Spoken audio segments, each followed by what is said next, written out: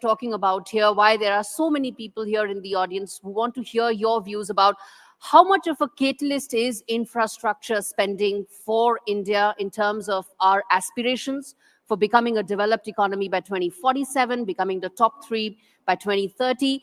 And are we doing the right thing? I mean, India has really pushed the pedal, so to say, as far as infra funding is concerned. 1.1 lakh crore last year, expected to be higher this year as well. 10% year-on-year increase on that base is very significant. How do you see that for us in the last 5 years, the infra story, and what would you want for it to really continue going forward? I think the infra story, as you point out, has been hugely successful over the last 5 years. So successful that the government thinks, in my view, that yahi karte raho and everything will be okay. So infrastructure and across the board, whether it is roads, whether it is sanitation, whether it is electricity, whether it's water supply, absolutely, we are moving fast.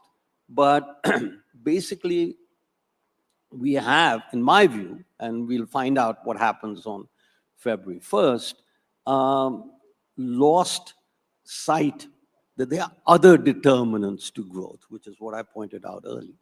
The second additional policy, and many people have pointed this out, and I've been on this for the last 3 years, that our taxation, we are overtaxing our people to an extent not known in any other country. Let me just give you an example.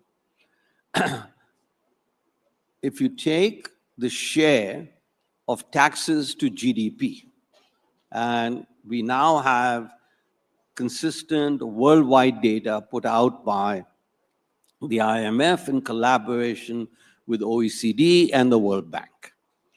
And that data shows that our tax to GDP ratio today or last year was likely upwards of 19% of GDP. This is all taxes, state, local, center, municipal, GST, etc. Now, let's look at our major competitors. You talk to anybody and they always compare, if you're discussing growth rates, that China is way ahead of us, has been, though I think now we are growing faster than China. The other country that comes up is Vietnam and East Asia in general. And that is well recognized that East Asia has performed enormously well. So my question is, let's just look at what kind of taxation policies they follow and have followed, because we've got the data now. And the tax to GDP ratio in East Asia as a whole is around 14.5%. We are 19%.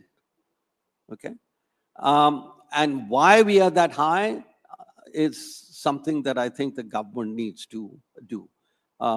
So I think that's the other area that I will focus on. Incidentally, which are the countries that are at 19% of GDP? Try Korea. Try the United States of America. They are about 10 times richer than us.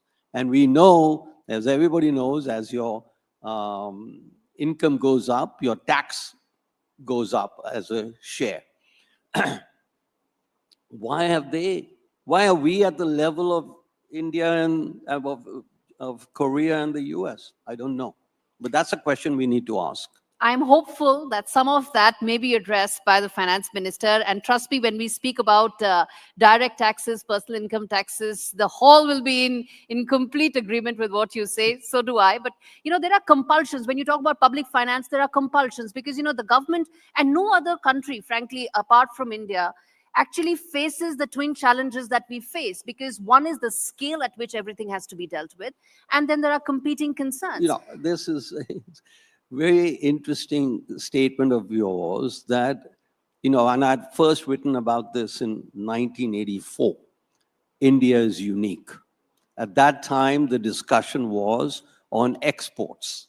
And And the article in Economic Times, I think you worked for them, in the Economic Times was 84, that you look out from the highest building in Hong Kong, and what you look at exports more to the world than all of India. 1984. Okay? We are unique. We face challenges. You think other countries don't face challenges? They face the same challenges that we do. So the whole point, and we face the same challenges from 1950 to 1991. And then in 1991, we decided to do something different. And that unleashed the growth process in India. After that, we haven't done anything different. And I'm hoping that on February 1st, we will begin to do something different. So we are not unique. Basically, my simple answer, everybody facing the same challenges: fiscal deficit challenge, inflation challenge, infrastructure challenge, growth challenge. Everybody. This is a globalized world. Where's that instrument? And this instrument makes sure that everybody knows at the same time. We can't be operating like we are in 1950. No, that's a fair point, that we are not unique. Some of the challenges the world is facing, but let me then draw your attention to the fact that when we are talking about infrastructure spending, when we are talking about creating those large hubs to really drive our manufacturing aspirations, we want to be a beneficiary of a China +1 global tailwind, hopefully. Is big ticket infrastructure the way to go about it? And what would be your top 2 or 3, policy guidance for us to really get there faster, to really make the best use of the trend? Continue doing what you're doing in infrastructure, expanding. All these goals are laudatory, very positive.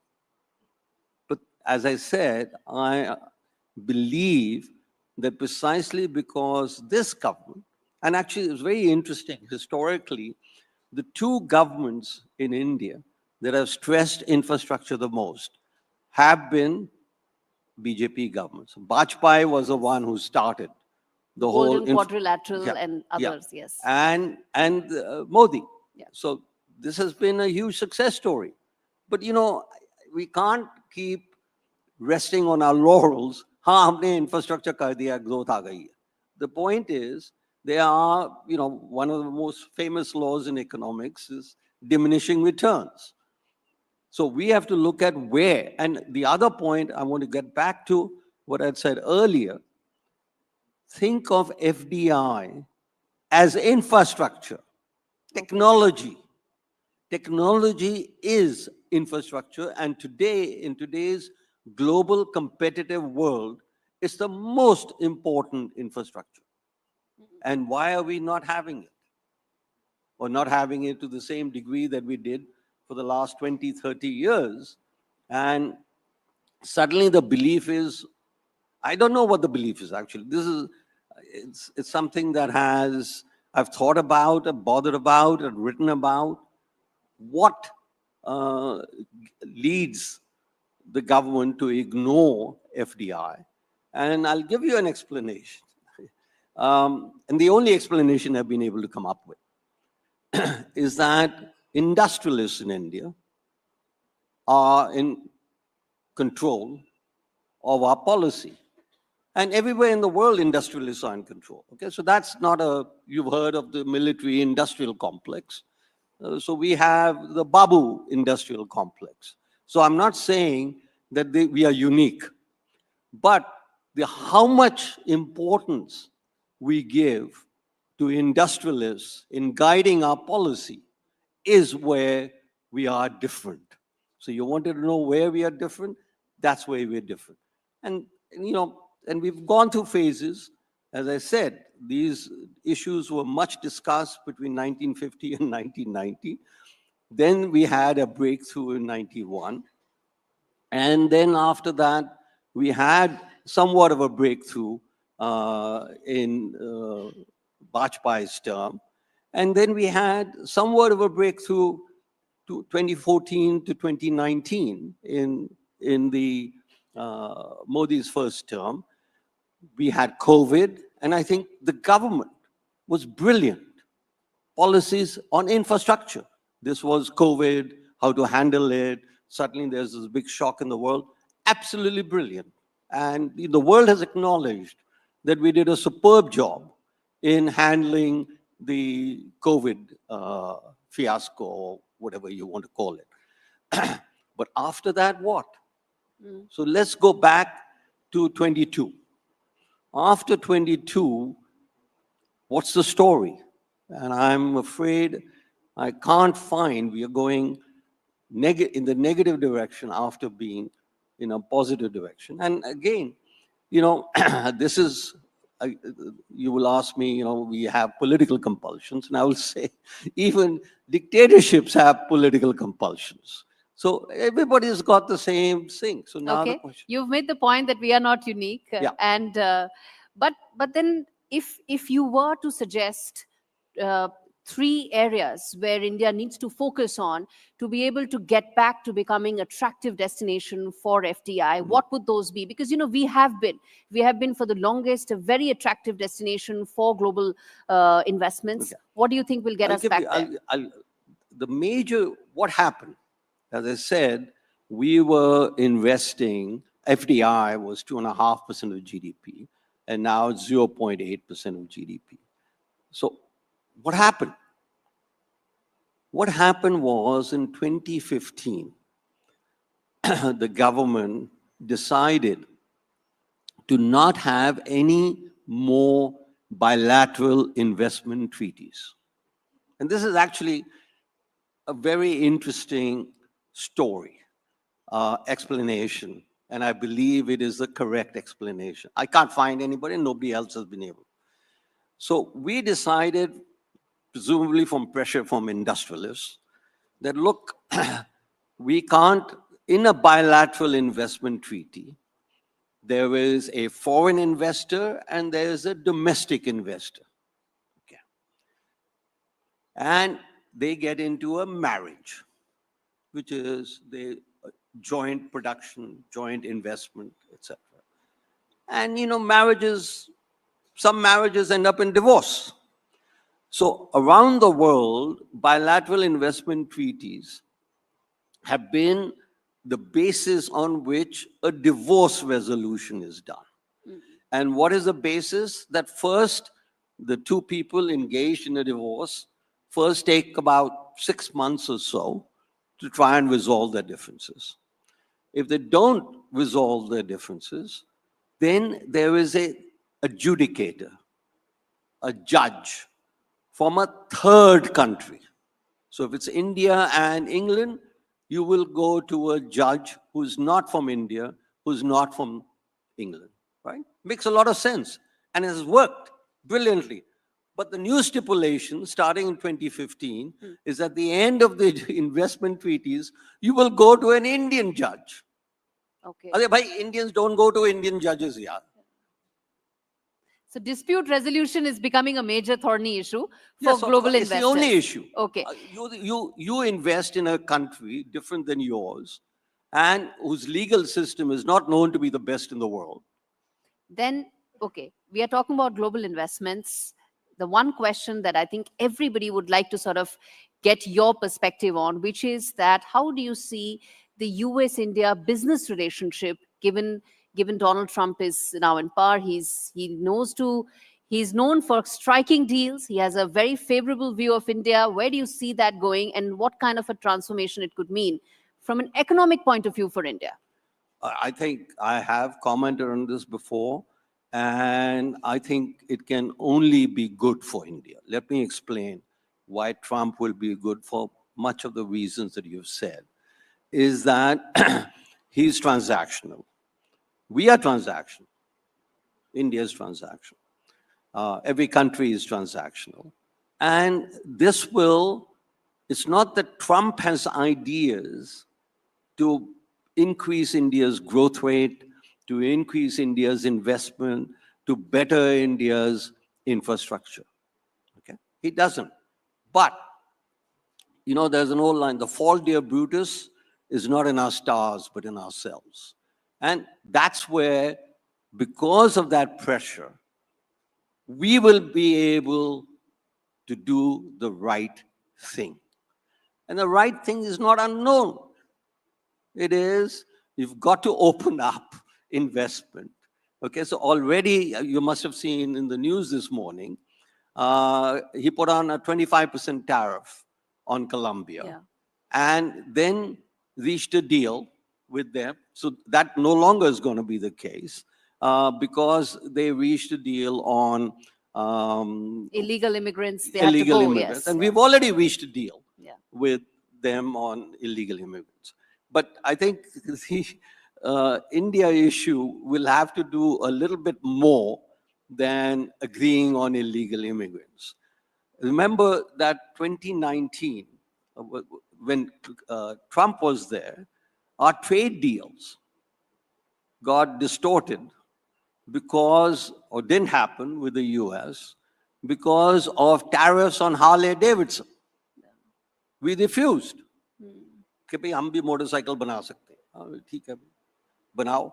So I think that's where Do you think this time around a free trade agreement will be signed? I think, look, I hate to think, I can't, so that's why I'm very optimistic for what will happen on February 1st. That it will be a budget with a difference, not business as usual. And for much of the same reasons that we've been talking about. I mean, just like I cannot explain the FDI policy of India, I cannot explain them not seeing reality for what it is, and because we all agree with and are passionate about the things you've talked about India being the third largest, India being a much Viksit Bharat. Yeah. 2047. I have written several articles saying it's very possible. I'm not in the camp that thinks, a developed country, however you define it, by 2047 is not possible. But it will need, so I presented this at a conference, etc. I said, but you need to do these 2 or 3 things, and then you'll get there. So I think Viksit Bharat is very compelling. I think the Prime Minister passionately believes in it. I passionately believe in it. And now we'll see if policies follow. I think, as I said, I'm hopeful, very hopeful. But it is because we have no other alternative. So just like in 1991, we had no other alternative, and we acted. And You look are at the saying, success. you are saying that we are at that cusp of being able to have that kind of a transformative Yes, absolutely. decision making? Yes, absolutely. What would be your wish list for the budget this time? Because you feel it's really going to be a As I said, transformative first, one. change our FDI policy. I'm not giving it in any order, but since we just finished talking about that. Second, cut personal income tax rates. Third, there was a story as we were discussing in a major international bank has said that India needs to cut corporate taxes. So, now think about it. Who will the cut in corporate taxes benefit? Not you, not me, not anybody in the audience, but corporates. They are the last people who need a tax cut. We, the people, need a tax cut. So I don't know, this is the operation of the Babu Industrial Complex already at work. That they're saying, honestly, I've not heard anybody except this morning talk about a corporate tax cut. We had that in 2019. It was hugely successful. And now we need a cut in personal income taxes. So FDI and a cut in personal income taxes would be my 2 major recommendations. On corporate tax, just a little bit of data that says that corporate taxes made about 58.3% of direct taxes in 2018-2019, the year when, of course, they were cut. Before that, and a year after they were cut, and then they have now slid to about 46.5% to 23-24, which means that personal income taxes are now and the much other more. tax cut, and this has been much discussed on every uh, every cocktail party, every TV show, But etc., sir, is our GST policy, tax policy. but just on the income tax bit, when you speak to the policy maker, the other argument is that if I go about slashing taxes and if I go about giving those kind of benefits, then Yeah. how do I go about funding what this country needs? Those big Oh, ticket you're back. infrastructure projects You're that we're back. Who talking. said this? I'm No. saying policy makers' Yeah. argument is So that. now we're back to we are unique. You think other countries don't face funding problems? We're back to that. That's a really prevalent thinking. कि हमारे problems बड़े unique हैं.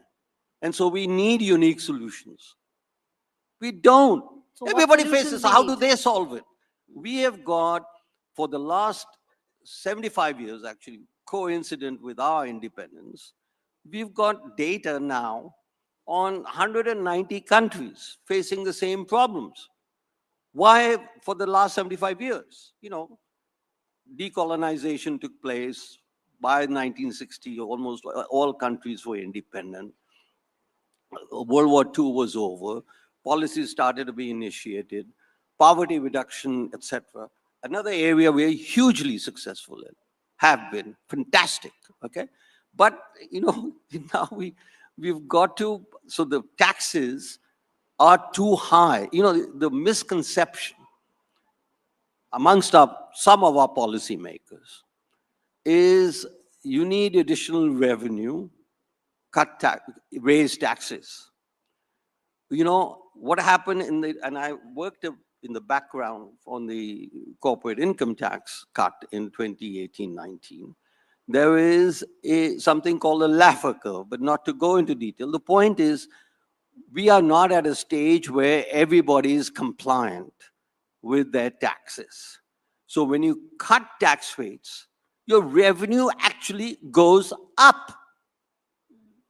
So ये जो हमारी policy अपने पैर पे अपनी कुल्हाड़ी, अरे please cut taxes so you can fund more infrastructure, so you can have more welfare payments, not raise taxes so I can do that. That's the fundamental thinking that has to come to the fore. And if it doesn't come to the fore, and as I said, it hasn't, we need to look for alternative explanations why the simple economics, Econ 101, is not working in India. So, same compulsions, complete agreement with you, everything. So therefore, we want to increase taxes. We want to increase tax revenue. We want to increase infrastructure. We want to provide a better life for large masses of people. Cut personal income taxes in order to do that. If you cut only corporate taxes, none of that is going to be achieved. But if you cut personal income taxes and you allow FDI to come in, win, win, win. Okay, that's a simple formula to what many people would think complex public finance issues. But two questions I want to ask before we wrap this up. One is around the role of states, because when you talk about infrastructure, when you talk about connectivity, not all of it is central government's domain. A lot of it actually falls in the states. How do you see the role of states in shaping the big economic dream, the boom dream that we are talking? And then we're going to talk about that one question that I have spoken about for ever since I started journalism, which was about semiconductor factories, and I'm going to come to that first. Yeah. But first, the role of states. So, I think there is again a very important question. We need much more decentralization than we have. We need more power to the states in order to enact the policies that they fit. Now, one possibility is that you give them more revenue from the national kitty. The other possibility is you allow them more freedom to act. So for us, we've always thought about, we'll increase the share of taxes that go to state governments. That again is, maybe it was okay to begin with, but you need them. Maybe our constitution doesn't allow it, various things. Another thing actually on the constitution, since much is talked about. Take the GST taxes, and which gives states a lot of power, etc., to enact invisible, not invisible, but popcorn laws. Let's call them popcorn laws. Now, the center can issue, it need not be unanimous that everybody has to agree on. Okay. So I want that states should have much more discretion in terms of, and what is happening already with the farm laws, that the states are enacting some very favorable some states are enacting what the farm laws attempted to do in 2022. So I think, allow states much more freedom of action in different states will proceed at different speeds, and so be it. But that is the first answer to that question. Then the other thing was? I asked you about semiconductor because, this is the first thing you said, sir, when we started this conversation, that infra is also technology. Yes. And I think the one thing that India is really focusing now is to become a major player as far as semiconductor space is concerned. Your thoughts on that as we wrap this? We are, again, there are many aspirations that we can realize if we go about it the right way. So I think the GCC, already a lot of the software development, etc., is happening, which is linked to semiconductors. And semiconductor is the next big issue. I think there again, I don't know how we can do semiconductors without FDI. Has to be a major player in there. There's a lot of very good indigenous technology, but it's the collaboration. So, why are you ruling out collaboration? And that is why major objection. They will offer foreign investors, or not foreign investors, foreign firms have something to offer, especially in the area of technology. And we have. Now, the world is fast changing. And, take, for example, I don't know if you've seen the latest news on AI, that China has developed an AI product, which is open source.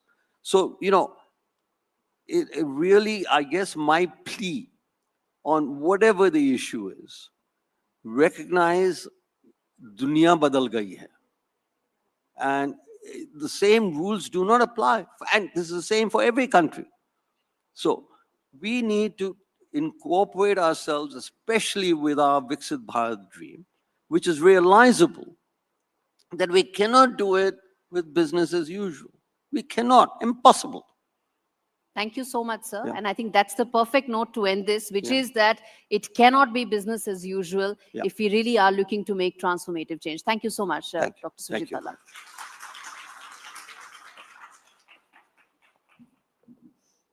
Thank you, sir. Yes, indeed. Yes, sir. बहुत बहुत शुक्रिया Surjit Bhalla sir, हमारे साथ जुड़ने के लिए, बात करने के लिए। गौरी द्विवेदी, आपका भी बहुत शुक्रिया। और 2047 में कैसे विकसित भारत बने, इसको लेकर के एक विजन भी रखा सुरजीत सर ने। आने वाले वक्त में बजट भी है, उसमें इंफ्रास्ट्रक्चर को लेकर के कैसे और बेहतर काम किया जा सकता है, इसका जिक्र भी सर ने किया है। और हजारों लेख के माध्यम से, तमाम किताबों के माध्यम से सुरजीत भल्ला सर ने अपनी राय रखी है देश के सामने। और एक बार फिर से उन्होंने ये बताया कि कैसे अगर इंफ्रास्ट्रक्चर को बेहतर किया जाए, अगर देश को आगे ले जाना है और विकसित करना है, या 5वें नंबर की हमारी जो इकोनॉमी है उसको 4थे नंबर पर, 3रे नंबर पर लाना है, तो और ज्यादा काम करने की जरूरत है और बेहतर काम करने की जरूरत है। अब से चंद मिनट बाद हम अगले सेशन की तरफ बढ़ेंगे, बस कुछ ही सेकंड में, और आगे बातचीत करेंगे तमाम और मेहमानों से, और ये जानने की कोशिश करेंगे कि आखिर और कैसे इस कनेक्टिविटी को बेहतर किया जा सके, कैसे और विकसित भारत की दिशा में काम किया जा सके। और हम अगला जो हमारा विषय है वो यही है, द फ्यूचर ऑफ इंफ्रास्ट्रक्चर। और इसी पर बात करने के लिए मैं अपने सहयोगी सुजीतना रॉय को आमंत्रित कर रहा हूं, और जो मेरे साथ पैनलिस्ट हैं उनके बारे में भी आपका परिचय करा दूं। अभिषेक प्रकाश हमारे साथ जुड़ेंगे, सेक्रेटरी हैं invest UP and industrial development. इसके अलावा पीयूष दोषी हमारे साथ जुड़ रहे हैं, को फाउंडर हैं फाउंडेशन फॉर इकोनॉमिक डेवलपमेंट। साथ ही जयंत सिंह सर जुड़ रहे हैं हमारे साथ, programme director infrastructure NITI Aayog. इसके साथ ही बघेल डांगे साहब जुड़ रहे हैं, public policy expert on infrastructure, sustainable mobility and green energy. साथ ही थोड़ी देर में संतोष मेहरोत्रा साहब भी जुड़ेंगे जो कि इकोनॉमिस्ट हैं। बहुत बहुत स्वागत है आप सबका, कृपया मंच पर आए और इस चर्चा को आगे बढ़ाएं।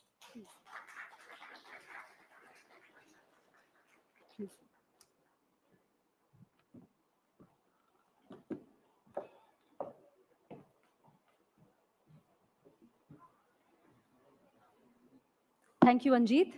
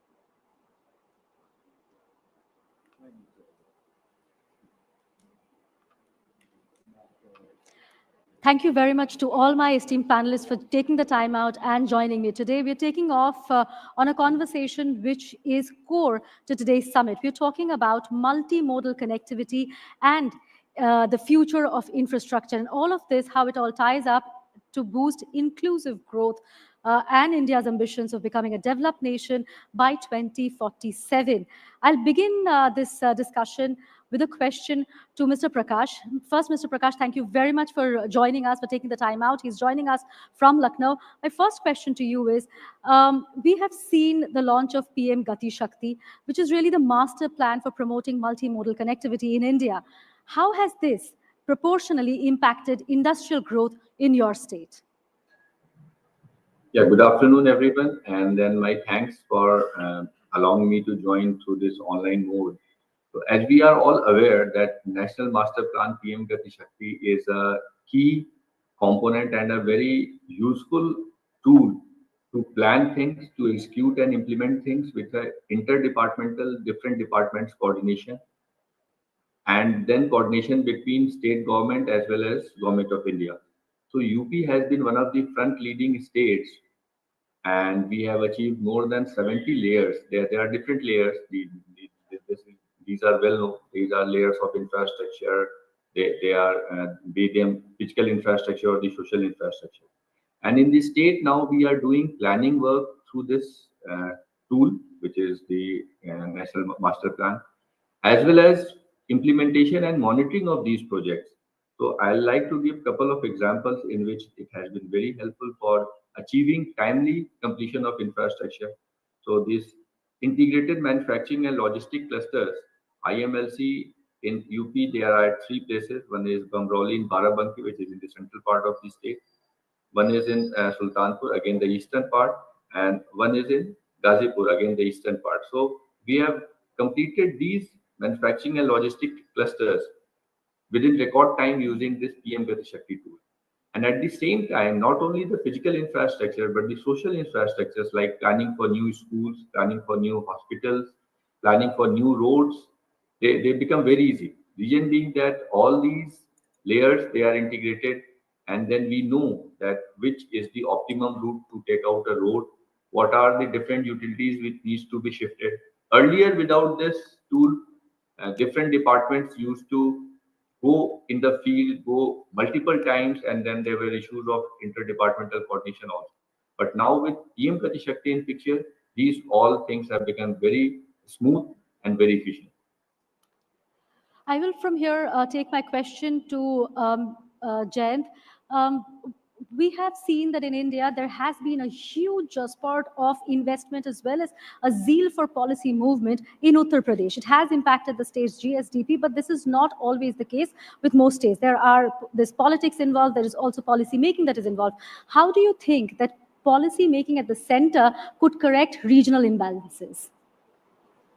Thanks. And I'm glad you started with the state because be it infrastructure or any governance interventions, initiatives, especially more meaningful intervention would not really be possible unless we really have the onboarding of states big time. And talking about center government's intervention, whereby it can act as a more robust enabler for developments at the state. Of course, a lot of it, this has to do with the capex in the critical sectors, especially in projects which have long gestation. So starting with the roads, the intervention in roads, where we've had investments going up to almost 2,70,000 crores, and in the railways, where every year, last 2 years, the capex has been in excess of 2.6 lakh crores. So the big ticket investments where interventions are required in terms of large capex, that is coming from the states. That is one. The second intervention, of course, that Abhishek has mentioned from a more grassroots perspective is that of Gati Shakti. Now today it sounds very intuitive that whatever interventions we make, in whatever mode, be it shipping, power utilities, or railways or roadways, there should be a planning, a complementarity to it all. But until we had this Gati Shakti platform and the requisite directives, we did not have that in place. So in that sense, states and the center has been an enabler as far as the policy is concerned, and the result is for all to see. Another way we can really, the central government can really impact is this, that the states have a very state-specific outlook, but there are a lot of these overlaps. For example, NCR, if you see, it overlaps Haryana, Delhi, Uttar Pradesh, right? Three states are. So there has to be a more cluster-based, a more zonal kind of planning, a mega plan, be it in logistics, be it in transport, be it in utility, or even industrial development. Right. So that coordination, the central government can be a big enabler. Absolutely. I'll take the same question to you, Mr. Doshi and Mr. Dange. Do you see that mega infrastructure projects, the likes that we're seeing in Uttar Pradesh, could they actually correct historical regional imbalances? Whoever wants to take it first. Yeah. If we think about development of any region, right, there are three main conditions which you need to meet. Mm-hmm. First one is that you need to have basic law and order. If law and order is not there, right, no matter what kind of infrastructure project you put in place, it won't help. But the second thing is having the connectivity, which is what we are today talking about. This is what brings the products in and takes the product out. If you do not have connectivity, people don't want to come and stay there, and goods definitely cannot come at the low cost. The third part is the broader social infrastructure, including power and some of the other utilities, schools, hospitals, etc. Right? So if I were to think of these three as the pillars, assuming that in underdeveloped parts of our country as well, we have now largely got law and order under control, I would say building this large-scale infrastructure, connecting these parts of the country to the rest of the country, to the ports, through large airports to the rest of the world, is actually the most important thing we can do to leapfrog in industrial development in these parts. Absolutely. Would you like to come in here? Absolutely. There is hardly any doubt that the, multi-model integrated planning, as Jayant said and other fellow panelists said, any integrated multi-model planning is always helpful. But as you see, for example, if you compare Gurgaon and Noida, the biggest takeaway Gurgaon always had was the proximity to the airport. Right. And the whole growth which we have seen in Gurgaon in last, say, probably 20, 25 years has been phenomenal. But at the same time, Gurgaon, everybody who goes to Gurgaon, no matter whether he likes to go or prefers to go, he has to go.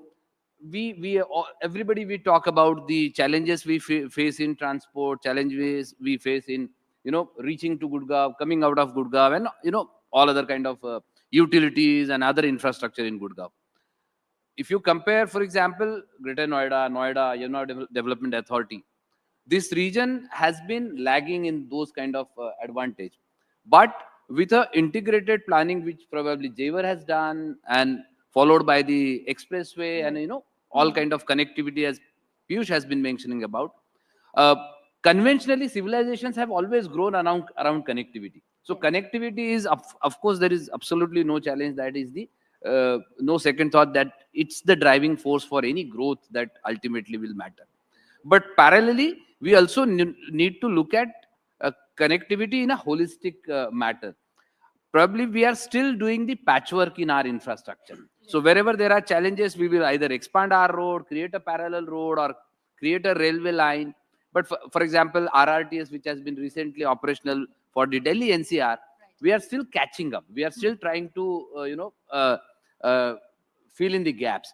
But probably tier 2, tier 3 cities, where the laying the infrastructure is comparatively easier, since the growth is about to happen there. But this entire infrastructure and transport planning can lead the growth in those cities. So I think that's where the programs like PM Gati Shakti can be very helpful. Right. Before I go to Dr. Mehrotra, I think Mr. Jain Singh wants to come in. Yes. Supplement what Vaibhav, the point Vaibhav made, and sir, you made about the social infrastructure part. There is more to it, and I'm glad we are having this kind of a discourse here. You see, state industrial development corporations are nothing new. We've had them in the past also. So they've been doing the land parceling, providing some basic infrastructure. But over a period of time, for want of a better word, they became something like, rent-seeking institutions. Now, if you really want to leverage the manufacturing or whatever services sector and develop these kind of clusters, we have to look at the other dimensions of governance, where states, and more than perhaps the state governments, the urban local bodies and the the decentralized institutions have a vital role to play. Law and order, solid waste management, education, accommodation. And I'm glad when Abhishek mentioned that they're planning schools, they're planning residential accommodation, because this becomes a major driver. And what about intracity mobility? This is something we have to think of. And unfortunately, hitherto, whenever we talk about intracity mobility, we've been talking about mobility of personnel, of people. But what about delivery of goods? I mean, I live in Chanakyapuri, and even a small, the chota hathi, that's a small tempo traveler, half the time in the day it cannot enter that area. Now, if we have these kind of restrictions, and we don't have the kind of requisite infrastructure in place, perhaps we are lagging somewhere. So looking at these industrial zones or clusters more bottoms up than top down is very, very important. So democratic decentralization, especially in terms of financial decentralization, coupled with capacity building at the local level. Abhi kya ho raha hai ki you have officers of 4 or 5 years of seniority in the IAS, suddenly they find themselves as municipal commissioners. Now, urban governance, urban management is far more complicated, complex, and requires a tremendous amount of managerial dexterity, administrative acumen, and some technical knowledge to manage. So these are the areas perhaps we need to work a little more, especially at the state level. Thank you. I will come back to you on the question of decentralization, but first I'll go to Dr. Mehrotra. The proof of the pie is in its eating. In a country like India, there are various macroeconomic numbers that we need to look at to understand whether actually this massive constant focus by the government on infrastructure is paying dividends or not. So you've written extensively about ruralization of the economy and job sector.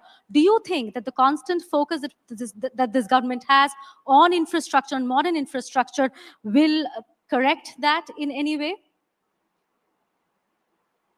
It's one step in the process. It's needed. No one is denying that there is need for infrastructure. We are a very infrastructure short country.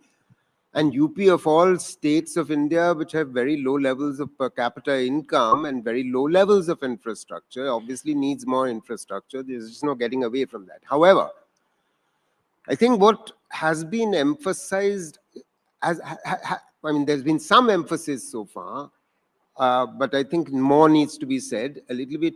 One, on governance. The term used was law and order. I think the term law and order does really sort of doesn't do is too much of a euphemism. We have to understand that UP has very specific kinds of problems, and which is what has prevented industry from investing.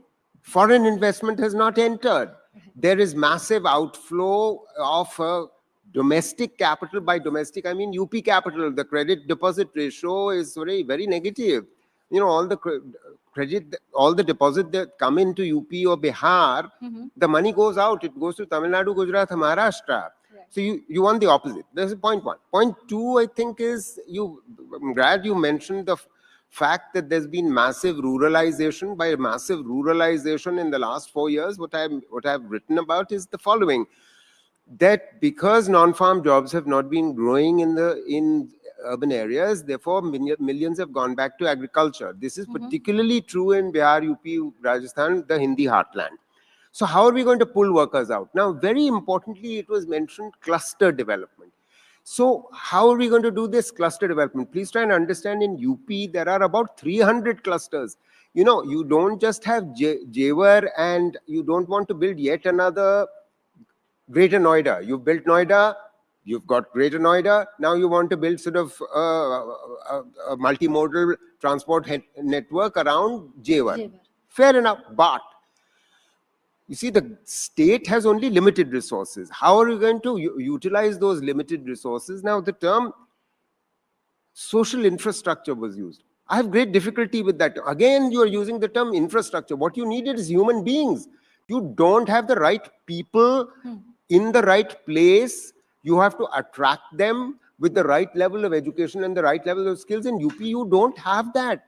So the building a school or the health center merely means that the middle class professional who moves into that multimodal center or an industry will have will for their bacha have a school, and for the children have, you know, a hospital. That's not the point.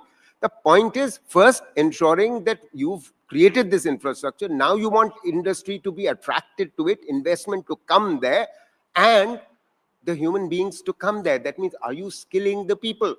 Are your young people getting educated? This is absolutely critical. Are you providing the housing? Because why is he going to leave the rural areas and come to a woebegone place suddenly in the middle of nowhere? Right. Because look, I travel on the expressways of UP. They seem to be, to me, honestly, you go for 1 kilometer, you can see 2 cars or 1 bus. I mean, these are expressways to nowhere. So what I'm saying is that you have to focus on the very clusters that he was talking about. Right. What clusters? Moradabad mein hai, Khurja mein hai, Aligarh mein hai. Aap samajh rahe hain? Absolutely. Yeah. Before I come to you, Jayant, I'll take a question to Mr. Prakash. We heard Mr. Surjit Bhalla speak about it. We're hearing Dr. Mairaltra also. What has been the impact of infrastructure projects like Jewar Airport or the Yamuna Expressway in attracting foreign investment? Okay. See, there is a very old concept of economic growth centers and economic goals, and I think no one can deny that these acts as centrifugal points and then they dissipate other centers. A major point relating to the state of UP is that UP is also the largest aggregation state in the country. It has the highest population base, and at the same time the most fertile land. So the approach of the state is not only to pull out people from agriculture and put them into manufacturing. Our approach is to take all these sectors together to make agriculture more productive and at the same time increase the income of the farmers, to add values to their product, and at the same time to promote manufacturing, service sector, all these traditional sectors as we call it in the economy. So taking the example of Jewar Airport, as we are all aware that the trial landing has been done successfully and it will be operational very soon. So it is going to add as a major booster for the state's economy. So few important pillars I would like to mention. One is it will boost the connectivity and accessibility. And let's not forget, UP has a natural challenge that it's a landlocked state. It's unlike Tamil Nadu, or a couple of speakers were speaking about the kind of cheap and the easy movement of goods which happens when you are connected to the ports directly. So the second important pillar which this is going to help is industrial development and economic growth. So as state, what we are planning is to development, industrial development corporation, is to plan dedicated parks over there, be them the medical park, be them the toy park, be they the electronic manufacturing clusters in this area. Third is real estate and urbanization. It is really important to provide the proper civic amenities to our citizens as well, and not only to those who are living there and working there, but also to the students who are coming there. So the point of skilling and higher education comes. But I like to again emphasize that no one can go for skilling or a higher education unless he has done his basic schooling, which is important to be provided in all the entire stretch of the state. Fourth is thrust to tourism and hospitality, and we are getting major investments in all these sectors. Fifth and very important is to re-skill our people, to upgrade their skill, and at the same time to join the new workforces, to take them to the newer heights of skill. So in this approach, what we are all these five pillars we are working, and then there are bigger companies, there are MNCs, there are other Indian-based companies and UP-based companies also who have shown their interest, and they have come. And very importantly put up is that UP is one of the states which has got in the last so many years one of the least FDI in the country. And that is the precise reason that as a state we have come up with a dedicated FDI and FCI and Fortune 500 companies promotional policy, and UP is the only state in the country to have a dedicated policy support for these kind of companies. And as on date, more than 40 companies have shown their interest under this policy. One more important point I would like to add over there is the traditional craft which were based in UP, and the way the state has promoted them is ODOP, one district, one product. So it was the last 7-8 years this scheme was started in the state, and then Government of India has also now taken it forward and implemented across the country. And this is a real booster to the local economies as well. So UP has got traditional crafts, for example, brass manufacturing in Muradabad. Firozabad is the glass manufacturing. If you go to Bhadoi, the carpets are there. So all the different 75 districts have got their own traditional important crafts. So which we are skilling them, upskilling them, and providing them with the technology so that they can compete in the market too. Right. Thank you for that, Mr. Prakash. I'll come to you, Jayan. We were talking about the massive public spending, which we know has to be complemented with private investment, especially if the social infrastructure has also to be built. What has been your experience? What are you seeing on the ground? Okay, first of all, I think I quite agree with Dr. Santosh Mehrotra. We need to perhaps rephrase the term social infrastructure with human capital development or human resource development, because the softer side is critical. You, as Abhishek also pointed out, the fifth, perhaps the fundamental pillar for attracting FDIs or investment has to be the availability of human capital.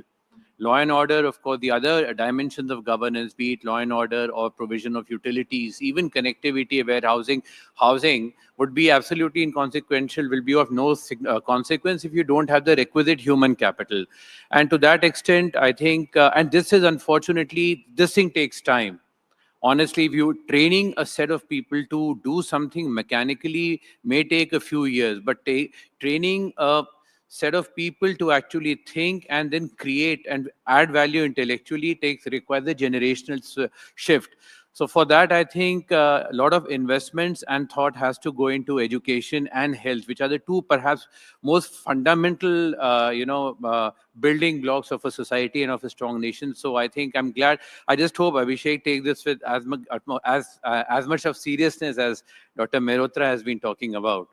And therefore, coming to your question, I mean, whether need for private capital. Now, I just want to flip this argument and say, okay, if I am an investor, what is it that I'm looking for? Be it a domestic private investor or an FDI or foreign capital, what is it that I'm looking for? First and foremost is certainty. Nobody likes any, uncertainties. As it is, we are living in, for want of what we call the VUCA world. Volatile, uncertain, complex, ambiguous. And here, if we don't have certainty of sorts, it creates problems. So certainty is number one requirement. And then second, you need to have policy. Now, designing, I mean, see, as a public policy professional, I'm speaking here, it's not only that there has to be the policy loop has to be completed. It has to be designed with due consideration, understanding what is going to be its impact, what are going to be the intended, unintended consequences. It has to be an iterative process. It has to be spelled out and articulated very beautifully so that the people at the lowest rung of implementation, they understand the spirit and they know that they are adequately empowered to implement it. And then you have to have constant feedback loop, etc. So the entire cycle has to go in. Just by propounding something and having these, you invest yahan ka summit, invest wahan ka summit, and signing MOUs won't actually, rightly so, it's not translating into anything tangible, anything concrete. You show me the agreement signed, don't show me the MOUs. Right. So this is where perhaps when you getting good policy design with proper execution schedule, timeline, monitoring, evaluation, everything has to go hand in hand. And for all that, the biggest requirement is state capacity. Your people, your institutions that are there who are entrusted with this responsibility, they have to be capable. They should be able to understand the sector. They should be able to understand what the investors want, whether those needs would be fulfilled, whether we have the right kind of policies in place, and very, very importantly, all the policies, all the programs, all the schemes that are undergoing right now, please do not reinvent the wheel. Let's take them to their conclusion with iterations. No need to start everything anew. We're completely running out of time, but I'll take off from what you were saying, Jayant, and I'll take it to the remaining three panelists here, as well as to Mr. Prakash, if he wants to come in. That is, whatever Jayant has been saying requires massive political will. India historically has had problems with implementation. Have policies not been in place? Yes, they've had different names in different regimes, but we've had policies. Do you think that problem correcting itself as India hurtles towards the deadlines that they've set for 2047? No, absolutely. I think the biggest takeaway in last few years in the infrastructure sector has been the pace of implementation. So whether it is, today we are discussing about Yamuna Development Authority and how do we, or rather I believe that with the infrastructure growth that has happened in last 5 years in the Yamuna, Greater Noida sector, it has a potential to become a kind of a growth engine for entire North India. So the biggest takeaway in last 10 years in the infrastructure has been the pace of implementation. And as you rightly said that there have been policies, there have been good intentions and objective to build the good infrastructure, but biggest challenge has been to the pace of implementation. We have seen roads completing in 7 years, 10 years, bridges building for 17 years, 15 years.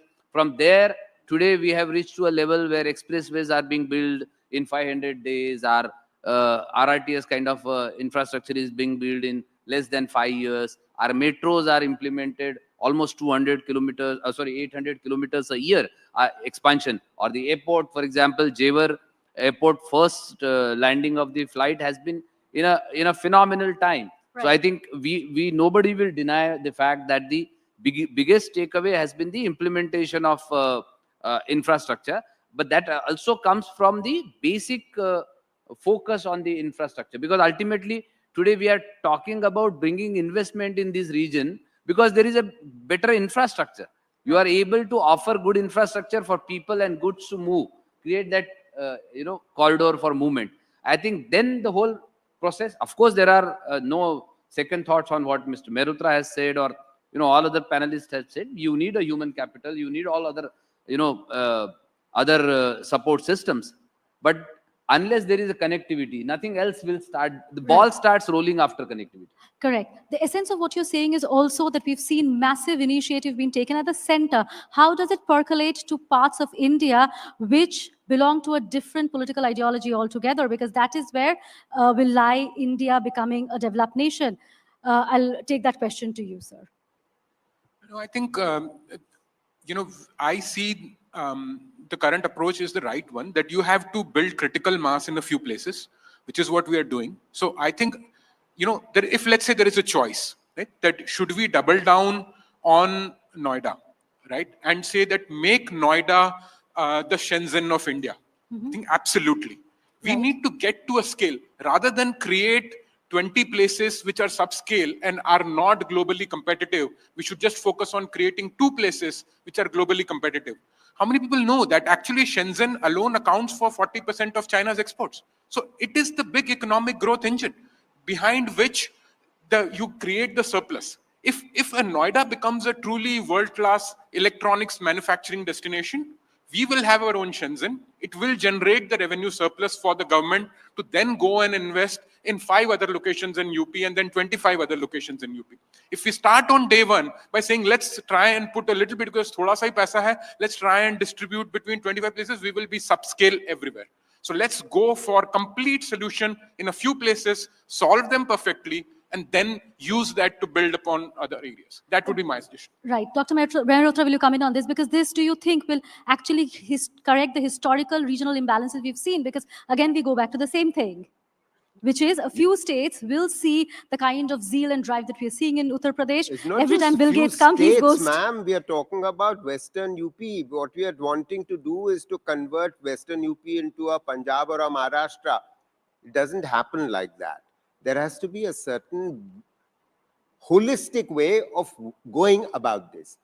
The state has very significant resources, and the amount of money that's needed for cluster development that, you know, the Niti Aayog advisor and I have been talking about actually are very minimal. Point 1, point 2, there is a significant amount of money that the Ministry of MSME is putting into cluster development. Cluster development was the way forward that China adopted for generating the jobs in rural and nearby areas. You have to pull these workers out of agriculture. You've now thrust them back into agriculture. You've got to pull them out. You know, spending all your money in 2 or 3 locations is going to generate a few jobs in the formal economy, not pull all these millions of workers out. So the point is, if you skill them in these 200, 300 clusters that exist in UP, and which doesn't cost too much money, you involve the industry there, they will put up the money, government comes in with a little bit, and voila, you have it. You have the solution. So do not assume that, you know, putting all your eggs into first Noida, then you will wait for Greater Noida to develop, then now you are going to wait for Jewar to develop.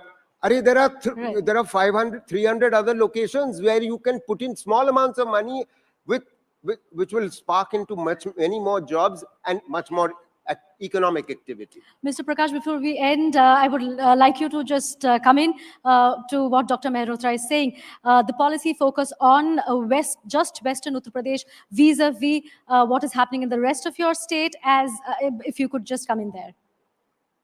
So I'll just give you 4 facts in 4 different sectors, which will answer the question what you're asking and what Mr. Malhotra and what Jayan sir has been saying.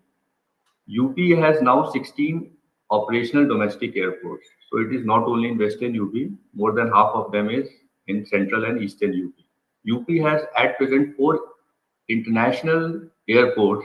None of them is in Western UP, let me tell you. None of them is in Western UP. Lucknow, Varanasi, Kushinagar, Ayodhya. 5th, which is going to come up, Jewar is going to be the 5th international airport of UP. UP has got the highest length of expressways. More than 2 of them are in the eastern and the Bundelkhand region. One connects Lucknow to Bihar border, 341 kilometers, that is the Purvanchal Expressway, and the other connects Lucknow, not exactly Lucknow, but the central part of UP, the Bundelkhand Expressway, to the Bundelkhand region. Only 2 expressways are in the Western UP, and the 4th, which is coming up, which is going to be operational soon, one of the largest, almost 600 kilometers, is the Ganga Expressway, which is going to connect eastern part of UP with the western part of UP. So the state has got a very balanced approach to develop infrastructure in all the corners, as well as to promote skilling and manufacturing in all the districts. But centers of excellence are very important, and Noida is indeed a center of excellence, which is globally competitive, and the thrust is there to make it the best in the country, as well as to make it one of the best in the entire world. Right. Thank you very much, Mr. Prakash, for your time. Thank you to all my panelists. Well, I'm itching to go to Jayant and ask him about his views on cluster development in the rest of the country, apart from Uttar Pradesh, from his vantage point at Niti Aayog, but I think we'll have to do it outside this panel because we've completely run out of time. But thank you very much to all my panelists for taking the time out. It was a pleasure talking to you. Over to Anjeet.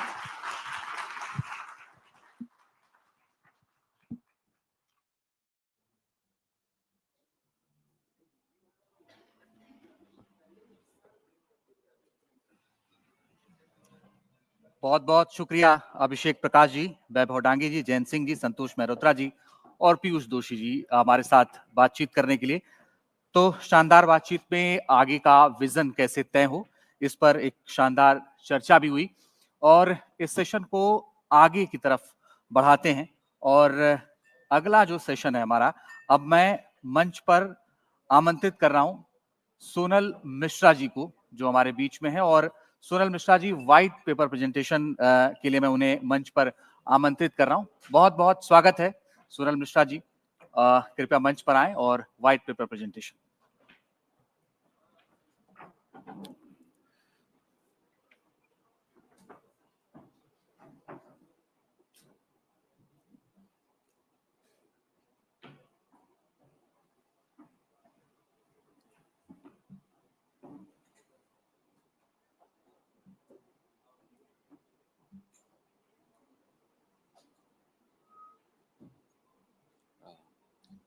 Good afternoon, ladies and gentlemen. Thank you for having me present some of the views on taking off of Noida International Airport and making it as a future transit and integrated multimodal hub. So the way I have structured this small presentation is to first discuss about what is the need for the second airport in the Delhi NCR region. What are the reasons behind it? What are the rich hinterland and the industrial development that is happening in this region? What are the multimodal connectivity plans and how integrating the industrial development along with the airport and the transport hub creates a full package for an integrated transit hub at the airport? What are the other key requirements that will attract the key customers for an airport, that is airlines? And finally, once we achieve all this, what is the overall multiplier impact that we are expected to achieve in the region? So to start with, as we know, the traffic at IGI airport at Delhi is increasing at 7%. It is already it is already handling around 73 million passengers per annum, and the capacity of this airport is expected to be around 100 million. So therefore, from a prudent planning perspective, it is important to think about the next airport because there is a capacity constraint at the existing airport. Hence, therefore, the planning for the next airport came up.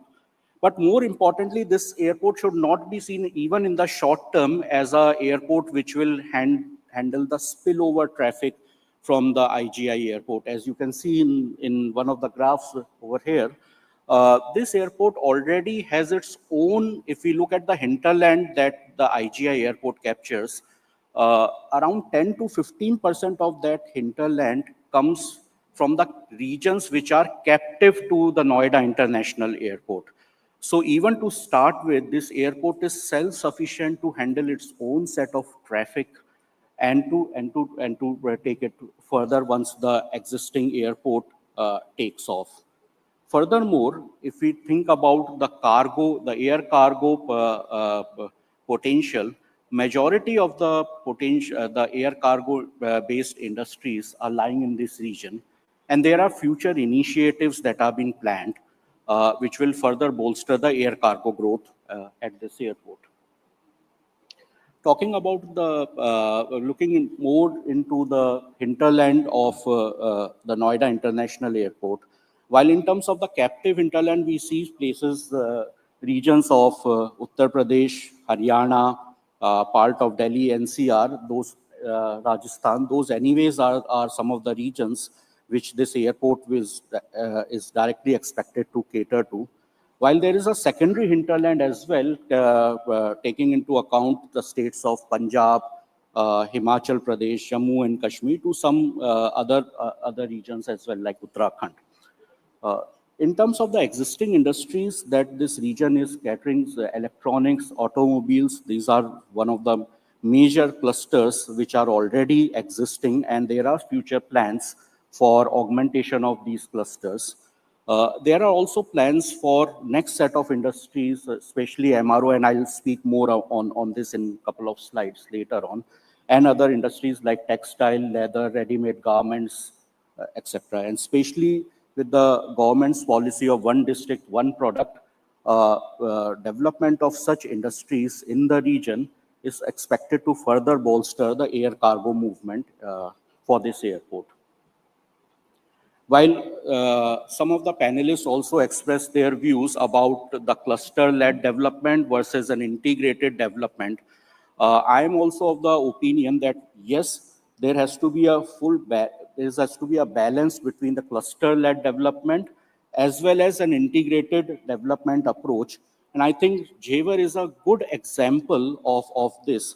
While there are a lot of industries that are being planned in different clusters, equally important emphasis has also been laid out for an integrated development in terms of industrial parks, and that's with that vision the Yamuna Expressway Industrial Development Authority was set up, which has a coverage of around 2,700 square kilometers across 6 districts.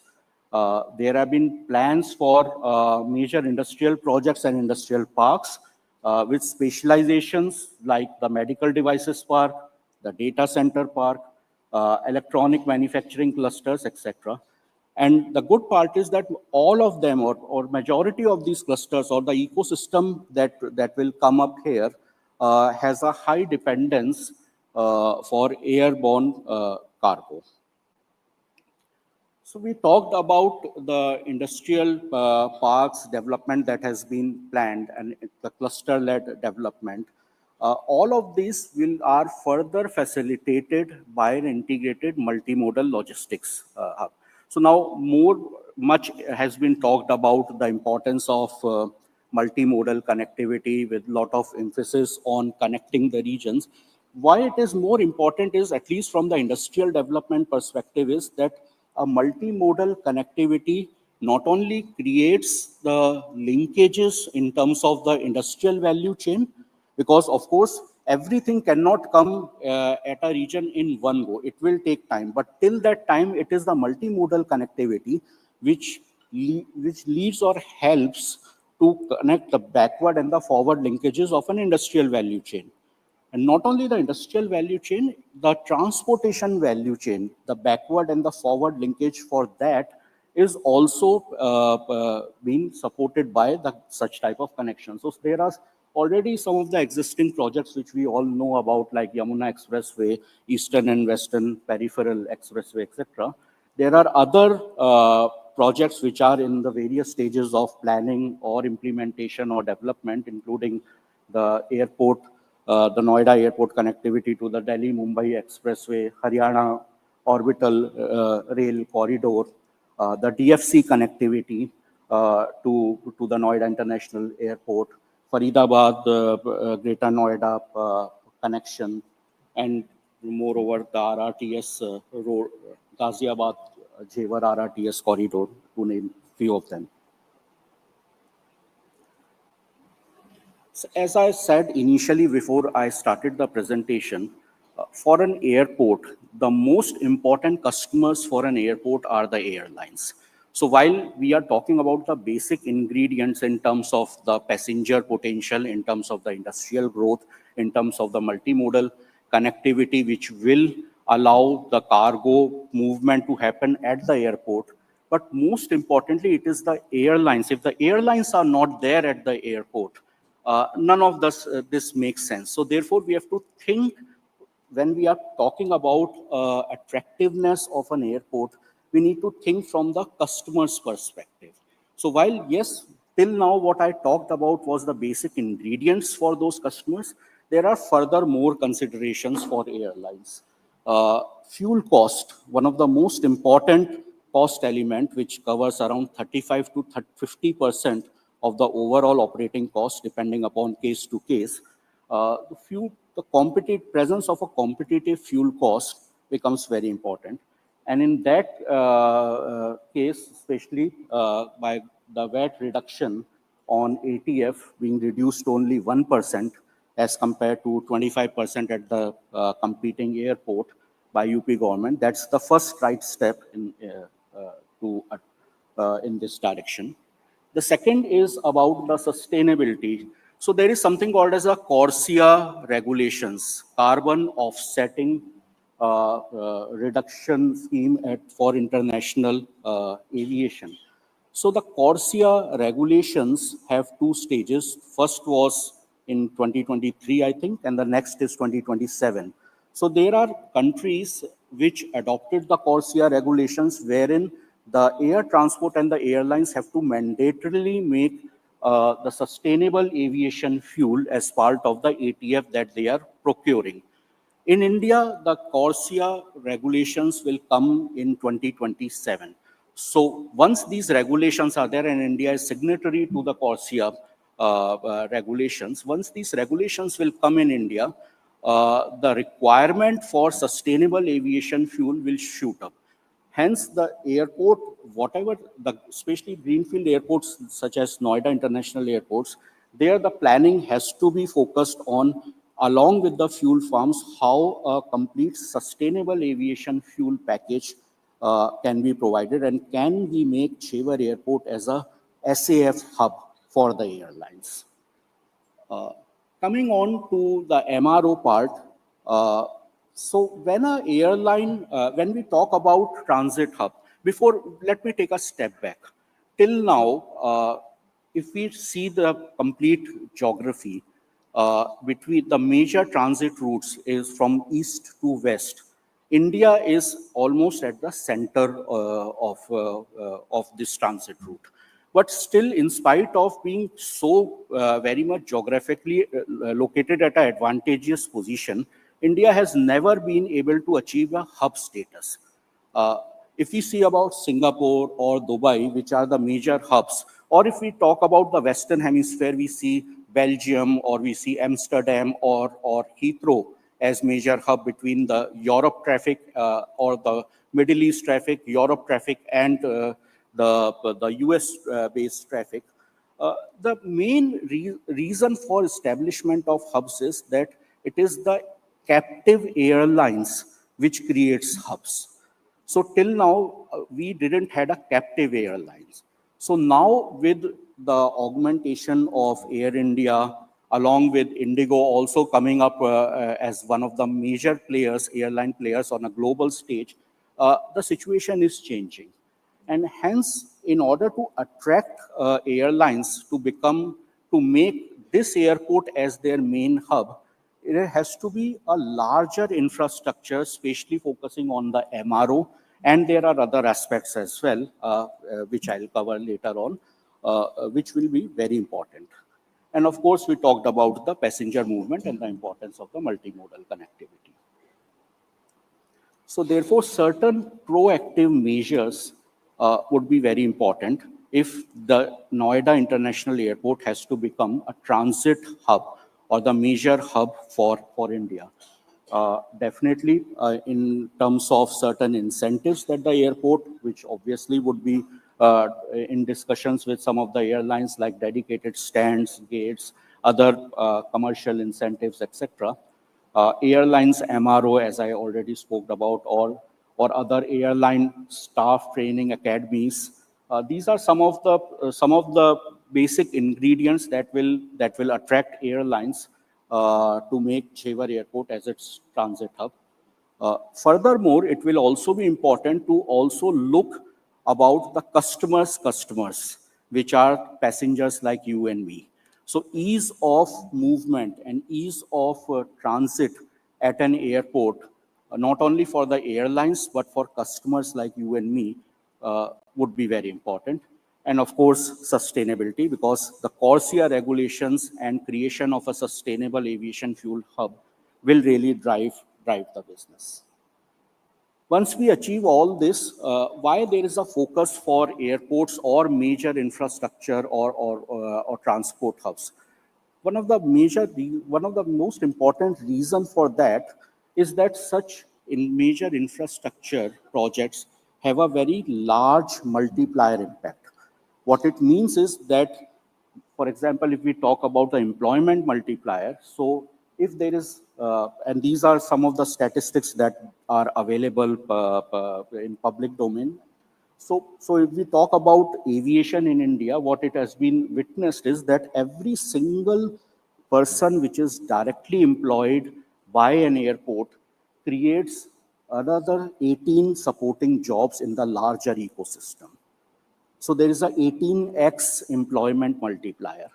Likewise, if we talk about the economic multiplier, every 1 rupee of direct economic output from an airport creates roughly around 8.5 rupees in the larger ecosystem, which involves indirect, induced, and tourism catalytic multipliers.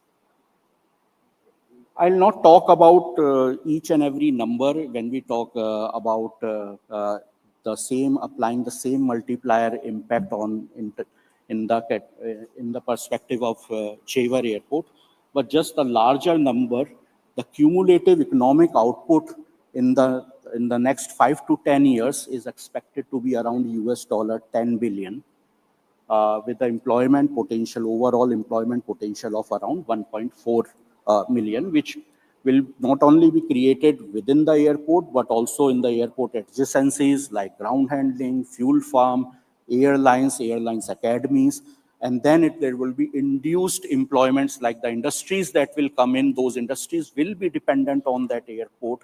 And furthermore, when you create the overall infrastructure of transport and a trade infrastructure, it also results in the tourism catalytic, which is the largest one. And that's where those numbers comes in. So I'll thank you for your time, for patiently listening to me. Thank you very much.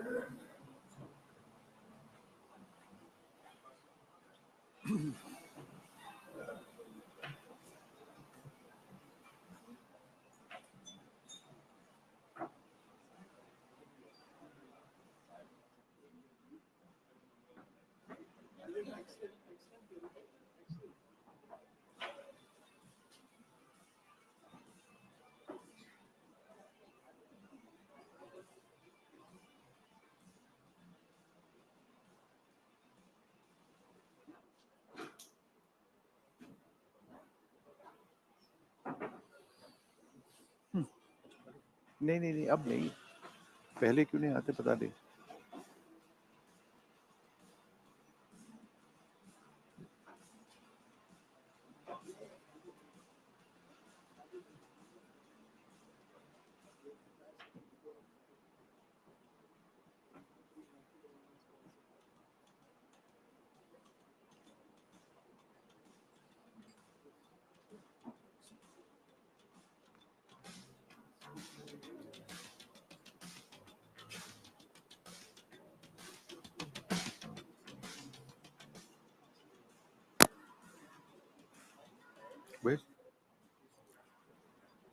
तो Sonal Mishra sir, एक बार फिर से आपको मंच पर आमंत्रित कर रहा हूं. सोनल मिश्रा सर, एक बार फिर से आप मंच पर आइए. पार्टनर पीडब्ल्यूसी और एनडीटीवी से विष्णु सोम जी.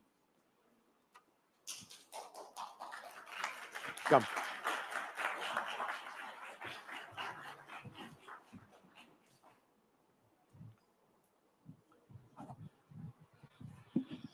Wonderful presentation. Thank you very much for sort of explaining to us how this is all part of a larger system. When we talk about nodes, when we talk about hubs, it is all encompassing. But just a couple of basic questions going into your presentation for a larger audience. Within a finite period of time, by which I mean, let us say about 10 years, given the expectations of Noida International Airport and the hub that it creates around it, do you expect Noida International Airport to be the National Capital Region's primary airport as opposed to Indira Gandhi International Airport, which would have reached capacity? See, what I do feel is... Just put the mic closer to your face. Is it better? Yeah, thank you. See, what I do feel is that Noida Airport, it's the overall planning of this airport that has been done.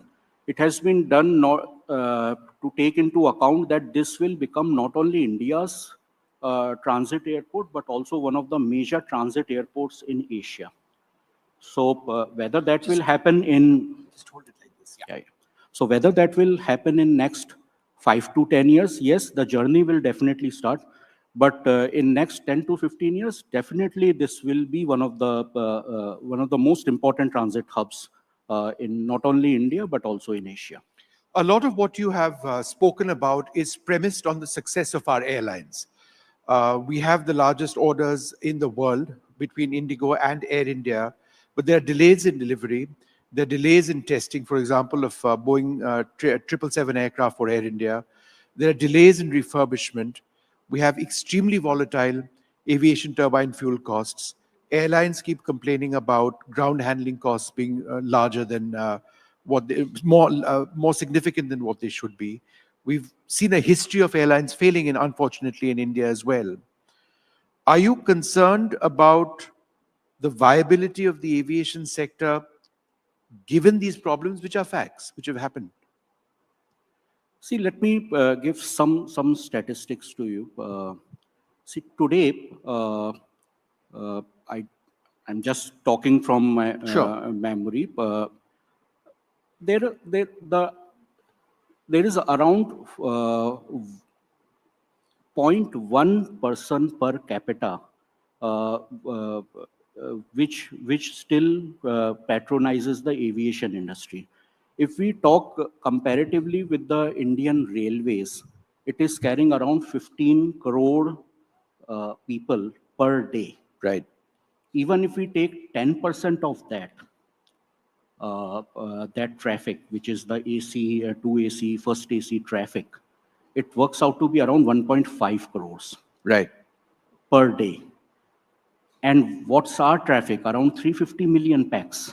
So we have not even touched the surface of the market potential that we have. Yes, there have been airlines which were not successful, but then there are equally new airlines which have come up.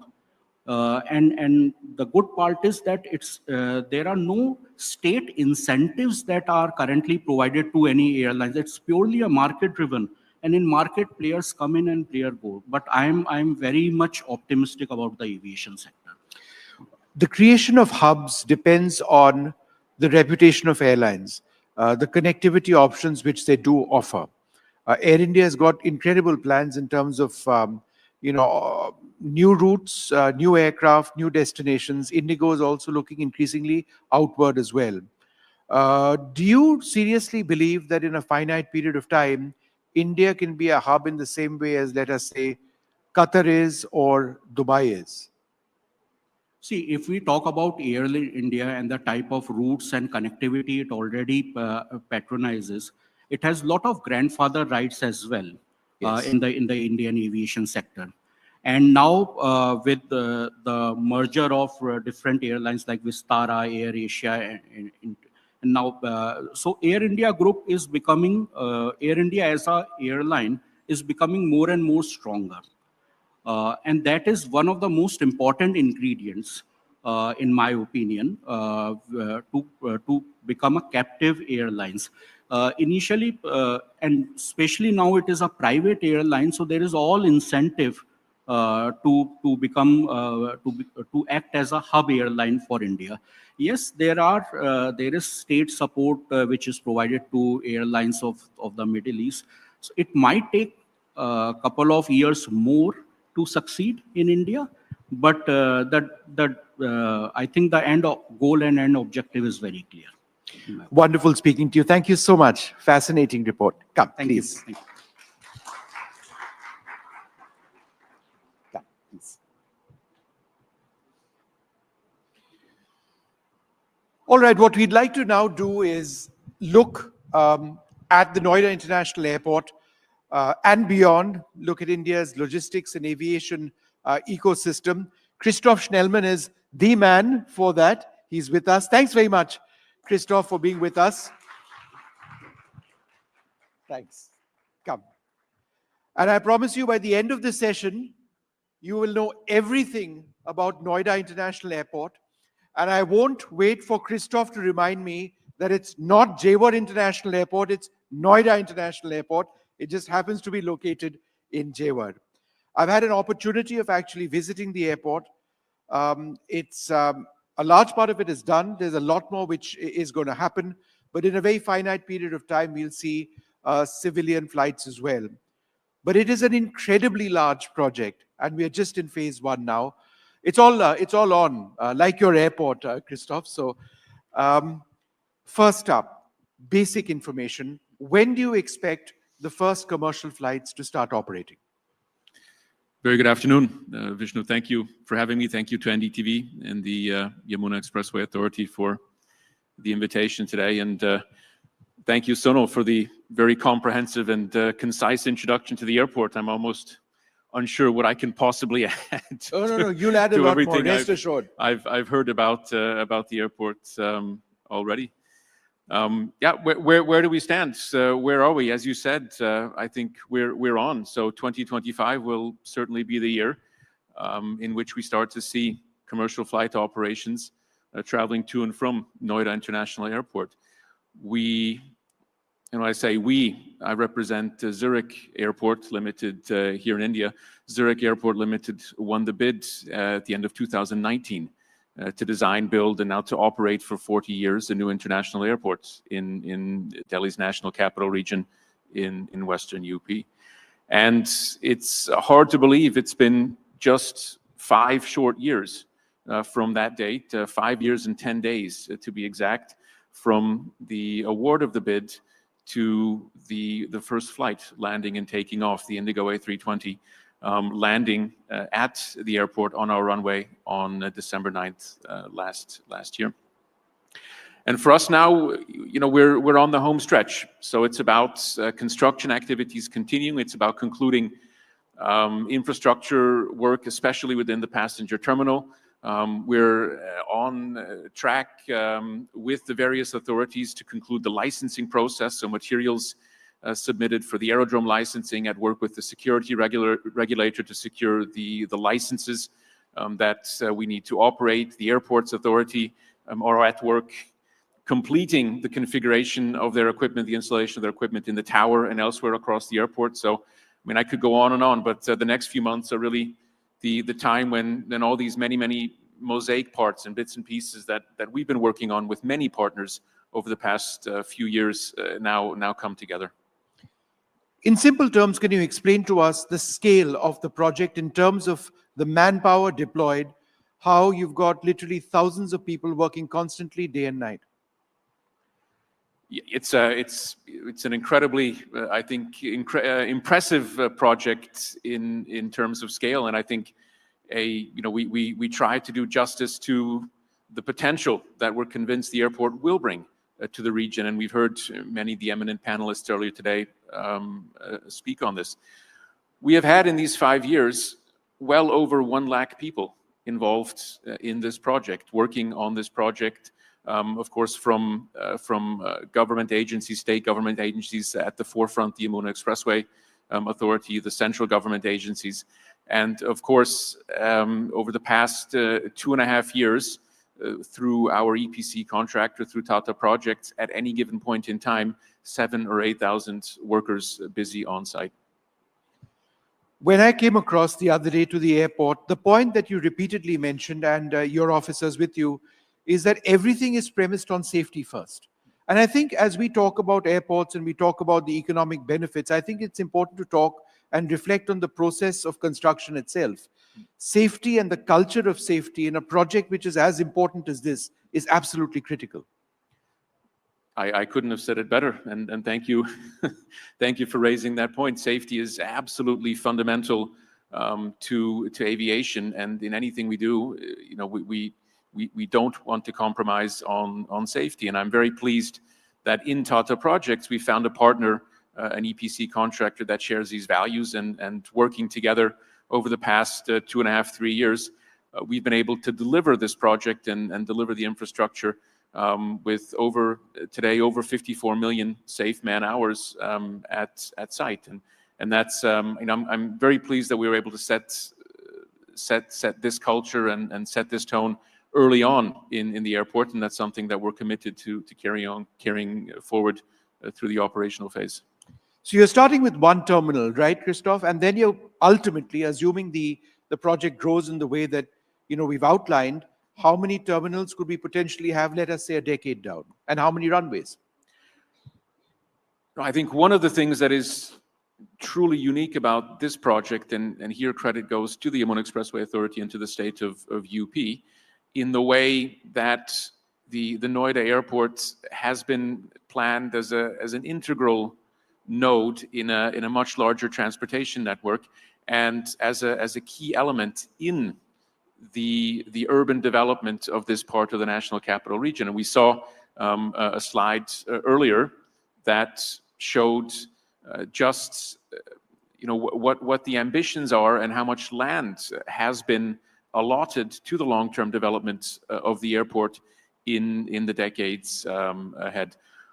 We've received 1,300 hectares of land back in 2021 that we're at work now developing.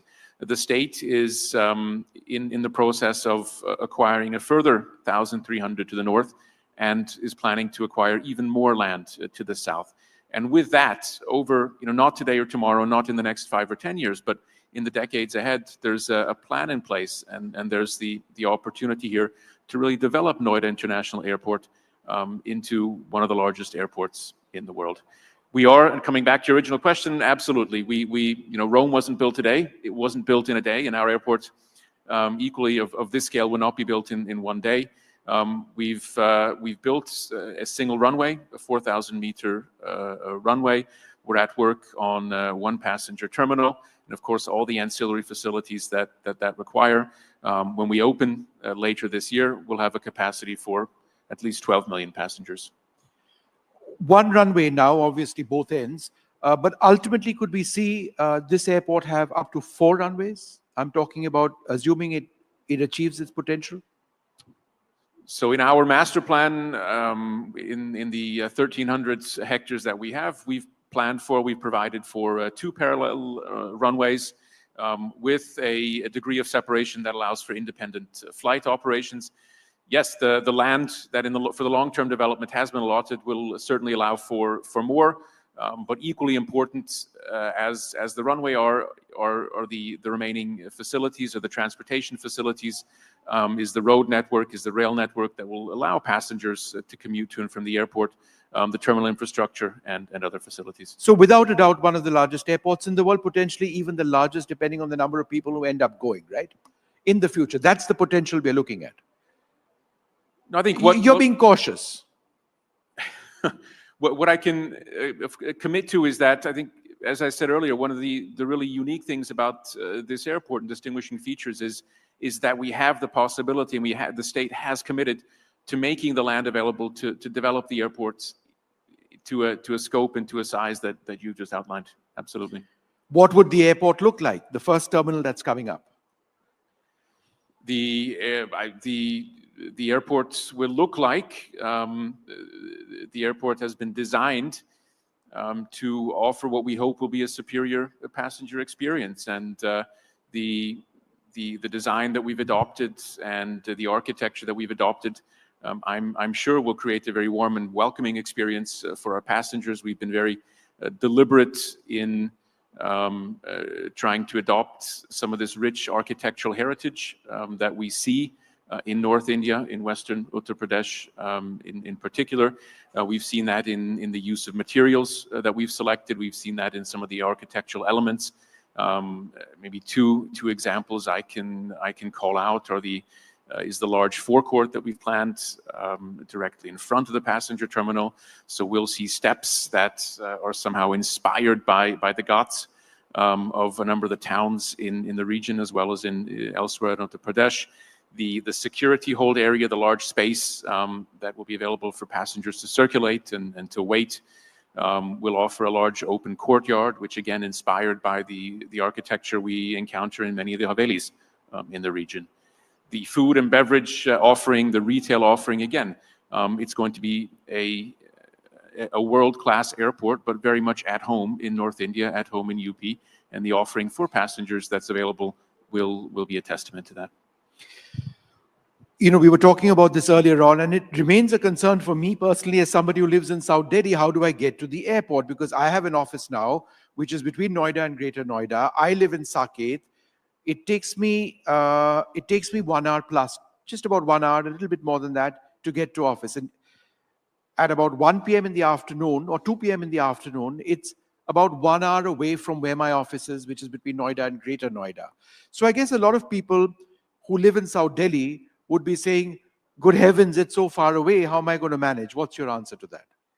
My answer to that is some of the information that we saw earlier and some of the information that was displayed on the screen. And to the credit of the Yamuna Authority, to the credit of the state, I think the overall traffic planning and connectivity planning for the airport has been impeccable. The airport is located just 600 meters from the Yamuna Expressway, so that will be, of course, for many passengers, or for all passengers on day one, will be the main conduit to the airport. From the Yamuna Expressway, from the interchange that's now been completed, we're looking at 20-25 minutes to Greater Noida, 40-45 minutes to Noida. We've seen earlier the large catchment, the large parts of the National Capital Region that will be served by the airport. We've seen also many additional connectivity plans that are in place, the RRTS rail connectivity, the high-speed rail connectivity that will, as the airport develops and as this traffic network develops, will serve the passengers of the region. When would that come up? For example, a direct link I noticed to Gurgaon, which is on a different axis. A potential fast train service to Sarai Kale Khan, so that, I mean, ideally a passenger like me, potential passenger, would like to drive just up till there, check in over there, get onto the train, and get to your airport. How soon before this? Because it involves land acquisition as well. It's so these connectivity projects in these developments. These are much more than just ideas or thoughts or dotted lines on a piece of paper. So the main interchange from the Yamuna Expressway to the airport that will connect then the expressway 600 meters to the airport boundary, that is part of a much larger 33 kilometer expressway project that will connect the Noida airport with the Delhi-Mumbai Expressway, and will bring southern Gurgaon as well to within about an hour's drive of Noida Airport. The plans for the RRTS, which will connect the airports with Ghaziabad, with Delhi. Again, these are much more than ideas, but there's a lot of planning work going on. There's funding that's been committed, and the next few years we'll see the start as well as the conclusion of these projects. What is the potential of the region, Western Uttar Pradesh itself? We've spoken about the NCR, but I suspect that there is a large captive group available, potential passengers in places like Meerut, in places like Mathura, who have been underserved typically. Do you believe that they would be substantive in terms of numbers of passengers adding to your airport? I think some of the eminent speakers and panelists who were up on stage before me today are probably much better qualified and spoke much more eloquently about the potential for the region. But we certainly are convinced that potential is there, both in the NCR catchment as well as some of the towns further south that you've mentioned. Just to call out a few points, which is maybe first of all the touristic potential of the region. The Noida airport will be the largest major airport close to towns such as Mathura. It'll be from the airports, the Taj Mahal is a 2-hour drive. So with Noida airports operationally, the Taj Mahal becomes potentially a day trip from anywhere within India. So the airport will certainly help trigger and stimulate the touristic potential further of a region that's already very, very rich in potential and touristic resources. Then we've seen and heard earlier today about the great deal of development, the clusters, the incentives in place to further development what's already a very strong and burgeoning manufacturing cluster in and around Noida and Greater Noida. We've been speaking now quite a bit about passenger growth and passenger development, but I think one of the other things that we're very excited about is the potential for cargo. And so we've again identified a world-class partner with AI SATS, developing a multimodal cargo facility over 80 acres or more, which will serve the manufacturing cluster of the region, will help serve the agricultural potential of the region, help bring down the cost of transport, bring down travel times to and from the Greater Noida area. And a final question to you. It's obviously not just Zurich Airports that's involved in this project. There are the Tatas, there's the state government, there are different entities. How difficult or how easy has it been for you to coordinate with different agencies who obviously want a certain goal, but might have their own ideas of how to get there? This project, the Noida International Airport, has been a public-private partnership, I think, in the true sense of the word, in letter as well as in spirit. Yes, of course, it's a complex project. The success of any airport anywhere in the world requires the successful interplay, the successful cooperation of many individual parties, public agencies, public party, as well as private ones. And I think that's our main role as the airport concessionaire and the partner is to coordinate, first of all, to select a number of the key private partners with which we'll be operating the airport, and then to coordinate these activities. Certainly, we have discussions, we have disagreements on various fronts, but I think bottom line here is really that we all want the same thing. The state's partners, the private partners, we all want to see. We're all eager to see this airport take shape and start up operations as quickly as possible. And Christoph, is it true that you're migrating to India once the airport is done? I mean, India has been home for me for over the past 4 years for myself and my family, so I'm very much at home here. And of course, see myself not just as working to deliver this project, but we look forward to operating the airport for many years ahead. Congratulations. It's an awesome project. And the responsibilities that you personally have, along with the team that you lead, really does help in the India development story. Thank you so much for speaking to us. Thank you so much.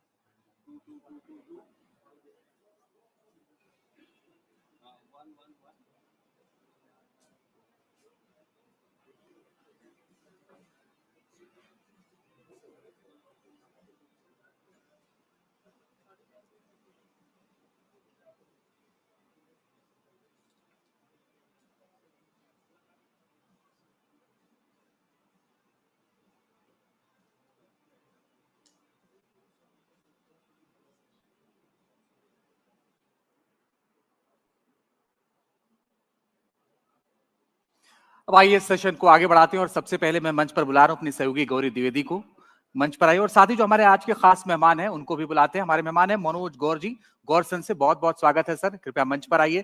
Shailendra Singh ji हैं, OSD हैं यमुना विकास प्राधिकरण के, आप भी sir मंच पर आइए। दीक्षु कुकरेजा जी हैं, urban planner and managing principal. CP Kukreja ji architect हैं, आप भी सर मंच पर आइए। साथ ही Anshuman Magazine chairman and CEO CBRE India and CEA, आप सभी का बहुत बहुत स्वागत है।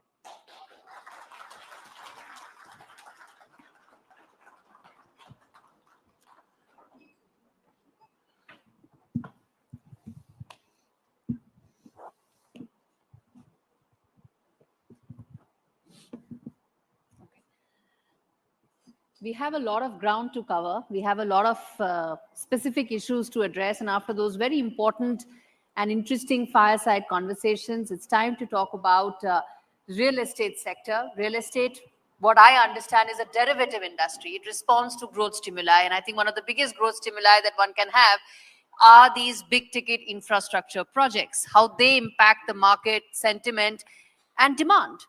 That's essentially what this conversation is all about. Given the paucity of time, I request all of you to try and keep your answers a little short so that we try and cover as much ground as possible. But let me start by let me first get in Mr. Bansal as well. Yeah.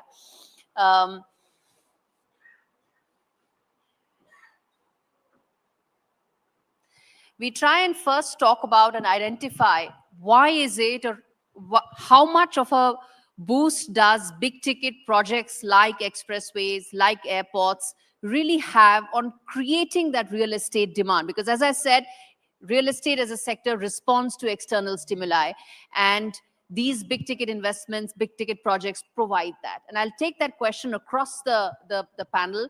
Again, a request, we'll try and keep it short so we cover as much ground as possible. How important are these external big ticket investment projects in really creating that kind of real estate demand that we are looking for?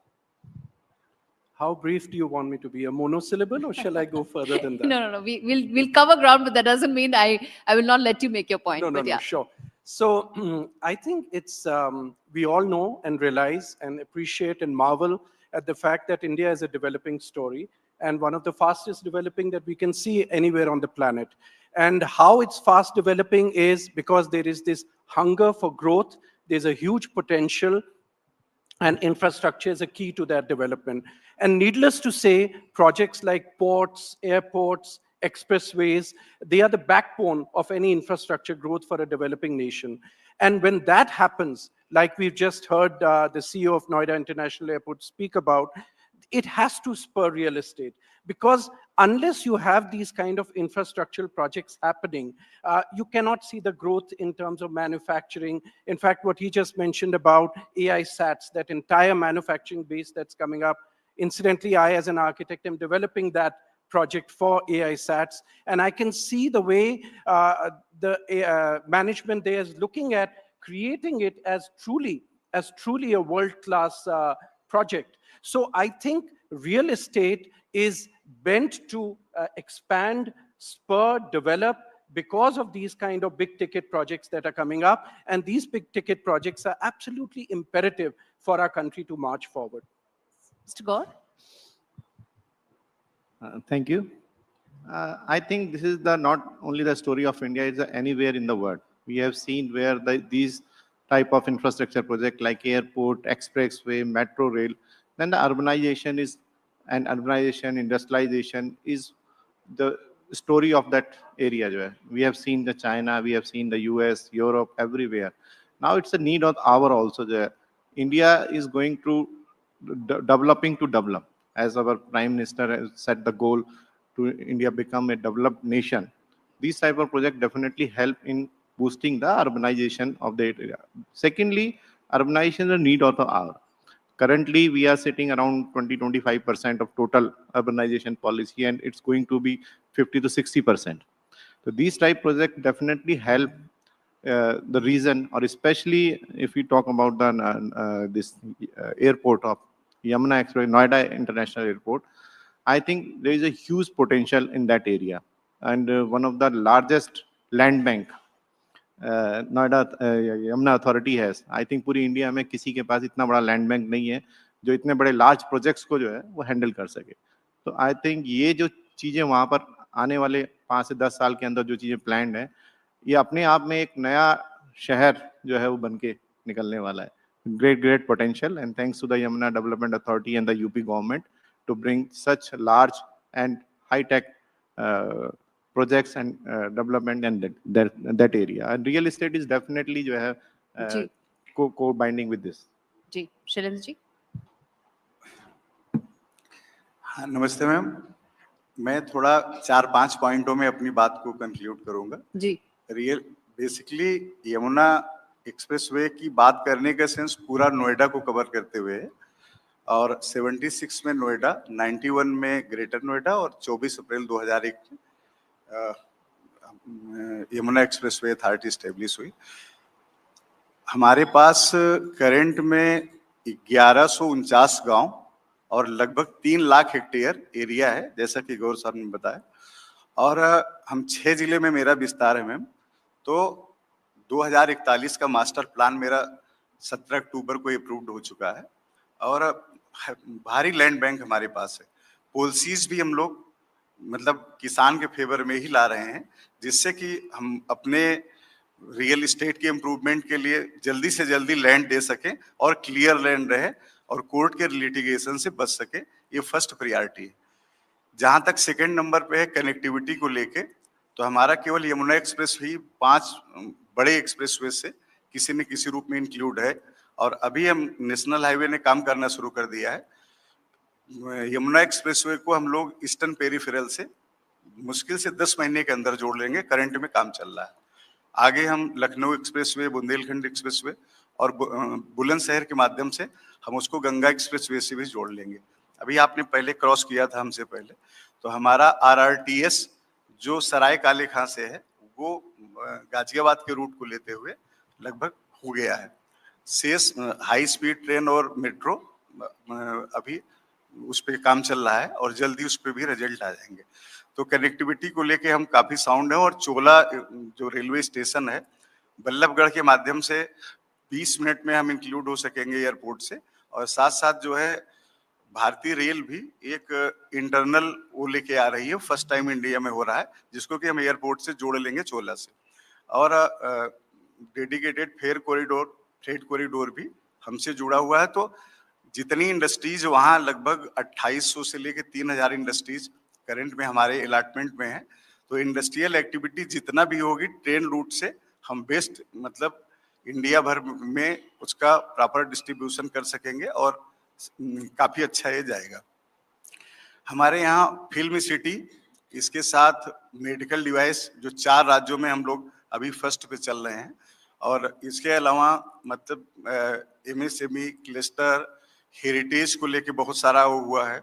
और अप्रैल park में लगभग 3 लाख लोगों की need है. तो हम लोग proper उस पर भी ध्यान दे रहे हैं, जिससे कि मतलब जो है जल्दी से जल्दी हम मतलब इन सेक्टरों को डेवलप करके वो कर सके.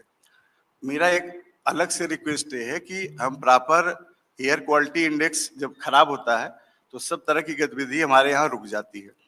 तो उस पर भी हमको NGT के मानक पे भी ध्यान देने की जरूरत है, इस पे ध्यान देने की जरूरत है.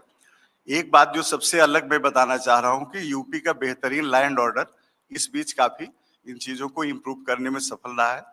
और इसी के साथ जो इन्वेस्टर समिट में हम लोगों की तरफ लगाव है, अभी 350 प्लाट हम लोग बायर्स के लिए लेके आए थे, जिसमें 2,06,000 लोगों का वहां पे 2,06,000 फॉर्म आए और 1,67,000 मैम वन टाइम पे उन्होंने मतलब पे करने को कहा किया. तो इसका मतलब अट्रैक्शन हमारे यहाँ इस डिमांड बहुत है इस वक्त. एंड और मेरा यह है कि जैसे विभिन्न अथॉरिटियां हमारे उसमें हैं, मथुरा वृंदावन है, अलीगढ़ है, और इसके साथ बुलंदशहर खोजा है, नोएडा की तीनों इंडस्ट्रियल अथॉरिटियां हैं, तो हमारा आपस में प्रॉपर कोऑर्डिनेशन भी है। अब बिल्डर्स, बायर्स और अथॉरिटीज मिलके बेस्ट फैसिलिटी देंगे तो वो रियल एस्टेट के लिए वहां पे बहुत अच्छा रहेगा और हम लोग उस पे काफी अच्छा काम कर रहे हैं। जी जी, yes, Anshu. Your question was the mega projects. I My think question was actually the external stimuli yeah. that allows real estate to develop. So that's extremely important. As you know, India is a country which will see, has been seeing the largest migration from rural to urban areas. And this will continue for many years. If we do not have such external stimuli or these large projects, they are catalysts for all the infrastructure development. For example, you look at the airport, is it special economic zones, industrial parks.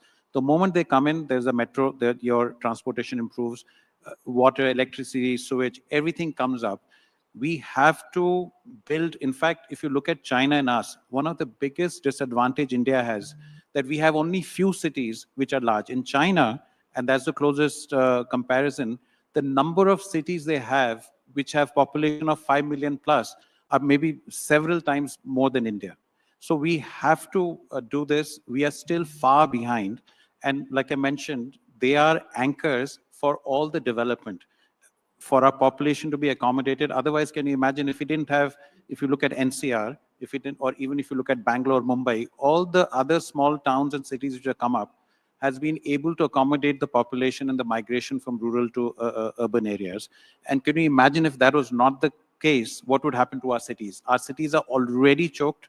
So I hope we can accelerate all these mega projects so that we can accommodate, we can really have cities which are modern, have ease of living, and can accommodate the huge millions of people which are continuously migrating from rural to major cities, but hopefully now they'll be migrating from rural to even the tier 2, tier 3 towns. Yes, Pansaji? Real estate of course infrastructure का इस पर बहुत बड़ा प्रभाव पड़ता है। अगर आप देखें, पहले हमारे कंट्री में प्रोजेक्ट्स आते थे, बाद में इंफ्रास्ट्रक्चर आता था, and this is the best way कि इंफ्रास्ट्रक्चर प्रोजेक्ट्स पहले आएंगे, उसके बाद रियल एस्टेट प्रोजेक्ट्स आएंगे। आप इसको दिल्ली के एग्जांपल से देखें तो दिल्ली में 3 एरियाज ऐसे थे जो डीडीए ने पहले डेवलप किए, लाइक नरेला, रोहिणी एंड द्वारका। तीनों ऑलमोस्ट सिमिलर टाइप में लॉन्च किए गए, बट क्योंकि द्वारका के साथ एयरपोर्ट है, द्वारका के साथ मेट्रो कनेक्टिविटी थी, तो नरेला और रोहिणी और द्वारका की डेवलपमेंट में काफी फर्क आया। Not only the development, but also the profile of the customer. If you see the customer of resident of Narela and Rohini, Dwarka is much better. So infrastructure plays a big role, and ये अच्छा है कि infrastructure पहले आए. I will say infrastructure is a soul, projects are body. अगर आपने projects बना दिए, soul नहीं है, तो there is no logic. तो यमुना एक्सप्रेसवे में एयरपोर्ट आ रहा है और इंफ्रास्ट्रक्चर आ रहा है, ये certainly boost करेगा, और इसमें कोई नो ब्रेनर है ये कि अगर आप कोई भी प्रोजेक्ट फ्यूचर में लाएंगे तो जहां पर इंफ्रास्ट्रक्चर होगा वहीं डेवलपमेंट बेटर होगी, प्रोफाइल बेटर होगी, और आपका एक डिफरेंट टाइप का कैन से प्रोजेक्ट्स लगेंगे। Whether you take the Jewar airport or that entire area, or you take the Delhi-Bombay, Delhi-Mumbai industrial corridors, these are becoming enclaves or clusters for a lot of industrial development and growth, or some would say growth engines for the economy.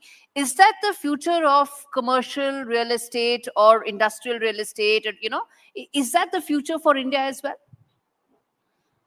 So, like we've been discussing, you know, these kind of large infrastructure projects become the spur of development. So it's obvious that, you know, whether it's the Jewar airport or Delhi-Mumbai corridor, or many such projects where real estate is bound to follow, because once you've created will they become the focus areas, whether for industry or for real estate, or for even people looking to migrate for better opportunities? Sure. They are bound to become the focus areas. But one word of caution which I would say here is that what we are describing as industrial real estate or commercial real estate, I think we have to get out of that notion, because that's a very 20th century westernized model of development. the results of which we are seeing today, leading to what we talk about climate change all the time. So I think it's very important for India, when we develop this kind of infrastructure, that the accompanying real estate models that come with it have to look at newer models of development. By that, I mean whether we are looking at transit-oriented development model, we are looking at mixed-use development, we are looking at walk-to-work concepts. These are the concepts which we need to today adopt in 21st century. Because look at places like Los Angeles and all today. What are they showing us, examples of development?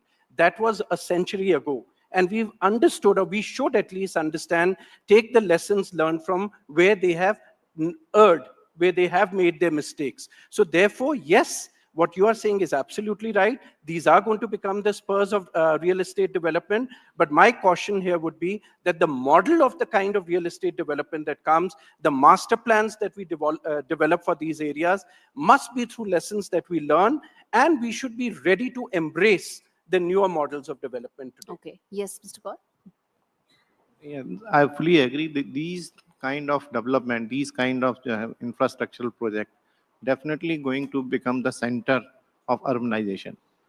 Because now India is a young country, and the young people's aspiration कि मेरे को जो है job से लेके अच्छा standard का मेरे को घर रहने को मिले, फैसिलिटीज मिले, वो सारी चीजें की जरूरत जो है अब एक जो न्यू जनरेशन है, specially the person born after 2000, now already जो है 25 ईयर्स क्रॉस कर चुका है. By the time this project जो है अगले 5-6 साल में दे इन द मिड 30-35, तो उनकी जो रिक्वायरमेंट है, उनकी जो एस्पिरेशन है, वो इन सब प्रोजेक्ट्स के आसपास जो है वो पूरी होती है. पर इसमें एक जो हमने सस्टेनेबिलिटी का एस्पेक्ट बोला, वो कितना इम्पोर्टेंट रहेगा in terms of creating green infrastructure? Prime Minister is already setting a goal of the net zero buildings. We as a CREDAI also take the oath by 2040, all buildings should be net zero. Already,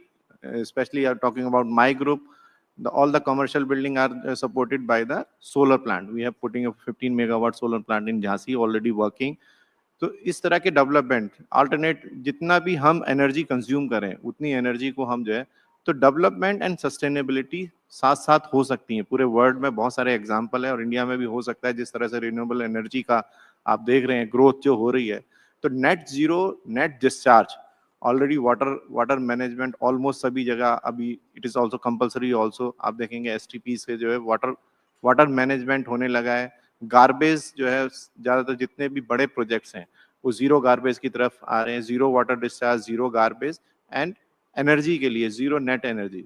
तो इस तरह के development भी आज जितने भी अच्छे development हो रहे हैं वो इसको टेक केयर कर रहे हैं. और आने वाले में टाइम में डेवलपमेंट एंड एनवायरनमेंट ये दोनों साथ साथ चल सकते हैं. इसके लिए खाली एनवायरनमेंट को ही प्रोटेक्ट करेंगे और डेवलपमेंट को रोक देंगे वो भी पॉसिबल नहीं है. और डेवलपमेंट होता रहे और एनवायरनमेंट को जो है हम बिल्कुल इग्नोर कर दें, आई थिंक दोनों चीजें साथ साथ जो है चल सकती हैं. और बहुत सारे नेशंस में आप इसको देखेंगे चल रही. जी शैलेंद्र जी. मैम, मैंने शुरू में ही बताया था कि जैसे ही नोएडा के एयर क्वालिटी इंडेक्स खराब होता है, वैसे ही हम हर तरह की एक्टिविटी पे रोक लगा देते हैं.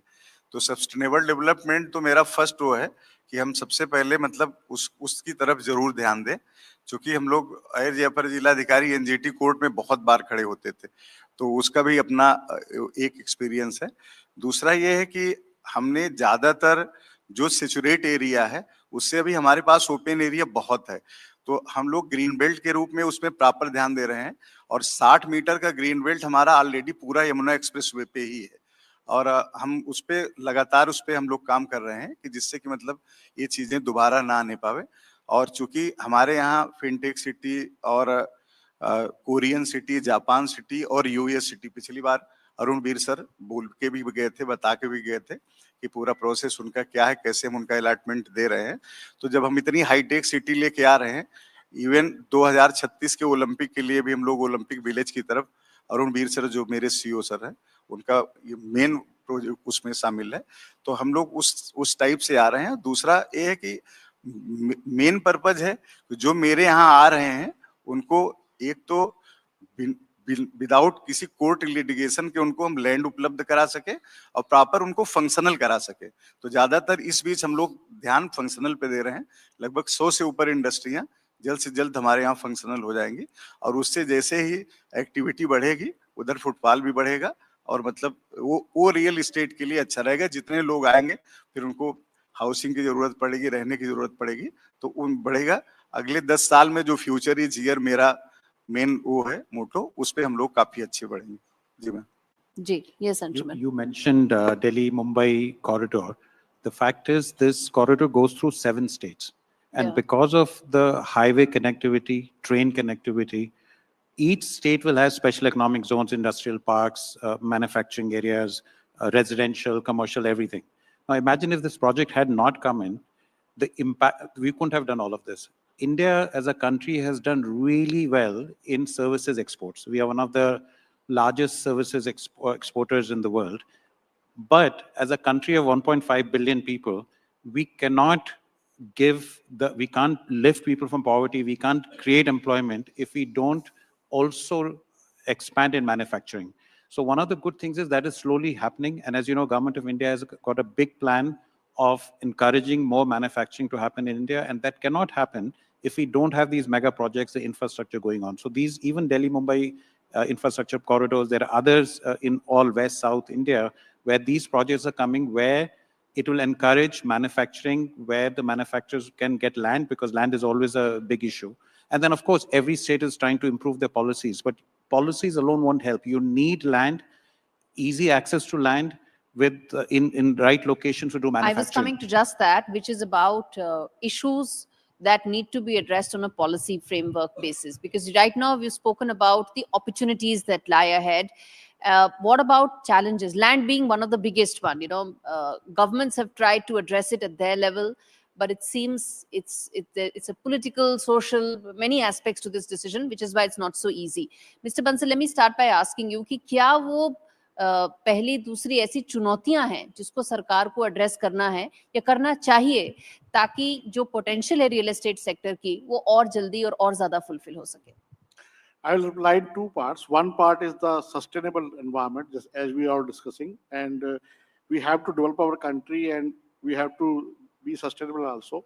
I think this is a request to the authority that we should develop the forest also along with the developments, not the garden or not the green area. If we develop forest cover also, that helps a lot in, you can say, mitigating the AQI. The Noida Authority, the Greater Noida Authority, whenever we plan some new areas, at least 10% of the area should be dedicated to the forest. That will certainly mitigate the, you can say, the AQI. And the second one is the title. The authorities in Noida, they are giving on the leasehold title. And in Delhi, it's everything is freehold. So if you also give freehold title, it will certainly boost that area to a different type of, you can say, people. No authority or no banks or no, you can say, gives loan or mortgage to the leasehold properties. So this is my request that you also think on this aspect also, that if you if you allot the land on freehold basis and you develop around 10% of the entire belt as a forest, not as a green belt. Forest means that the local species, that also will, you can say, help a lot in mitigating the environment challenges. Yes. Yeah, please, बोलिए जी.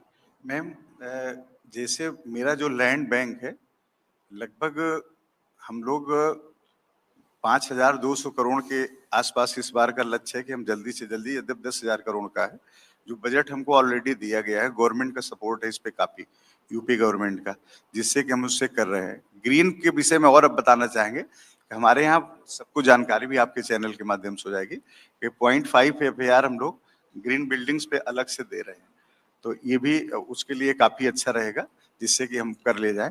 दूसरा, जहां तक facilitate करने के संबंध है, तो हम लोग स्पेशली ये देख रहे हैं ना कि कोर्ट के लिटिगेशन में कितनी चीजें अभी तक फंसी हुई है, तो भविष्य में वो दोबारा न जाए, अमिताभ कांत अच्छे से एग्जीक्यूट हो जाए, कोविड का लाभ मिल जाए, एनजीटी का लाभ मिल जाए, उन सब चीजों पे ध्यान देके हम लोग आगे काम कर रहे हैं। और एक अच्छा ग्राउंड उपलब्ध कराएंगे रियल एस्टेट के लिए। ये सभी जो अथॉरिटी इस पे काफी काम कर रही हैं। माननीय मुख्यमंत्री जी के निर्देशन में हमेशा वीसी हो रही है, इस चीज पे जोर दिया जा रहा है यूपी इन्वेस्ट के through. Ji, yes. Quick challenges very quickly, then I want to get it Manoj. Yes, sir. You know, I'll talk specifically about the challenges. When we look at development, land, for instance, is one resource in India which we do have abundance of.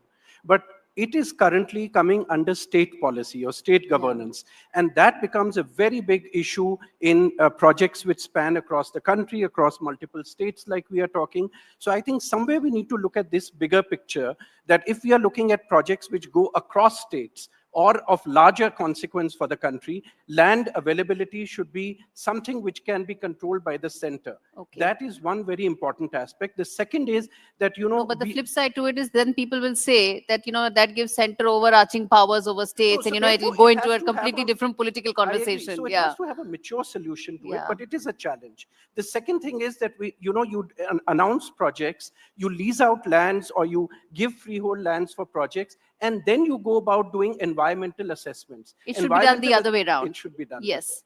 Yes, sir. For any real estate project, the land is the raw material. And एक चीज तो Yamuna authority की बहुत बड़ी बात है कि इतनी बड़ी land like airport 1300 hectares land जो है without any big agitation they are able to acquire, and still जो है they are able to acquire lot of large land parcel.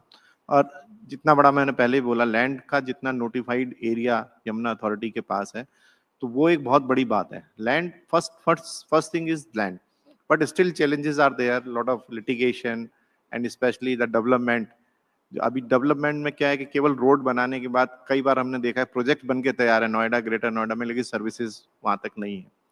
Third है जो जैसे अभी बताया, Noida, greater Noida, Yamuna authority, 3 authorities हैं, लेकिन तीनों अथॉरिटीज के बाई लॉज डिफरेंट हैं. किसी एक सब्जेक्ट को लेके तीनों अथॉरिटीज की अप्रोच जो है वो डिफरेंट होती है. इंटरप्रिटेशन अलग होगी, रीडिंग अलग है. यस.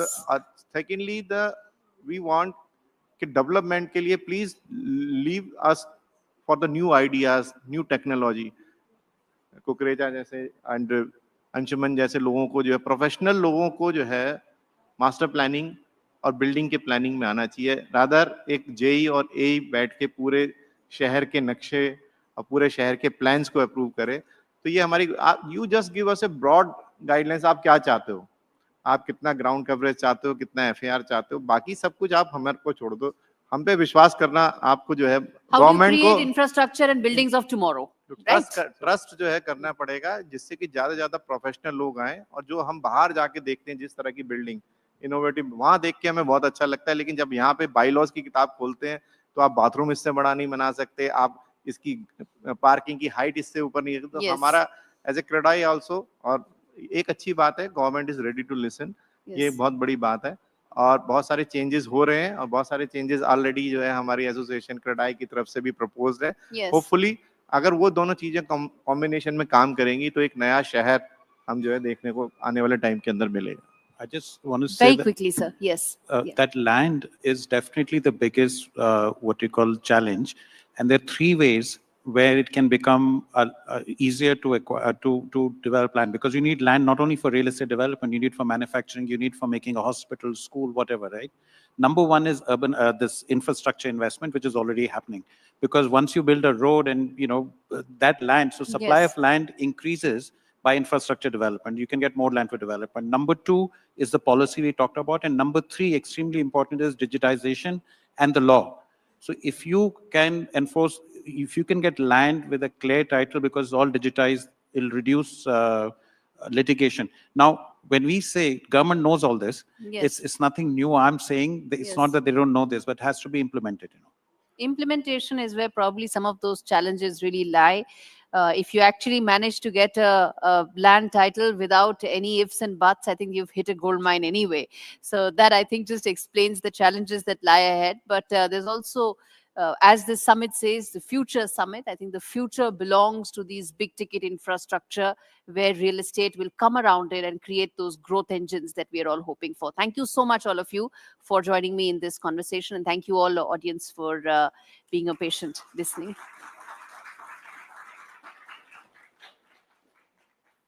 Thank you, sir.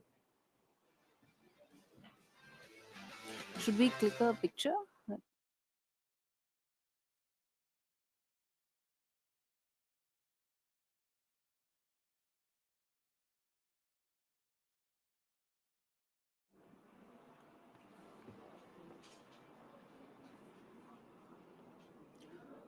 बहुत बहुत शुक्रिया हर्षवर्धन वंशल जी, मनोज गौर जी, शैलिन सिंह जी, दीक्षु कुकरेजा जी, अंशुमन मैगजीन जी, आप सबका बहुत बहुत शुक्रिया अपने विजन को रखने के लिए। हम लंच के बहुत करीब पहुंच गए, लंच टाइम के बहुत करीब पहुंच गए हैं, लेकिन उससे पहले एक सेशन और उसके बाद फिर हम लंच पर चलेंगे। और जो हमारा अगला सेशन है वो आर्थिक तौर पर आपके समझने के लिए बहुत जरूरी है, क्योंकि आने वाले वक्त में बजट भी है और इंफ्रास्ट्रक्चर के लिए भी बहुत महत्वपूर्ण है, तो वो आपके लिए जानना बहुत जरूरी है। और इसीलिए मैं एनडीटीवी से अपने सहयोगी सुचेतना रॉय को आमंत्रित कर रहा हूं मंच पर। साथ ही मैं सुभाष गर्ग सर को मंच पर आमंत्रित कर रहा हूं, पूर्व वित्त सचिव हैं और साथ ही 1983 बैच के आईएएस रहे हैं, विश्व बैंक में कार्यकारी निदेशक के रूप में काम किया है, कानून और वाणिज्य की पढ़ाई कर चुके हैं। इनका सफर एक शानदार प्रशासनिक अधिकारी के तौर पर रहा है। बहुत बहुत स्वागत है Subhash Garg sir.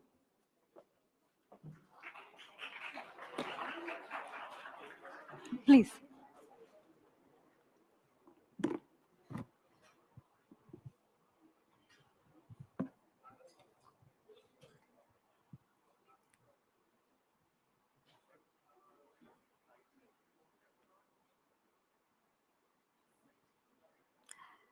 Hello, all of you. Once again, I have with me Mr. Subhash Garg, a multi-hyphenated career, as my colleague Anjeet just told all of you about. The last we know him as is the former Finance Secretary of India. Mr. Garg, thank you very much for taking the time out. I'll begin. Thank you very much. I'll begin by asking you about your latest book. And I see that you're extremely critical of targets and timelines.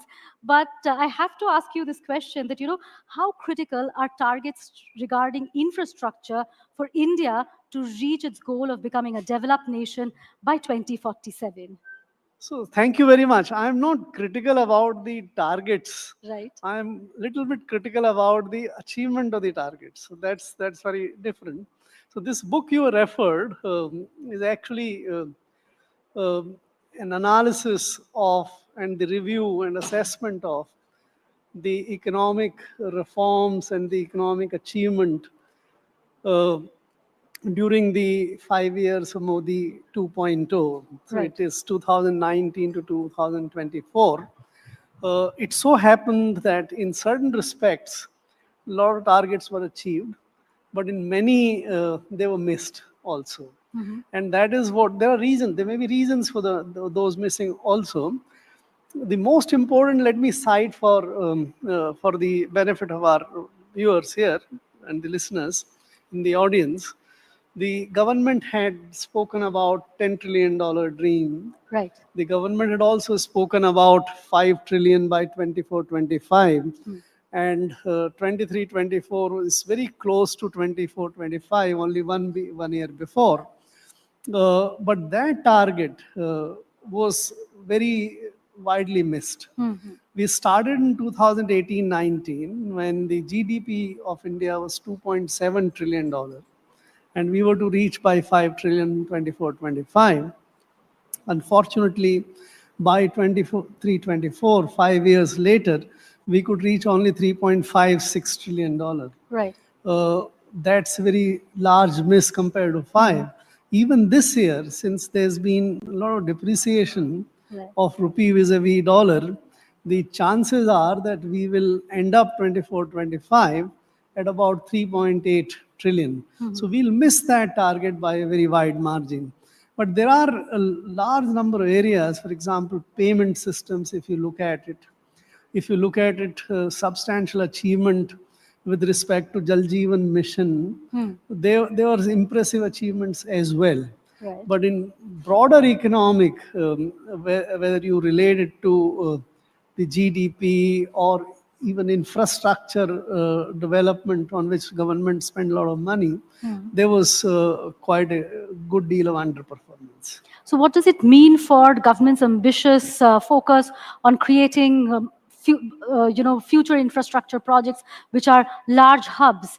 when they're missing targets like this, what does it mean for the infrastructure sector? So if you analyze very carefully the government's infrastructure spending, government has escalated infrastructure spending Right. on the budgetary accounts very massively in last 5 years, beginning from 2021. We have the budget for the current year, which is 11.11 trillion rupees. It used to be only about 3 trillion or so in 2021. So from that level to come to this level is a very large expansion of expenditure. But there is a corresponding, not exactly the same, but corresponding decline in the public sector infrastructure budget. For Right. example, railways and NHAIs now are funded more from the budget and they don't raise their own resources. So actual infrastructure spending on public sector side is the aggregate of what you spend from the budget and what the public sector spend from what we call internal and extra budgetary resources, their own resources, so to say. If you combine both of them, there is, even in this 5 years of 2019 to 24, the annual increase is only 6.5%. So while you gained massively on the budgetary side, the decline brought it down substantially. The second feature, which is very important in the context of infrastructure spending of the government, is that the government spends most of its budgetary infrastructure money on 4 sectors essentially. A large sum goes for the roads, Yeah. the NHAIs and the other. Then again, very large funding, 2.5 trillion and more, goes for the railways. Then you have defense spending, which is also very large, something in the range of 1.6, 1.7 trillion. And then the metros.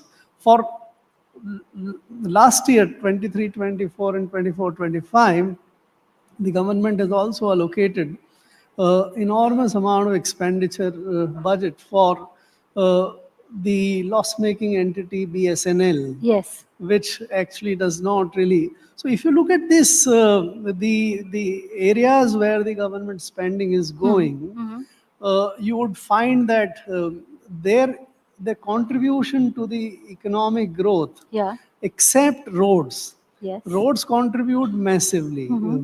But all other infrastructure spending or capital spending, whichever way you like to call, they don't contribute. Defense by its very nature, it's an expenditure, not an investment.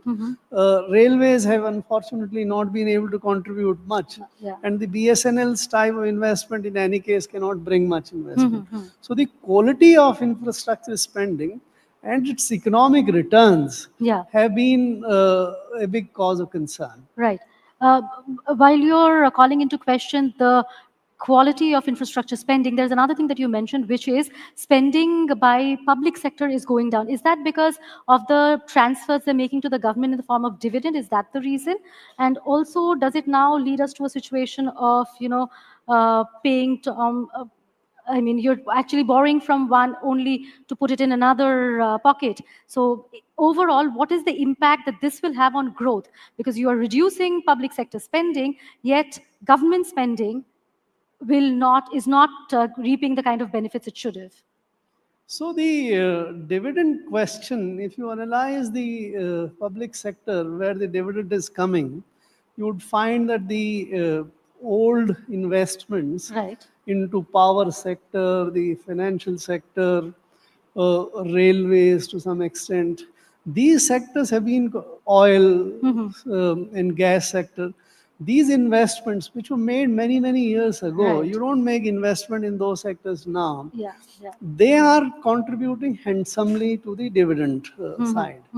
But the infrastructure investment you make in the form of equity, whether in the departmental undertakings of railways or the commercial undertakings of like the dedicated freight corridor or the high-speed railway corporation, that investment is not yielding any return, economic return or the profitability, and consequently they don't contribute anything to the dividend pool.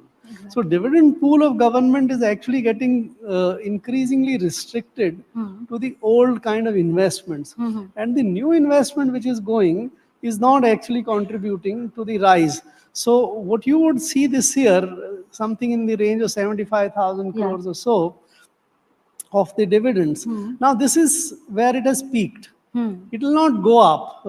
During the COVID time, there was for some years the dividend, especially from the financial undertakings like banks and the insurance companies, had fallen.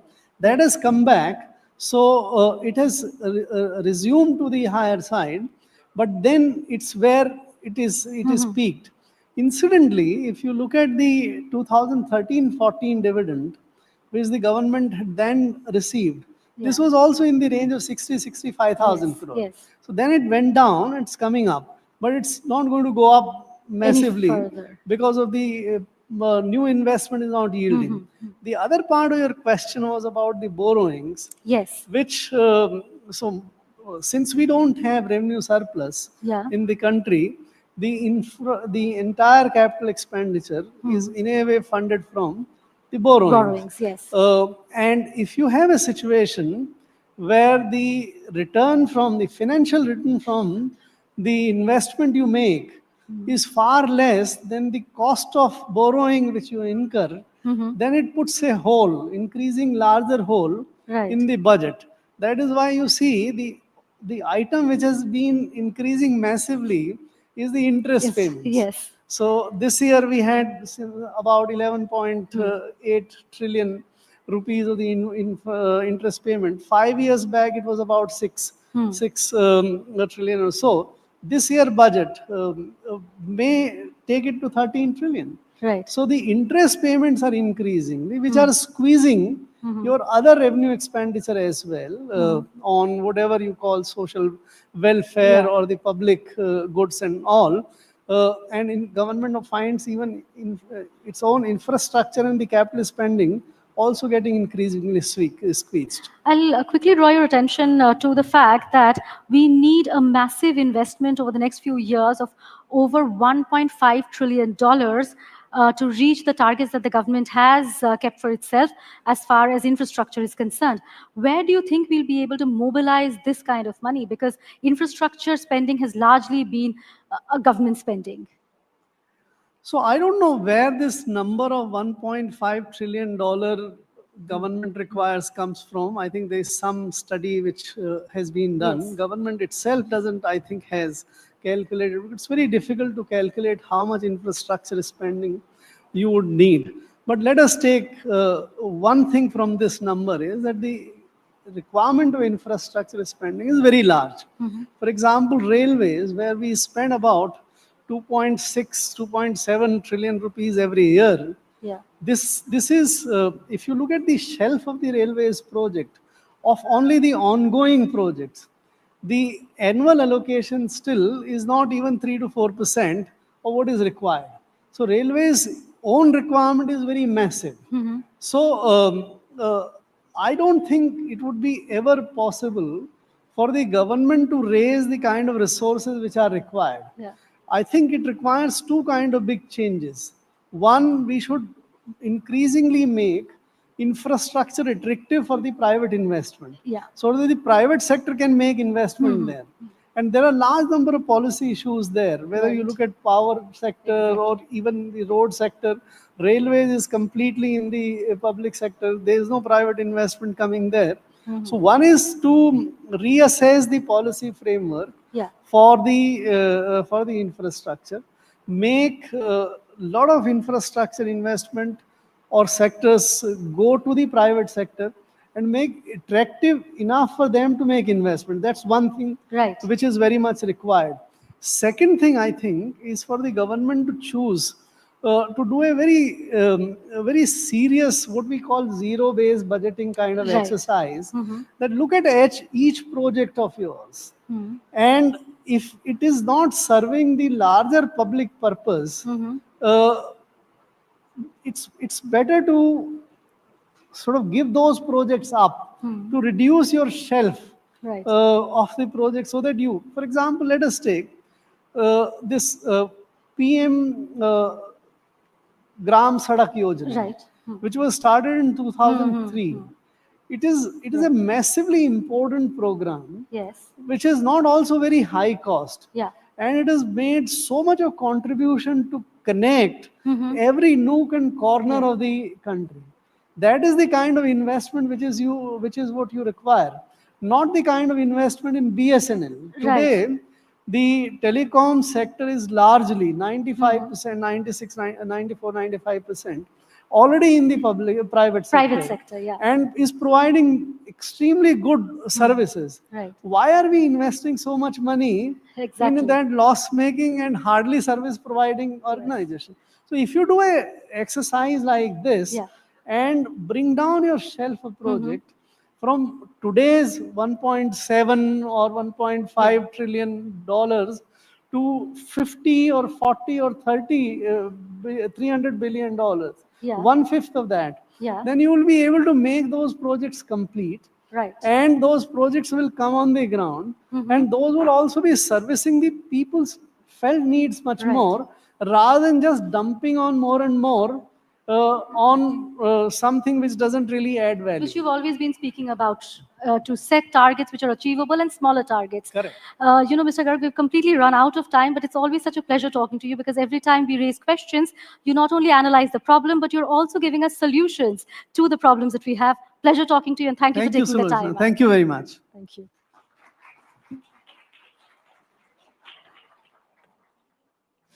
Pleasure talking to you.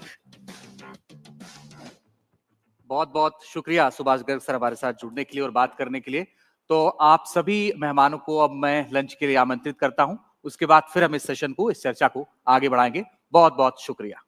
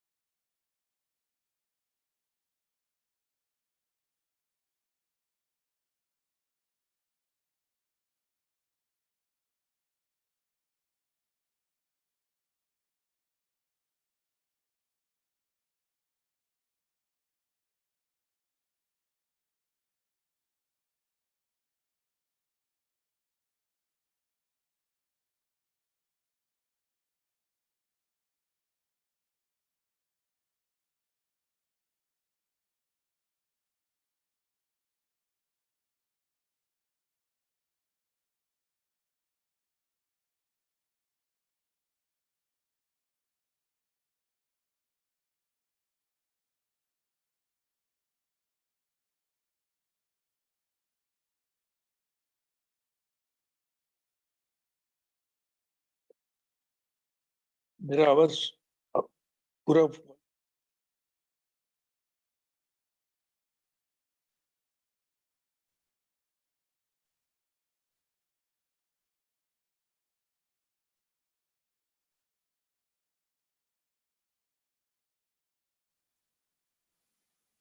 तो अभी क्या करूं मैं?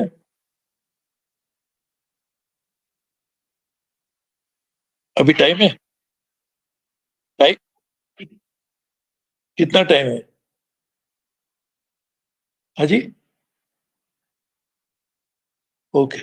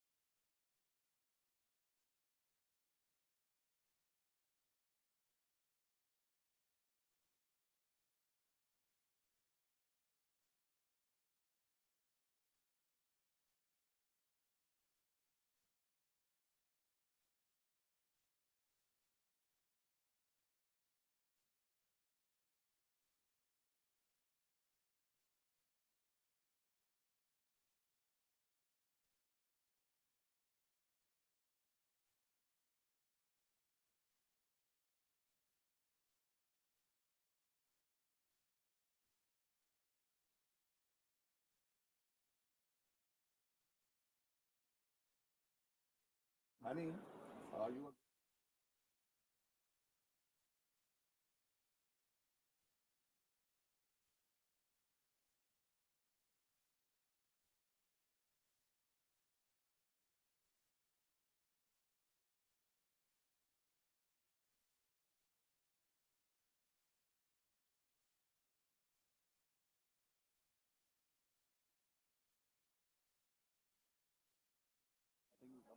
बस ये आ जाए एक बार फिर।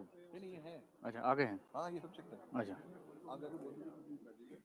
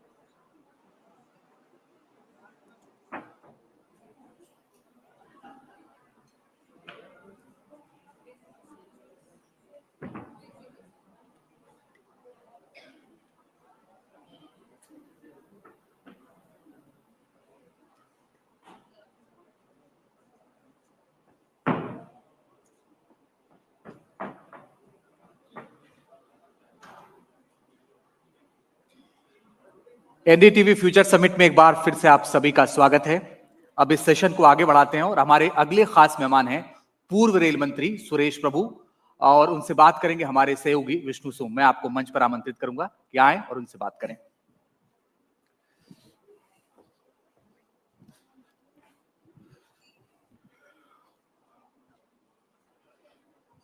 Good afternoon, everyone. Thank you very much. I trust you've had a wonderful lunch. Perhaps not too wonderful, so that you can stay focused and sharp for what is to come up. Suresh Prabhu is a real inspiration, somebody who, as a former railways minister, has had a real idea, a vision of what the future of the railways are. And what we are looking with him at is connectivity and commerce, unlocking India's logistics potential. Thanks, Mr. Prabhu, very much for being with us. It's always super to speak with you. We know the potential, sir, if India is able to achieve, for example, what Japan has done in getting multimodal areas where there is genuine logistics potential. But in your mind, what are some of the key infrastructure hurdles which exist? If you talk about infrastructure, it's a very broad term. It's whether it's roads, rail, aviation, the kind of ports we need, and all of that. Logistic, in a way, is like linking all that together. So nowadays, we always talk about multimodal transport. So therefore, all these key elements of infrastructure, when they link to one another, it provides a seamless transportation of goods, and that's what we call it as a logistics. We always had a problem with logistics as one of the hindrance to realize the true potential. The cost of logistics, the time it took in terms of handling cargo was all the challenges. So I must thank the Honorable Prime Minister Narendra Modi ji, because he created a new department hub in the Ministry of Commerce and Industry when I was the minister in charge of that, to look at logistics. So what we did was very quickly we prepared the logistic, not just policy, because we said we already have a lot of time which has been lost. The government of India never had a nodal ministry to look at logistic per se. So we prepared not only just a policy but an action plan, which now is under implementation. So I think this was a major hurdle. What you asked me is a very pertinent point. People can turn around their cargo when it comes to, and there was a time when all the ports are owned by the government. There was a time when people used to take days just to get docking and then to get discharge the cargo, take away. The people had to pay debrages. The shipping lines were not interested to come to India for a simple reason: it takes so much of time. So some of the transshipment should happen in port like Colombo, and then cargo is to come here. So today, luckily, this is one of the major hurdle which is being addressed and hopefully removed soon. So logistic in itself is standalone important activity which can spur business, and those who are involved in logistic business can vouch for it. That logistic is one of the key element of creating new job opportunities. Yes. No, Mr. Prabhu, let me ask you this. Now, part of logistics development is road development and construction. I believe this government and Nitin Gadkari personally, the interest they've shown, the transformation of the highway network in the countries is fantastic. As rail minister, you would know better than anybody else that one of the primary routes we have is between Bombay and Mumbai. It's an overnight train. But in a short period of time, we'll be able to travel between Delhi and Mumbai in approximately 15 hours or so. So, when road connectivity is improved to this level, where it supplements train connectivity from a time standpoint, what is the potential of Delhi and Mumbai as an economic corridor? No, there's already Delhi Economic Industrial Corridor, which is already under implementation. Then there was already, we created new corridors for freight corridors. Because as you know today, on the same track, the goods train also go as well as passenger train travel. And when you say passenger trains, there are different kinds of products in passenger trains. There are some premium trains like Shatabdi, Rajdhani, now Vande Bharat, when we had initiated that time. But all of that is one part. But all types of trains would travel on the same track. So this was a good project. which we have started, I was reviewing it constantly when I was railway minister, was to quickly commission the freight corridor, which has already happened. So that will move up the goods train. And that will also help railways in many multiple ways, because then we'll be able to attract more cargo into the railways, which has been lost to road for a long period of time. Secondly, then the passenger trains will move faster because they will not now be constrained by the fact that the same track some goods train is running ahead of us. So this is something which will help. So this in itself will help. In addition to that, we already started working on semi-high-speed corridors, which are under implementation. In fact, there was one project which, when I was railway minister, had initiated. I had invited expression of interest from any company in the world which has a technology to commute or to actually use railway network at 400 kilometers plus. As you know, now the threshold of some of the Shinkansen train, the faster or TGVs in France, is something below 400. So we said, if anybody has a technology not fully developed, we would like to co-develop with you so that we'll also have the intellectual property over that technology. So we just don't have to keep paying royalty for the technology because it will be co-developed and can be used in India. So we actually had started that idea. I wish we can continue with that. And therefore, the semi-speed corridors, high-speed corridors, now with the freight corridor, which already been completed, we should be able to run trains at a much faster rate, and that will also help both for logistic because of cargo as well as for passengers' convenience. I wanted to ask you about regional rail corridors or rail linkages, which are, in terms of size, smaller than conventional Indian railways, but still very important. For example, we've got a high-speed rail network coming up in the national capital region. We've got fast connectivity to places like Meerut. We were talking today, at this event about connectivity ultimately to the new Noida airport in Jewar. How important are these regional rail services to actually expanding our logistics, potential and our economic hub development? So I'm very happy that now the Jewar, which is coming up just next to Delhi, when I was the aviation minister, we had actually given clearances for that airport, and even land acquisition, everything was happening at that particular time. And now it will be soon, and I'm sure the planes will start flying in or landing there. So that itself is a great activity. As you correctly asked me, whenever you have an air corridor, it should be connected because people get on at the airport, they have to go somewhere, right? They're not going to stay at the airport. So therefore, the connectivity from that point to the major points of the city should also be there, which has been there in most other advanced cities of the world. So we started doing that. In Delhi airport, if you can see, there's already a metro which is going in there. There's a bus terminal which is not very far from there. So we need multimodal transport system, both for freight as well as for passenger movements. And that is what should happen. So the good part is Delhi has seen a great change in the course of last few decades. When I was the Minister of Environment in 1998 in Atalji's cabinet, we used to be always worried about, now we are even worried today, unfortunately, the air quality. So we started and we worked on that we must have metro system so that underground transport will speed up and hopefully less cars will ply on the road. Unfortunately, we completed the metro, but number has not decreased. So we have to work on some of the ideas, but absolutely right that from airport, connectivity is extremely important, which is also happening at the same time. It's slightly off the topic, but since you are talking about cars, I must ask you, sir. Cars, they literally drive our economy. There is no two ways about it.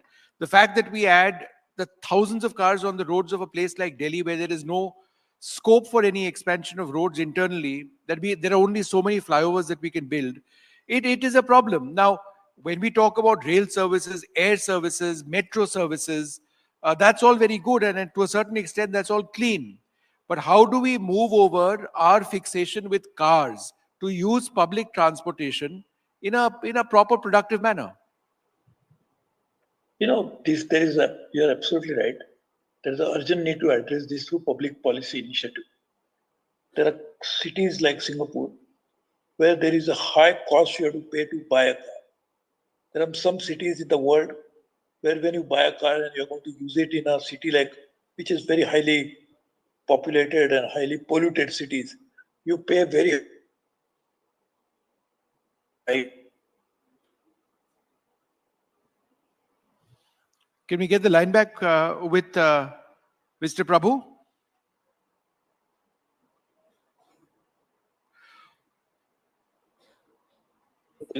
Who cannot even afford a two-wheeler. So it's not that every person is having 2 or 3 cars. Right. So there are some people who have more than 3 cars. So these are very highly, we have to discourage it.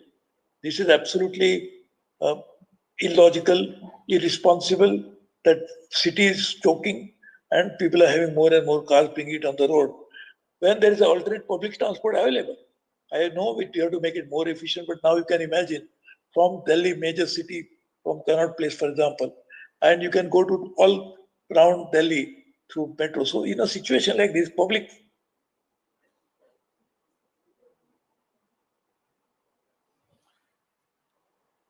Apologies, there's a line issue from his end, not our end. We'll see if the technology works. Hopefully our multimodal... Oh, you're back, sir. You're back, sir. Please go ahead, Mr. Prabhu. We lost you for a second. Go ahead, sir. Yeah. No, I was just saying that we really need to put in place a proper public policy, both sides. Demand side, that means the more and more people will be discouraged from creating more and more demand for cars. From supply side, in terms that public transport should be made so affordable, so efficient, and should be cleaner. The other part of these cars is the fuel that goes into the car. Again, going back to the time when I was Minister of Environment in 1998, we had decided to put strict controls on this. How much sulfur content should go into diesel, making of diesel. So that is something at a refinery level. So refineries were obliged to reduce the sulfur content into the fuel. Now we have to go a long way. We have come a long way from there, but still we need to put in place the kind of fuel that can be used in a place like Delhi. No, but Mr. Prabhu, my question is this. Does any party have the political will of curtailing the number of cars which are sold on India's roads?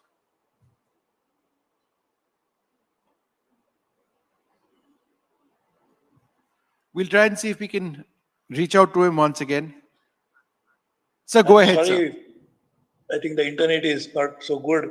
So what I'm saying is, it is absolutely essential that not only we have to create a physical infrastructure, like which we are doing, but also create a public policy in place to ensure that we will be able to allow and also encourage people to move from one mode of transportation to other, to ensure that larger public good is served in terms of air quality, in terms of roads.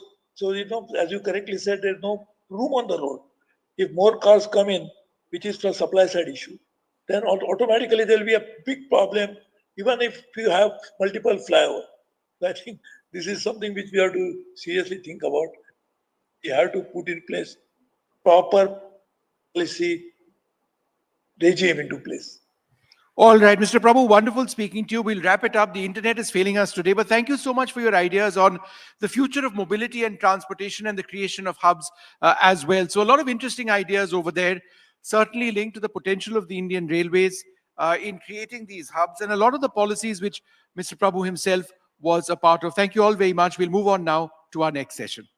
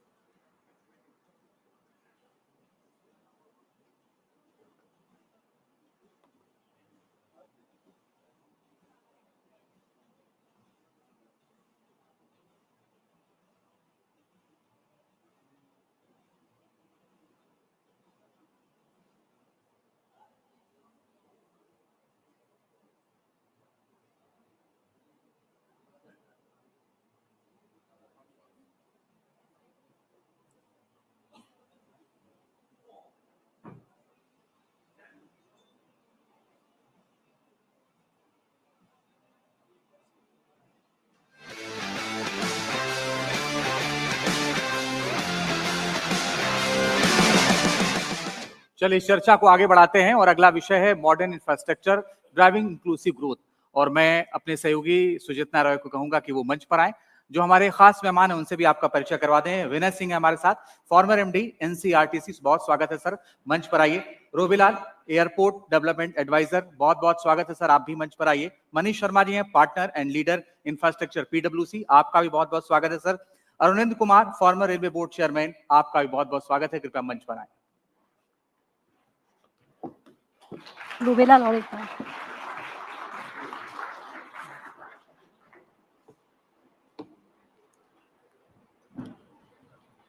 Yes.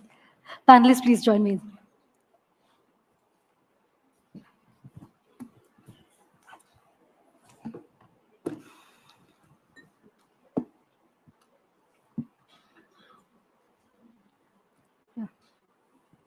As we move towards the final sessions of this summit, we're now going to have a very important conversation about how the government's focus on mega infrastructure finally gives us what we're all looking for, inclusive growth. And I have with me, ladies and gentlemen, 4 eminent panelists with whom I'll be talking about modern infrastructure and inclusive growth. My first question is to Mr. Vinay Singh. He is a former MD, NCRTC. You know, the key to to remove regional imbalances in growth is regional connectivity. How do you see NCRTC, which is looking at revolutionizing NCR transportation, doing exactly that? Is it on? Yeah. Okay. Thank you for giving this opportunity to interact with the audience. See, there are various perspectives to the question which you asked. NCRTC is revolutionizing the regional transport in so many ways. Let us see one by one how we can see that. So number one is this concept of regional mobility or connectivity itself is new. Till now, if you see, the transport modes were quite fragmented in the NCR. First time central government and 4 state governments came together for providing a integrated solution to transport, which was very much needed. The key elements of this connectivity are interoperability. That means the 3 corridors which are part of the first phase of the project, these are interoperable. Right. So trains can move from one corridor to another. Passengers, they need not to change the trains at the terminal station. So practically there is no terminal station and there is a seamless movement. Number 2, very important component of this whole planning is multimodal integration. The previous session also, we were talking about multimodal integration. The true multimodal integration has been the core of RRTS, which is being done by NCRTC. And if you see the RRTS trains will be connecting both the airports. It will be connecting the railway stations. It will be connecting the bus stations. It will be connecting almost all the Delhi metro lines at one or the other station. So there will be seamless integrated connectivity within the NCR. If you see from the perspective of air pollution and sound pollution, then these trains are electrified trains. So there is no pollution from air pollution from these trains. And these trains will be removing almost like 1 lakh private vehicles from the roads. You can imagine that what kind of reduction in the pollution will take place. Right. Number 2 is noise pollution. When a large number of cars or private vehicles, they travel on the roads, so there is a lot of noise pollution also. These trains will not create that kind of thing.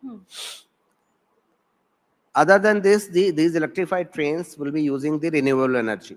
Almost like 60% of the energy used will be renewable energy. So not only that the pollution is not happening in Delhi, but it will not be happening at the source of the generation of energy. Financially also, the way project has been planned, it is sustainable. Yeah. How it is being done? Because the urban planning is a very, very integral component of this. The project itself is basically for decongesting Delhi, so that people can move from Delhi to nearby locations, 30, 40, 50, 100 kilometers, and they can travel within 1 hour to center of economic activity, which is Delhi and nearby. Right. So in the process, the economic activity itself will get decentralized and leading to kind of reverse migration, Right.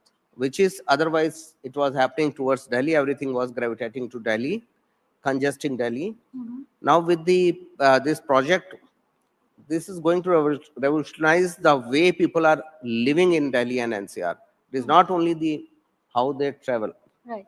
So the whole thing is going to change as it was planned 10, 15 years back.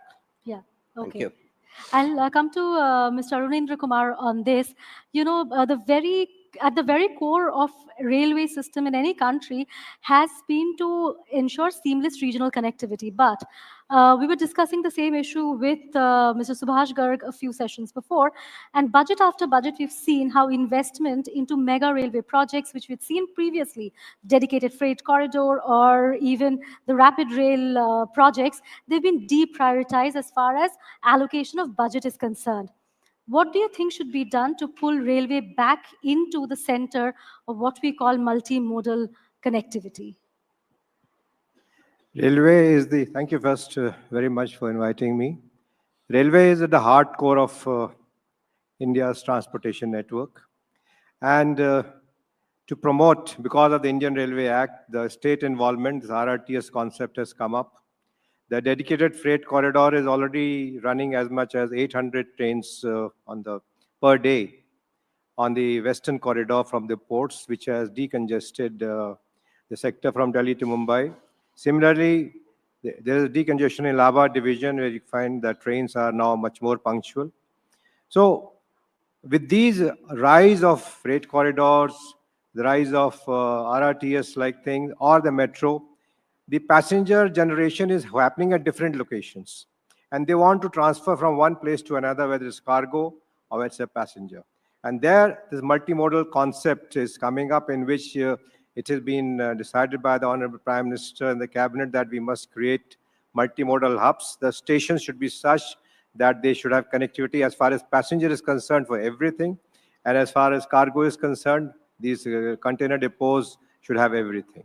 So these things are going to come, and we expect that the budget shall have greater focus on this kind of connectivity, both for passengers as well as for cargo. And Indian Railways shall always remain at the heart. And more freight corridors, whether it is the way it has come up or in some other form, it is very much essential. What we need is a corridor. It may be a freight corridor, it may be a passenger corridor. We have a high-speed passenger corridor coming up. RRTS is a passenger corridor. We have a freight corridor. Whenever you have a corridor, the trains move faster because they are of the same type. There's homogeneous running. Today, We run trains, everything is on the same track.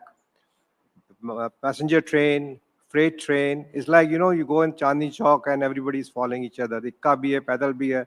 So you can't have speed. So speed you want, you have to have a corridor. And when it is corridor, then you decide whether it's freight corridor or a passenger corridor. Similarly for airports, you have to connect people to the airports. You have to have trains there. And here one suggestion is, when we have connectivity for airport, when we design a city, kindly leave some place for a railway line or railway station, because later on, railway will be required and the cost becomes prohibitive. It's prohibitive. If you need a new line, it is not so expensive for the land is concerned or the construction is concerned. But when you become, let's say Delhi Metro was initially planned on Delhi City was there, if some land was left out, may not be thinkable at that stage, but for all the new hubs that are coming like Yamuna Expressway Authority or Greater Noida, we leave some patch of land which is very efficient as far as railway usage of land is concerned, so that multimodal can take a, can really be realized. Otherwise, the expense is so much that you get bogged down in that and nothing comes out. Thank you.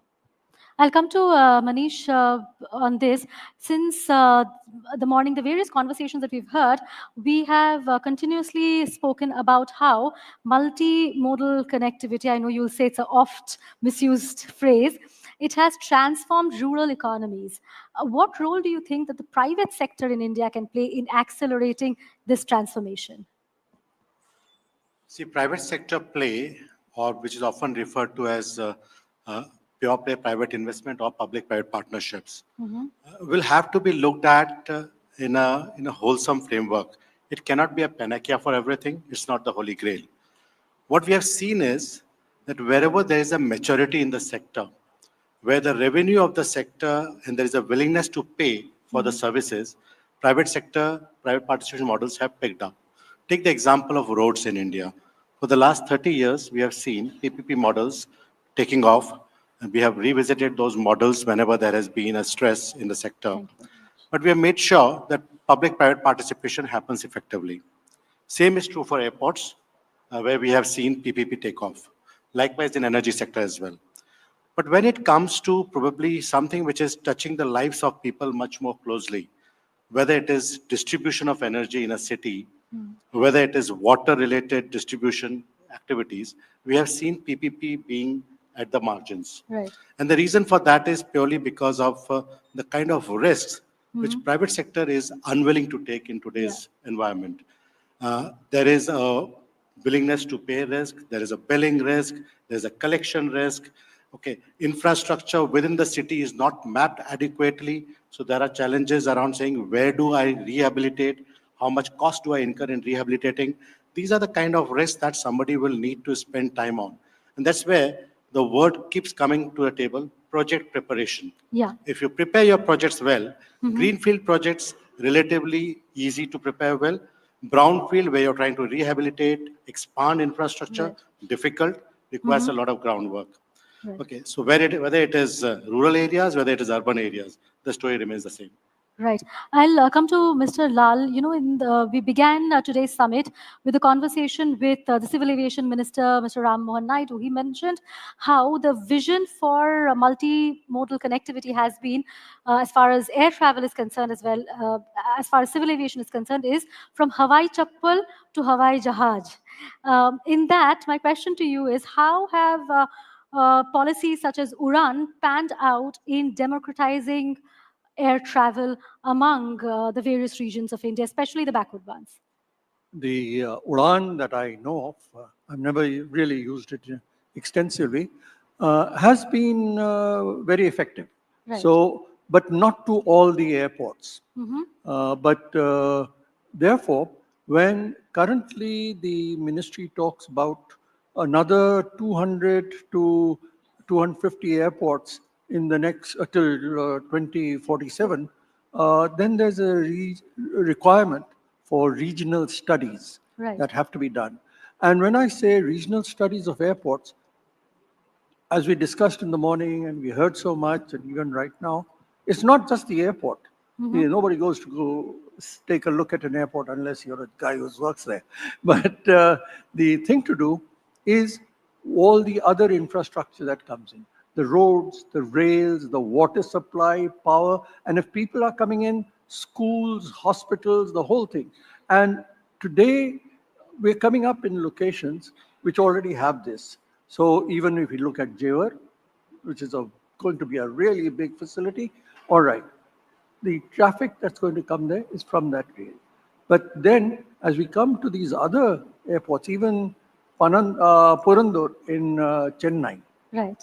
it's 75 kilometers or thereabouts in Kanchipuram, beyond Kanchipuram, in fact, it's in that district, 75 kilometers. So there rail comes in, Yes. because this is what's going to happen at Jewar. Narita serves Tokyo, is 60 kilometers from the city. High-speed trains, regular trains, buses, a whole range of services. And all these will have to be looked at to come up with it. And a lot of it's going to be through PPP. As Manish just pointed out, PPP is going to be important for this very, very large.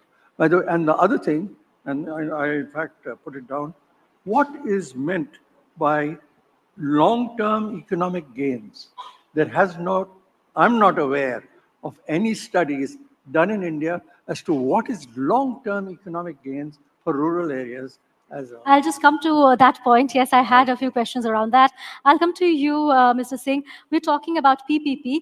How has been your experience as far as private, partnership is concerned when we talk about NCRTC? Okay. So NCRTC per se is a government organization. It is a joint venture of central government and the 4 state governments.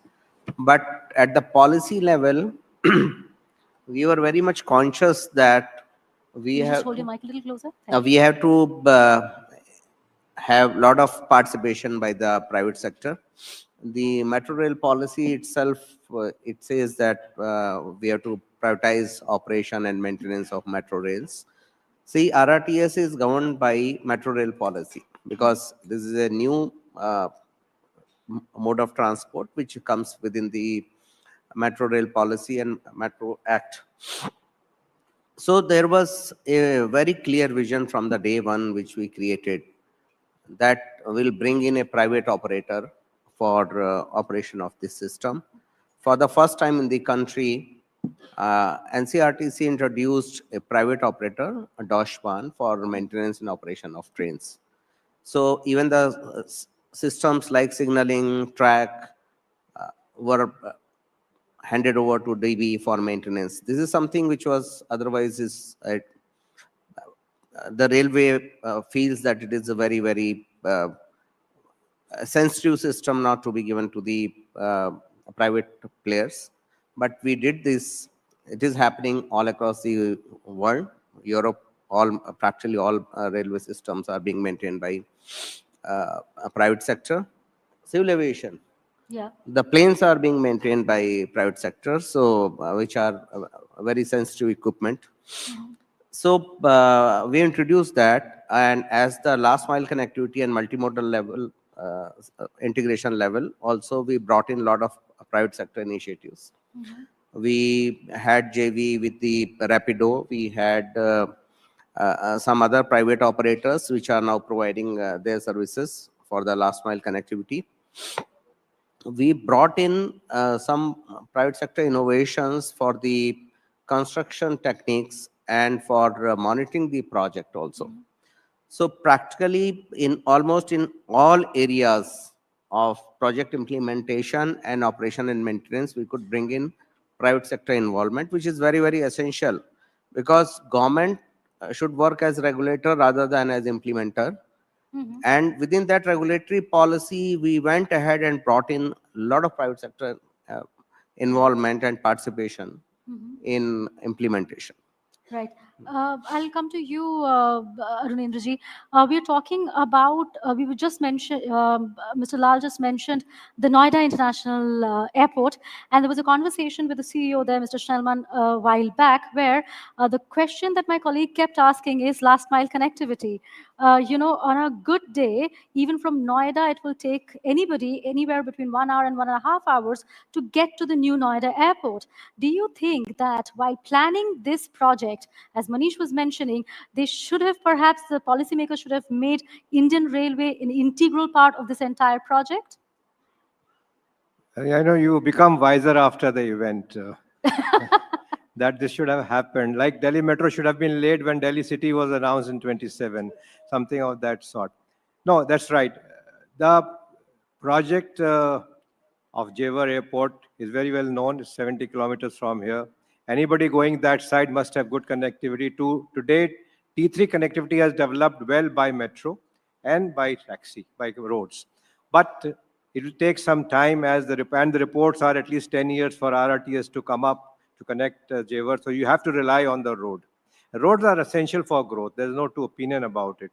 But for long time, continuous, you need rail. So I've been mentioning and insisting always that whenever you design any big connectivity project, leave some space for railways. Railways will need a land much less than a runway if you have to really go through.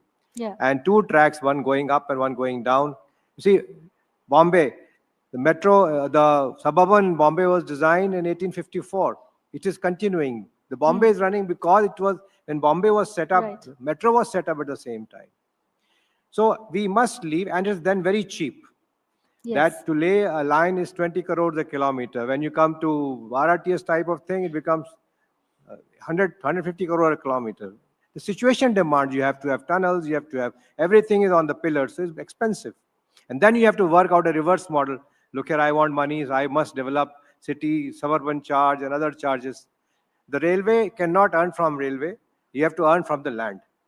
So this kind of things have been, everything becomes together. The whole thing is then that you railways at the receiving end, there is no connectivity, very poor, no last mile. It was not there, you can't develop last mile on the last day. Right. So you have to have a plan very much in the beginning. Jewar Airport needs it today, tomorrow, and day after. High-speed connectivity, as Narita Airport or any airport for that matter has, it has to have, because you can't be having taxis and parking lots all over. Right. Before I come to you on what structural changes need to be done as solutions to this, I'll move to Manish. We're talking inclusive growth, so therefore job creation is crucial to that. Now, the biggest critique of mega infrastructure projects for a very long time has been it is not able to create long-term employment.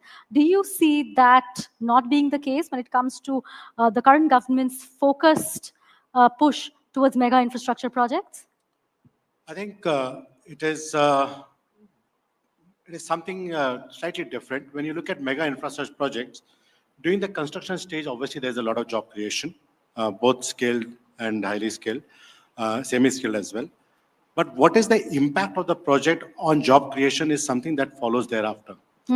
So you look at the example of what the minister talked about, the Delhi-Mumbai Industrial Corridor. It is a high quality transport linkage between Delhi and Mumbai. It is both rail as well as road. But what was essentially intended by using the word corridor was not that there's just a transport link between the two cities. Yeah. There are so many nodes between these cities, places like Kushkera, Bewari, Nimrana, Pali, so many places, where you are building industrial townships. Yeah. And you are ensuring that these industrial townships are connected to these high quality infrastructure, the trunk infrastructure of rail and road. You're building housing, you're building education, you're building city infrastructure in those locations so that they become integrated industrial, commercial, business cities. That's when your job creation starts happening. And that's how your investment starts flowing in. We are seeing that, at least as far as DMIC is concerned, wherever you have built these well-connected, integrated cities, there is a good demand coming from manufacturing companies to come and set up shop there. Yeah. But you'll continue to need to patronize more infrastructure. You only built the long distance rail and a long distance road. Have you built something equivalent to NCRTC to connect all of these? You haven't. Right. There's a talk of building metro all the way to Nimrana, Yeah. maybe running elevated and partly on surface. Have you built that? That's work in progress, still not happened.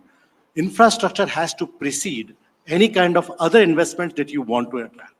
As far as that outlook is concerned, this government has the principle rightly adopted. But is the pace happening at the in the right fashion? I think there's a lot of catching up to do.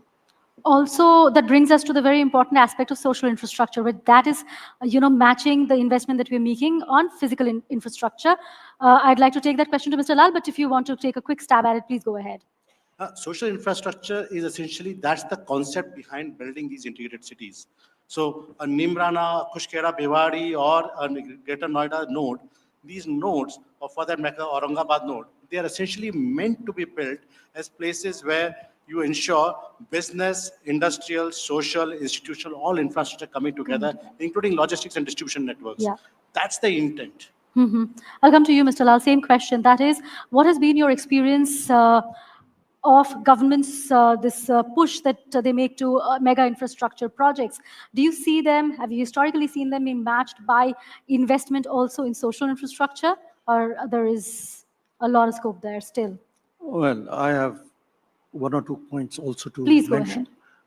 Social infrastructure, yes, but airports tend to be little patches. Right. They're not long corridors, they're little patches. So what has to come up around it has to be discussed with the government, with other private people, with citizens, their own viewpoints of view, because while we are talking about land, air travel affects noise, and therefore all the space that comes in.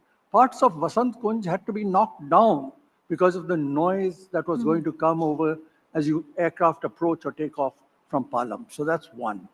Regarding the railway points and the metro connections, I feel really happy to say that the original master plan of Delhi Airport, 1976, had a site for a metro station before metros were available in Delhi.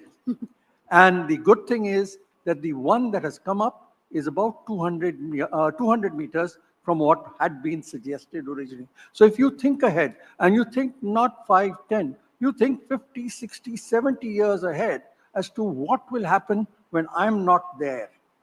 That is the way that planning for infrastructure should really work at. And that is the thing that I would suggest. Right. I'll come back to you, Mr. Singh. My last question to all of you before we wrap up, that is, it's again, in most of the conversations that we have around infrastructure, we largely talk about attracting investment, foreign investment mostly. How do you think these infrastructure projects could go beyond that in also energizing local communities, co-opting them and pulling them up the economic growth ladder? Okay, so focusing on RRTS project particularly, see, as I said, this is not a mobility project simply. This is a urban development or urban planning project where we have to see the government is making an investment as huge as 30,000 crores for a 82-kilometer connectivity. The purpose is to decongest Delhi. The purpose is to create more centers of economic activity, because each one of these stations which is going to be happening on these corridors, there will be nodes for economic activity. Right. And if we plan these nodes properly, if we do the urban planning properly around them, there is a huge opportunity and potential for investment. What happens many times if we are not ready with our schemes, which are not to be done by the implementing agency, but by the concerned state governments.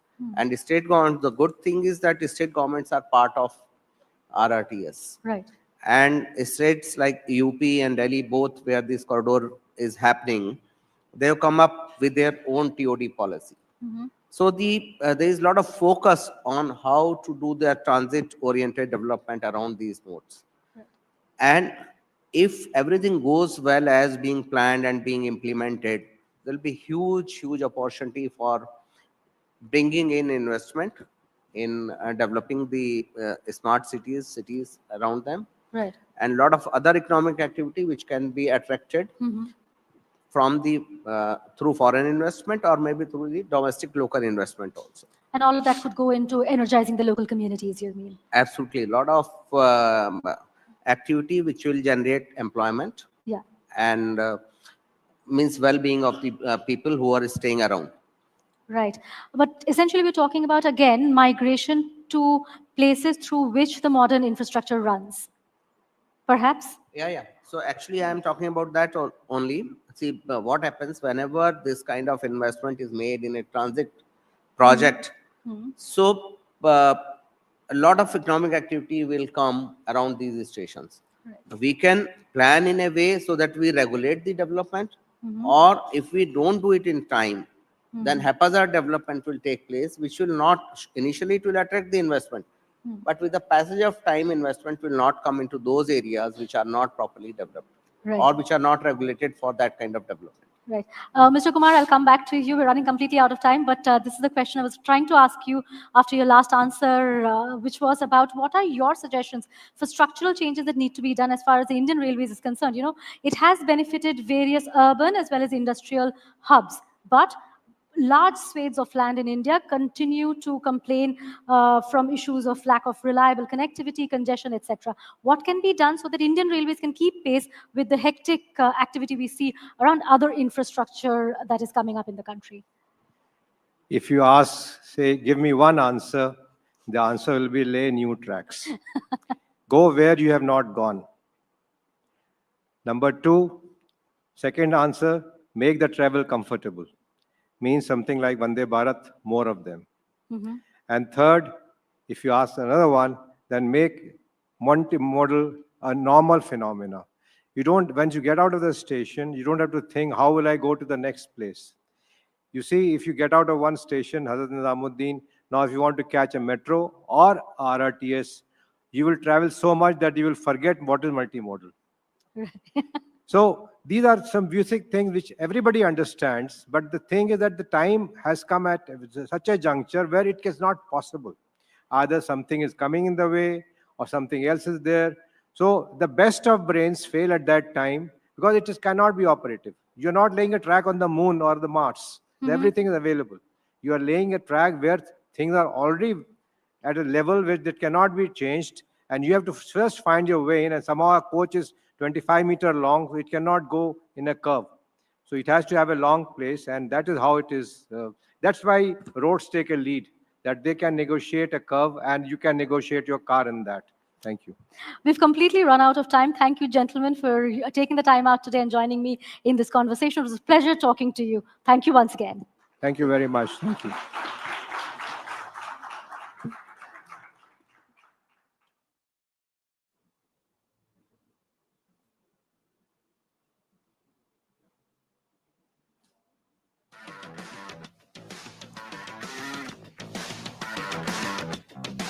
बहुत बहुत शुक्रिया विनय सिंह जी, रोबीलाल जी, मनीष शर्मा जी, Arvind Kumar ji.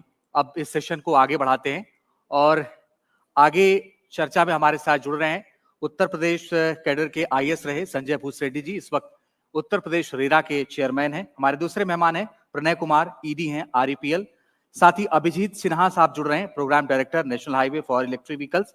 Jagan Shah, CEO Infravision, और Sudhir Krishna, former secretary urban development. आप सभी का बहुत बहुत स्वागत है। कृपया आप सब मंच पर आएं और साथ ही मैं एनडीटीवी से अपनी सहयोगी गौरी द्विवेदी को आमंत्रित कर रहा हूं।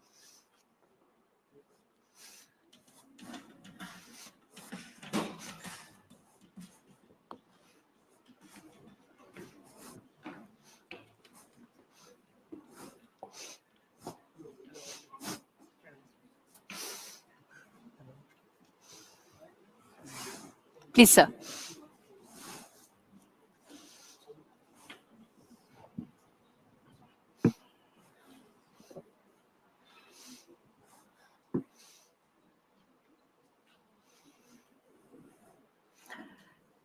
I think one of the most important aspects of future cities is about how smart are they. And the one thing that this government has spoken about and has really made it a sort of a mission is that the urban landscape in India should change. The 2015 Smart Cities mission was an effort in that direction. A lot of progress has been made. There are some learnings, there are some challenges.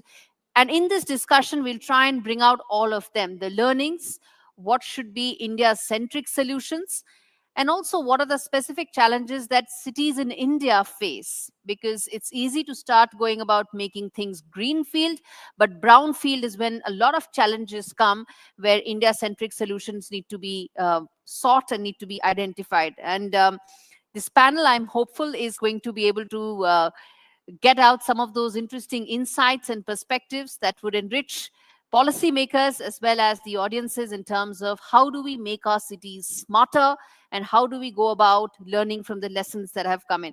Let's go across the panel, sir. Let me start with you. Your opening thoughts on the fact that connectivity, how crucial it is in terms of ensuring that our urban landscape changes and it becomes in tune with the challenges both of connectivity as well as urbanization that are there. Thanks. Thanks for inviting us, me particularly, for this August gathering. See, definitely connectivity is a point which everybody knows that it is required. As far as a smart city is concerned, the real issue or real challenge we as an So organization... could you just pull up the mic a little bit? Yeah, keep it closer to your mouth. Yeah. The real challenge we faced about that data availability to plan for the smart city.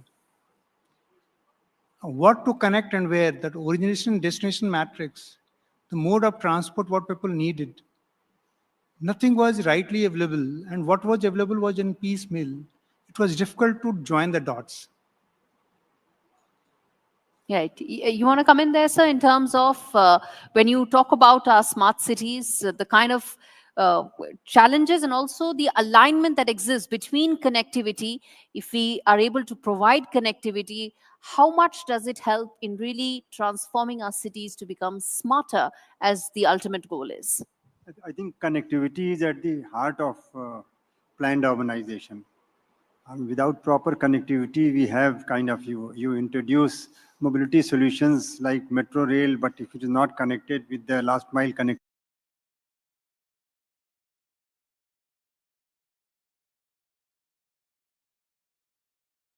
know where to go, how to go, and so on and so forth. So seamless connectivity solutions, what is called comprehensive mobility planning, walk to work. You start from your house and you should be able to comfortably walk up to intermediate transport station like bus station, and then you take the bus up to the metro station and then take metro and go and reverse that side also. So seamless, today the position is unfortunately in our quest for transportation solutions for the cities, only metro rails have been given attention. Even buses are not enough. Most cities don't have enough buses also. And walking is a become challenge because walkways are not being looked after.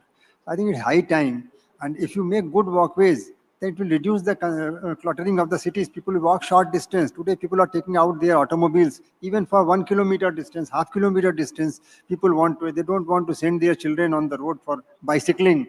Not the children. In my childhood, I used to go to school on bicycle, and so today it's not possible. You are not sure to have a safe ride on the roads. That's a very important point you made, that how pedestrian unfriendly, unfortunately, most of the cities are. And how do we go about fixing that? Because, that impacts everybody in the house and also has larger implications for sustainability as well. If people do not take out their cars for shorter distances, it has huge impact on our sustainable living as well. In fact, many a time people don't want to go to metro or take metro also at times, because to reach metro is a challenge. So therefore, you better take your car and complete your journey both ways.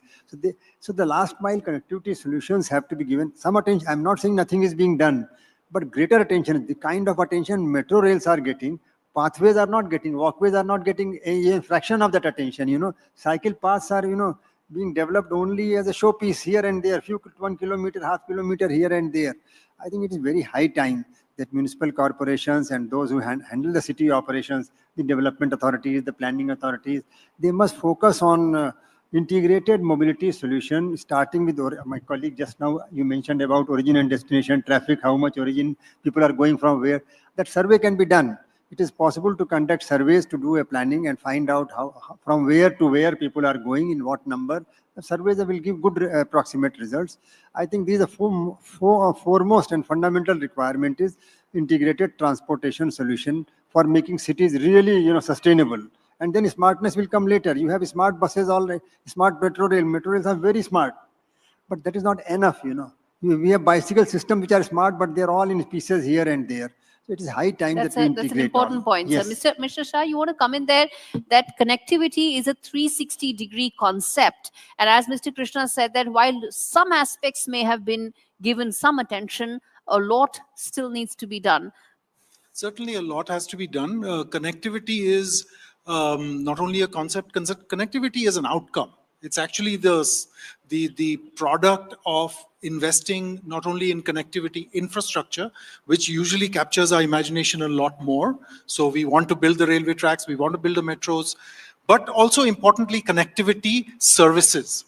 So if you go to a European city which has a good interconnected mobility network, you will find that there will be that important interface between the consumer, the person who needs to travel, and the infrastructure. So connectivity is a product of services and infrastructure coming together. It's not enough to simply run a bus, you need to run a full bus. It's not enough to simply run a metro, you need to make sure that the metro is getting people to where they want to be. And underscoring all of this is something that the smart cities in India have learned at a very steep learning curve, which is the application of literally future tech and space technology to I'm going to the come to management of technology in a cities. bit, sir. But specifically on the connectivity part, I just want to quickly get in, sir, as well, to sort of talk about how connectivity, as Mr. Shah said, is a derivative of how you want to make your cities smart. Very, very good one to start with. And thank you for having me here. I don't know how many people will agree with me. But if I have to build a home for myself, I would not like to build in the cities that we have in India. Might be not Delhi, might not be Bangalore, might not be Mumbai. Because all of us, and particularly these cities, are on a scale, if I can give you, every minute, 30 people from a rural settlement is moving in India to an urbanization. The scale of urbanization in India is so huge. It's unprecedented in the history of the mankind. And if you look at it, that 11% of the world population lives in our villages, and they all need cities. These cities should be livable, walkable, breathable, and what we wish... And sustainable. And sustainable, definitely. What we wish to have these cities is definitely to give us a gesture and also, if you can say, drinkable hot water, drainage, network, and healthcare. Right. We have Mr. Sanjay as well with us on the Zoom link, right? Yeah, sir. Let me bring you in as well on the fact that we're talking about the connectivity aspect of how that drives the success of smart cities. See, I'll give you the best example, the help of an example. Once Jewar Airport was declared and the work started going on in full swing, and the schedule of starting of landings and departure was also declared. Thereafter, a lot of development started taking place in Greater Noida area and on the Yamuna Expressway. In the last 6 months itself, we have sanctioned more than 25 projects in that area. So that itself shows that there is a link between connectivity and then the projects, residential real estate projects coming up. But I agree with my previous panelists that only the airport will not help. We'll have to have a metro connectivity from Jewar to Noida to Delhi and to Gurgaon, and then the last mile connectivity with the help of buses to the metro stations. So that is very, very essential. So it definitely has a direct linkage, and there are enough examples to prove that. All right, sir. Then which brings me to the other aspect that I wanted to discuss, which is the tech aspect. How do you ensure that you get technology-enabled solutions and also India-specific solutions? Because whenever you talk about technology, it needs to sort of blend in with our requirements. And let's put that across to the panel in terms of how tech can solve our problems. When we talk about tech, if you look to infrastructure and integrate with tech, what integrates it? The sensors, cloud, AI, ML, and the bandwidth. Now, once you do this, then you need basically that software to integrate it. Our experience, if we talk about, say, Moradabad smart city, that city also, that when we talk about the traffic data integrated to command and control system to check it, it was fairly successful. So tech has helped to smoothen the traffic flow, reduce the emission, It has definitely made it more sustainable. Energy optimization has come, and it has made the city more safe. Means all the places where you are finding that crime happening, putting camera there and tracking it, it has reduced the crime. No, putting cameras and tracking is important, but I would call it as regular policing in terms of putting CCTV footage in place. But I guess it is Internet of Things that many people say that could really transform cities and how you really go about using IoT. Sir, would you like to comment there? Absolutely. You see, for the IoT, the hub is already there in place in at least 100 cities. The smart cities have got integrated command and control center that can become the hub. Now, the thing is how we make use of it. What I notice is that we are suboptimally utilizing it. For example, not only the crime, as you mentioned, sir, the crime can be, detected on the roads, at least traffic jams, the floodings, where the roads are, potholes can be checked there. That is on one side. Similarly, the water supply situation, where the water is, where the leakages in pipe, everything the command and control center can tell. Sewage line, where the sewage line is clogged, whether it needs to be repaired, and so on. And I said flooding points can be checked, traffic jam points can be located, immediate corrective actions are possible. So these integrated command and control centers were formed probably for the smart city mission's limited purpose, but I think they have a huge potential. They can provide a big backbone of support for the entire city, and it should be utilized also. That is definitely, it is a possibility and requirement both. Mr. Shah, you wanted to comment on technology earlier. Sure. Yeah. So I think in addition to what Dr. Krishna just mentioned, the command and control centers, of course, have captured a lot of the imagination, especially during COVID, because they became the war rooms for dealing with COVID. I'd like to say that the integrated command and control centers aren't the only big deployment of technology in smart cities today.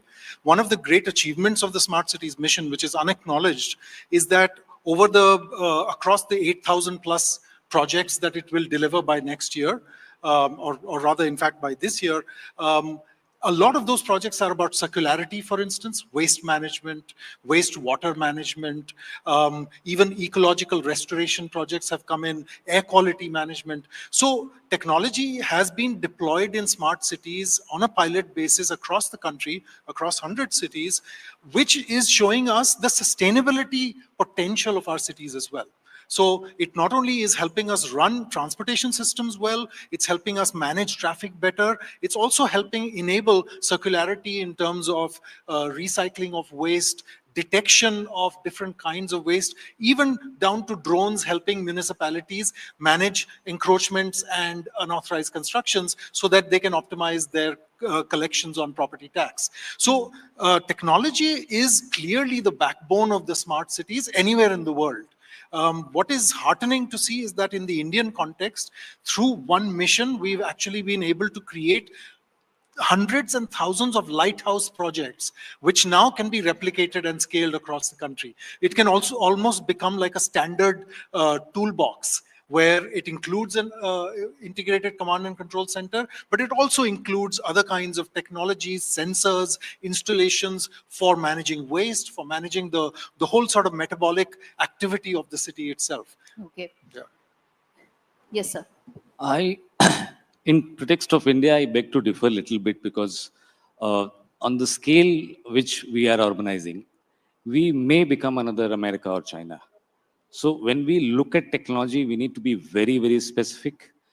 If we look at the design of our competitive federalism, we are very well placed to give solution to different states, and also states in a position to give solutions to the national problems. What you suffer in Delhi, you may not suffer in UP. So in this pretext, if you look at one successful example, UP, then 2014, if I can quote from where it started, 14 to 17, UP has worked extensively on adoption of new technologies. In 17, UP Ease of Doing Business ranking is ranked 2. Yeah. And at that time, when new government came with the Vibrant Gujarat model, I used to be the campaign team member of the Vibrant Gujarat model, and then I came to UP. So UP was given first possibility for us to work and bring and make it possible for investor to become a destination for investment. bringing technology in a sensible manner is a competitive federalism competition between states today, that we do not end up becoming America, China, and again becoming into a same loop where nobody wishes to live in cities. And ultimately, if the adoption of technology is not done in a way, particularly after the global disappointment of COP29, which was placed as a solution provider for the world is looking at India now, that the way how sustainability and development can work together, prakriti bhi, samriddhi bhi, vikas bhi, or virasat bhi. So there are three aspects of what you said, and all three are equally important, but they are distinct from each other. One is our constraints of urbanization, which require us to create housing and other infrastructure. Second is the aspirational living, where we want better living standards and hence don't want our present cities as options for living. And the third is that how do we go about creating global models that can be replicated by other countries in global south. All three are equally important, but I would say not interchangeable, and I think that makes the whole this conversation so important, but at the same time so diverse. Let's get in Mr. Sanjay as well to talk about the role that technology plays in terms of ensuring our cities become smart, and the challenges that are unique to India must find those India-centric solutions as well. Speakers have mentioned on, as previous speakers have mentioned on the technology aspect. I would say that there are few examples in India which are good examples, but I would take the example of the gift city in Ahmedabad, which is a smaller version of a investment destination, but that's a complete where everything with respect to technology, IoT, and all the aspects of drainage, sewerage, drinking water, cooling of the air conditioning of the buildings, everything is being taken care of. So we will have to find local what is applicable, because all technologies cannot be made applicable in all cities. So we'll have to see. And as has been said, that the command control center which has been set up is a very good example, but in that only one aspect by and large have been done by all the states, that is traffic control, bottlenecking, traffic regulation, etc., etc. But with respect to the service aspect, where is the drainage leakage, where is the sewerage, where are the points, where are the where complaints would come up in the next 2-3 days, or where in the during night fire has taken place. So there are three aspects of command and control center. One is the basic traffic regulation and things like that, law and order, etc., etc. The other is your services, and third is your monitoring of all the services, where your services are there and where they will give you problems. So it has to trigger and tell in advance the administrators of that city that, look, in the next few hours there is a problem which may come, so please get it rectified, or a problem has already come, so get it rectified. So we have to use technology in that way. All right, so that's an important point. And in the spirit of time, the third this question I want to ask to the panel, I would request all of you to keep it short so that I can also take maybe 1 or 2 questions from the audience. But the question that I want to ask is that what has been the one success story in terms of smart cities that you think India can emulate? There's no perfect example because we need to have solutions for our particular conditions. But in your assessment, the one experiment that you think that India can replicate when it comes to smart cities on all parameters? Quickly, sir. Yeah, if you look around the world, Barcelona, Amsterdam, Seoul, or even Shanghai, Shenzhen, everywhere people talk about citizen-centric and shared mobility and sustainable solution. Okay. So this is where has to be focused to create our future correct smart cities. Sir, I just have one thing to say. If you take the NCR region, we can combine Barcelona, Madrid, Seoul, all of it, and we'll still not reach NCR. So what you're saying is correct. But at the same time, I think the scale of how India deals with anything makes things so much more complicated. Yeah. Actually, all these cities which are ranked as really smart cities or top smart cities are generally in Europe. In addition to that, top 10 and then Singapore and maybe Seoul. But thing is, all these cities, the reports that have come, and I have visited some of those cities. I had the fortune of visiting also some of these cities, and they are investing a lot on social infrastructure.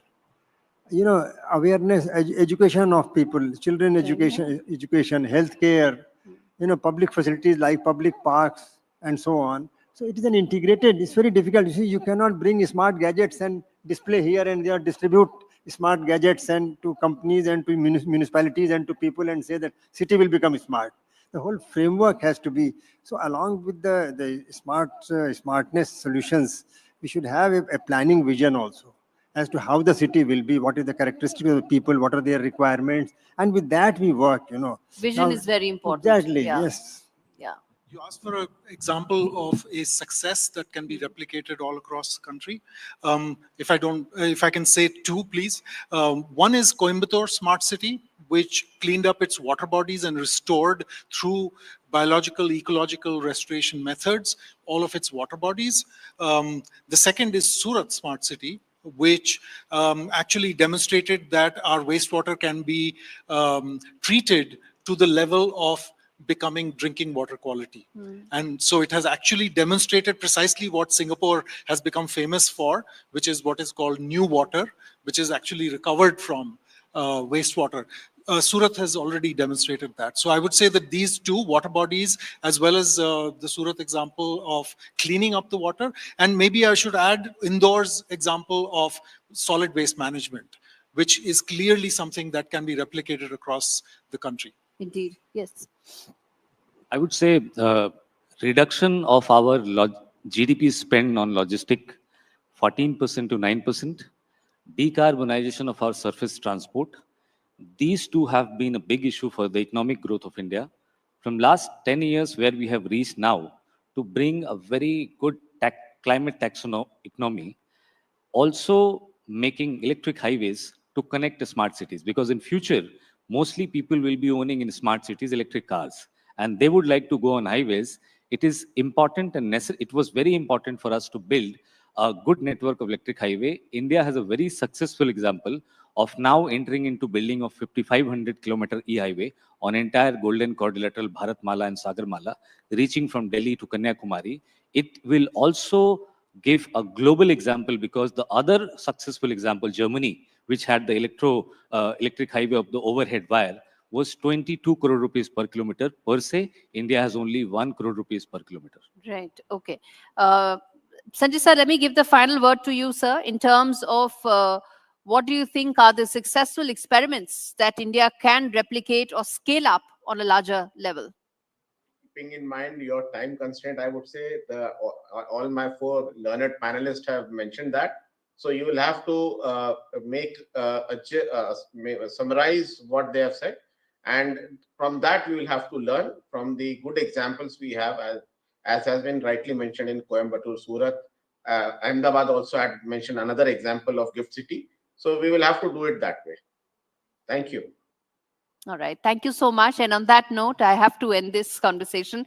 It was extremely important, threw up a lot of interesting ideas, insights, and I think it's all about being able to implement and solve some of the challenges that may come along. And thank you so much to the audience for being a patient listener. All the panelists are available offline. We can't take the questions given that the next session is lined up. Thank you so much.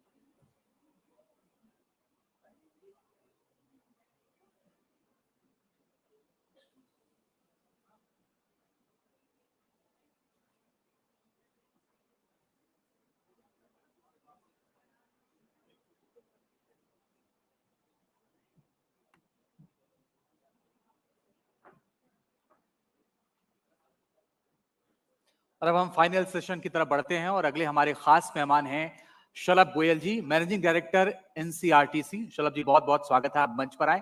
शलभ गोयल जी के बारे में बता दें, 1989 batch के railway के अधिकारी हैं और 2 आईआईटी रुड़की और आईआईटी दिल्ली से पढ़ाई कर चुके हैं। फिलहाल 2 जुलाई 2024 से नेशनल कैपिटल रीमन ट्रांसपोर्ट कॉर्पोरेशन के एमडी के तौर पर काम कर रहे हैं। बहुत बहुत स्वागत है, मंच पर आए सर। और मेरे सहयोगी विकास भदौरिया उनसे बातचीत करेंगे। विकास, आप भी आइए।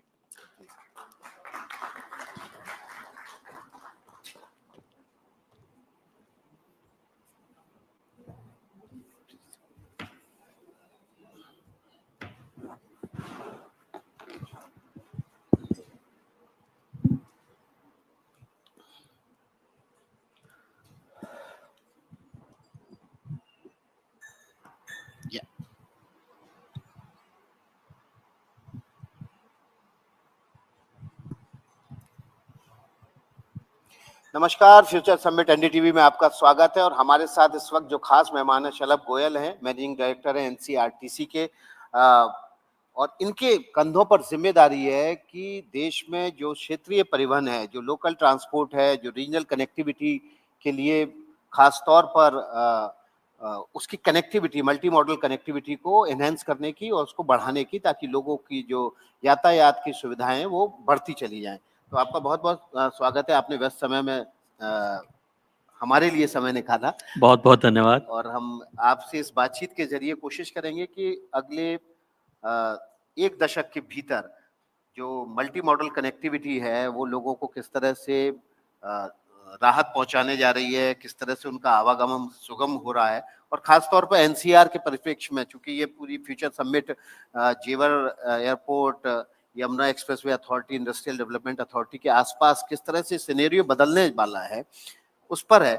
और हम ये समझना चाहते हैं कि एनसीआरटीसी इस पूरे जेवर एयरपोर्ट और यमुना इंडस्ट्रियल एक्सप्रेसवे के आसपास जो कनेक्टिविटी है, मल्टी मॉडल कनेक्टिविटी है, उसमें कैसे रोल प्ले कर रहा है। सर्वप्रथम मैं बहुत बहुत धन्यवाद देना चाहूँगा, आपने मुझे यहाँ पे बुलाया। मैं बताना चाहूँगा कि अगर हम पूरे ट्रांसपोर्टेशन सिस्टम को देखें तो दिल्ली मेट्रो आया, दिल्ली मेट्रो ने एक पूरा रेवोल्यूशन ला दिया और पूरे कंट्री में मेट्रोज एक के बाद एक बनते चले गए। जब मैं मेट्रो बोलता हूँ तो वो एक इंट्रा सिटी ट्रेवल है, यानी कि शहर के भीतर ही उसमें ट्रेवल करना है। जहाँ तक आरआरटीएस या जो नमो भारत जिसको हम कहते हैं, उसका मकसद ये है कि मैं जो हब है, हमारा सिटी का हब है, उस हब से 100 किलोमीटर के दायरे में, रेडियस में, मैं जो बड़े बड़े शहर हैं उनको मैं जोड़ सकूं। जैसा कि अभी दिल्ली सराय काले खां से मोदीपुरम को जोड़ा जा रहा है, जो कि करीब करीब 100 किलोमीटर के आसपास हो जाता है। और उसका मकसद ये है कि 55 मिनट में हम आपको 100 किलोमीटर का जो है यात्रा कराया जा सके। उसका मेन मकसद ये है कि जो हमारी जो सिटी सेंटर्स हैं वहाँ पे बहुत क्राउडेड है, प्रॉपर्टीज के दाम बढ़ रहे हैं, लोगों के लिए बहुत ज्यादा कंजेशन है। तो अगर मैं मोदीपुरम या मेरठ या गाजियाबाद में रह के यहाँ पे दिल्ली में नौकरी कर सकता हूँ या वाइस वर्सा, तो मेरे लिए जो है मतलब कॉस्ट ऑफ लिविंग भी कम हो जाता है। 55 मिनट या 50 मिनट या 40 मिनट की यात्रा करके मैं मेरठ की ओर से या गाजियाबाद की ओर से मैं दिल्ली आ सकता हूँ। दिल्ली में मैंने नौकरी करी और शाम को मैं वापस चले जाऊं। एंड वो इतना कंफर्टेबल ट्रेवल है जिसमें कि मतलब it is air condition travel है पूरा। वो टिकट्स भी बहुत कम रखे गए हैं, उसमें सीट्स बहुत कंफर्टेबल हैं, कुशन सीट्स हैं 2x2।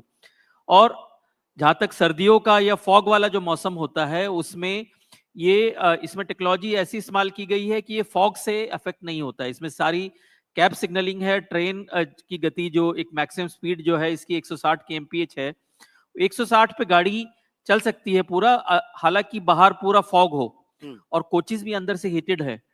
तो जब हम लोग इसके ट्रायल्स अभी चल रहे थे तो मैं देख रहा था कि बाहर इतनी ज्यादा ठंड, बूंदाबांदी हो रही है, बारिश भी हो रही है, लेकिन आप कोच के अंदर बिल्कुल एक गर्म 26-27 डिग्री के टेम्परेचर पे आप पूरा ट्रेवल कर सकते हैं। तो एक पूरा सोशियो इकोनॉमिक सिनेरियो एनसीआर का एक बदलने वाला है। एंड जो लोग बात दिल्ली में ही रहना प्रिफर करते थे या मेरठ और दिल्ली की या मोदीपुरम और दिल्ली की जो दूरी होती थी वो बहुत नजदीक अब होती जा रही है।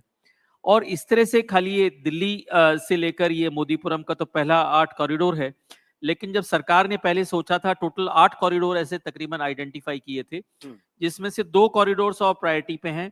एक है दिल्ली सराय काले खां से लेकर करनाल की ओर, और अगला है दिल्ली सराय काले खां से गुड़गांव होते हुए एसएनबी की ओर टुवर्ड्स अलवर।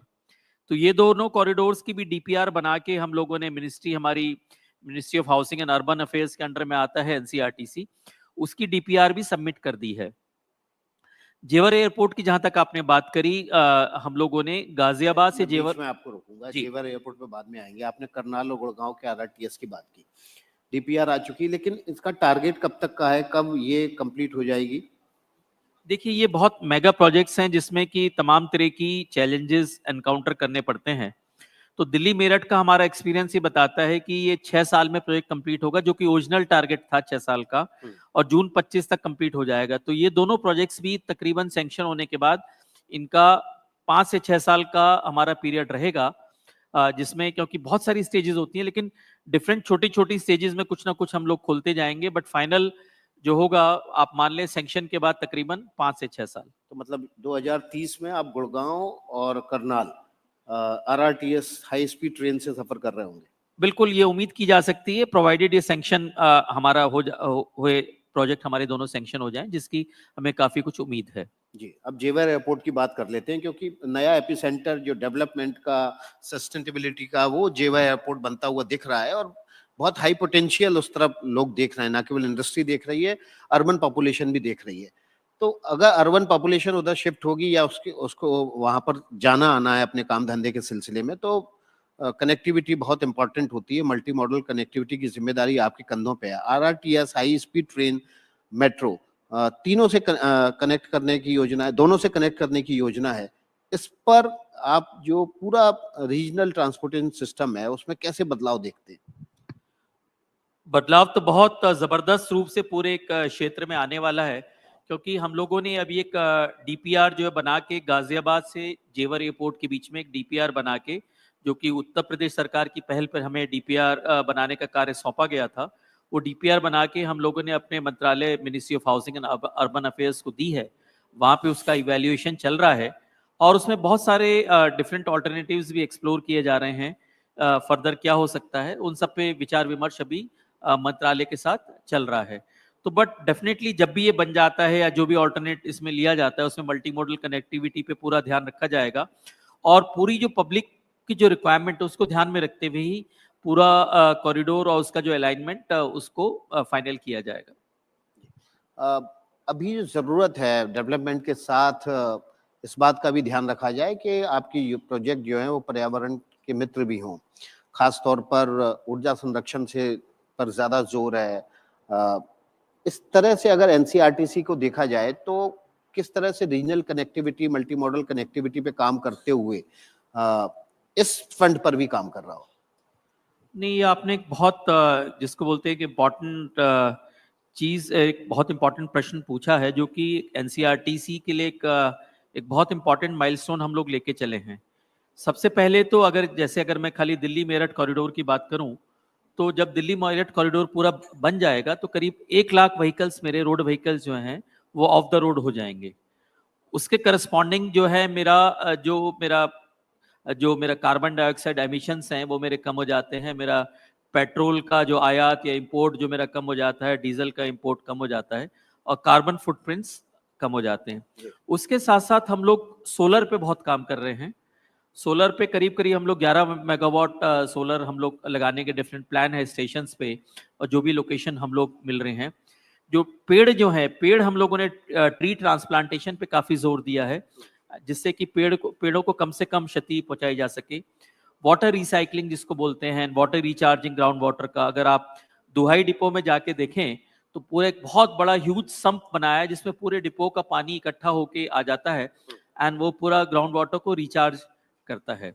उसी तरह से जो है, अगर ऑक्यूपेंसी सेंसर्स हम लोगों ने डिफरेंट कमरों में लगाए गए हैं। सारी जो मशीनरी है सब वो जो है, मतलब उसमें VVVF ड्राइव्स हैं, 3 फेज रीजनरेटिव ब्रेकिंग है, हमारी ट्रेन्स में भी रीजनरेटिव ब्रेकिंग है। तो उस तरह से एनर्जी कंजर्वेशन और एनर्जी प्रिजर्वेशन पे बहुत ध्यान दिया गया है, और अगर मेरे एनर्जी बचती है तो मेरे कार्बन फुटप्रिंट बचते हैं, और पर्यावरण के लिए ये काफी मतलब उचित एक दिशा में हम लोग बढ़ रहे हैं, हमें ऐसा लगता है। एनसीईआरटीसी के लिए एक सबक हुआ है क्या इस दौरान जब आप काम कर रहे हैं कि प्राइवेट और पब्लिक पार्टनरशिप के जरिए जो प्रोजेक्ट लाए जा रहे हैं उसमें क्या नया प्रयोग करने की जरूरत है ताकि ये जो मल्टी मॉडल कनेक्टिविटी है ये और ज्यादा इसका विस्तृत रूप और विस्तार इसमें हो सके? आपने ट्रिपल पी की बात करी। Triple P I think is the need of the hour, क्योंकि गवर्नमेंट को, सरकार को कोशिश ये करनी चाहिए, जो मुझे लगता है कि अपना पैसा हम कम से कम लगाएं, साथ साथ हम लोग जो हमारे प्राइवेट एंटरप्रेन्योर्स हैं जिनमें फाइनेंशियल मसल है उनको सामने लाएं और वो अपना पैसा लगा सकें, जिससे गवर्नमेंट एंड प्राइवेट एंटरप्रेन्योर्स के लिए दोनों के लिए एक विन विन सिचुएशन और पब्लिक के लिए एक विन विन सिचुएशन बन सके। उसका एक जीवंत उदाहरण है कि जो हम लोगों ने ONM है, ऑपरेशंस एंड मेंटेनेंस ट्रेन्स का दिया है, वो जर्मन रेलवेज के ड्यूशमान DB जिसको बोलते हैं, उसको 12 साल का हम लोगों ने कॉन्ट्रैक्ट दिया जिसमें पूरा ONM DB करेगा। जहां तक मैं समझता हूं ये देश में एक पहला अपनी तरह का एक मॉडल है। एंड DB जब आई है, जर्मन रेलवेज जो आई है, तो एक बेस्ट ऑफ टेक्नोलॉजी और वहाँ की जो जर्मन रेलवेज की जो प्रैक्टिसेस हैं साथ अपने लेके आए हैं। एंड उसमें उनके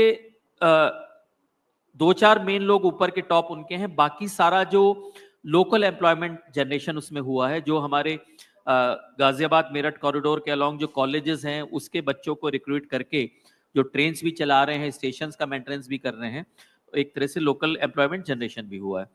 उसी तरह से जो हम लोगों ने रोलिंग स्टॉक खरीदा है, वो खरीदा है एल्स्टॉम से, जो कि सावली बड़ौदा में बन रहा है।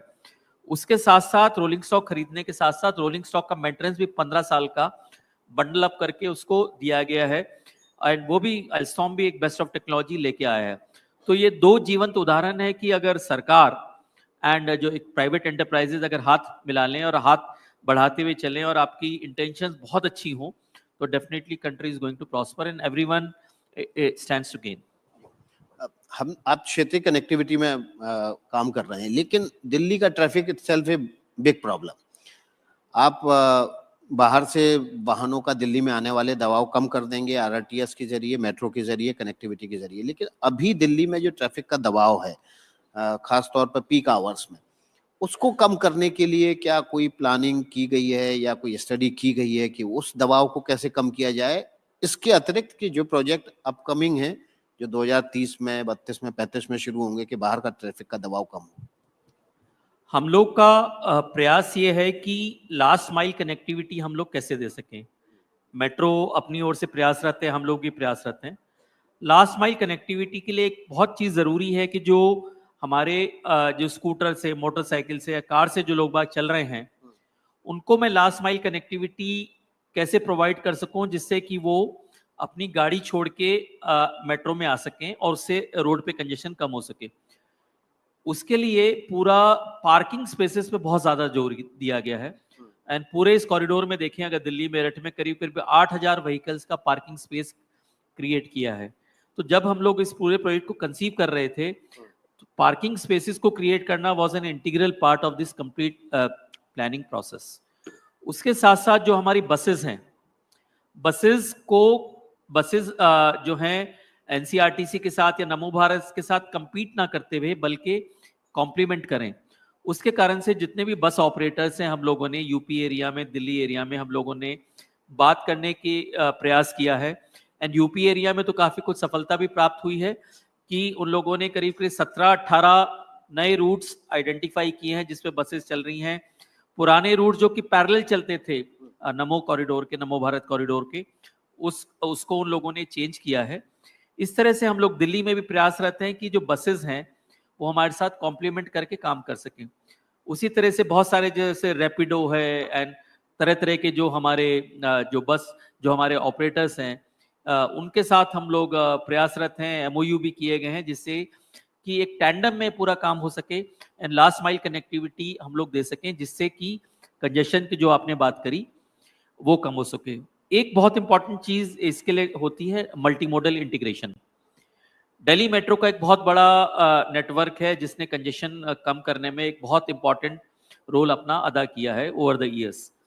हम लोगों का प्रयास ये रहा है कि जहाँ पे भी नमो भारत कॉरिडोर जा रहा है उसको दिल्ली मेरठ कॉरिडोर के साथ उसको DMRC कॉरिडोर के साथ और जो हमारे बस स्टेशन हैं उसके साथ कैसे इंटीग्रेट किया जा सके।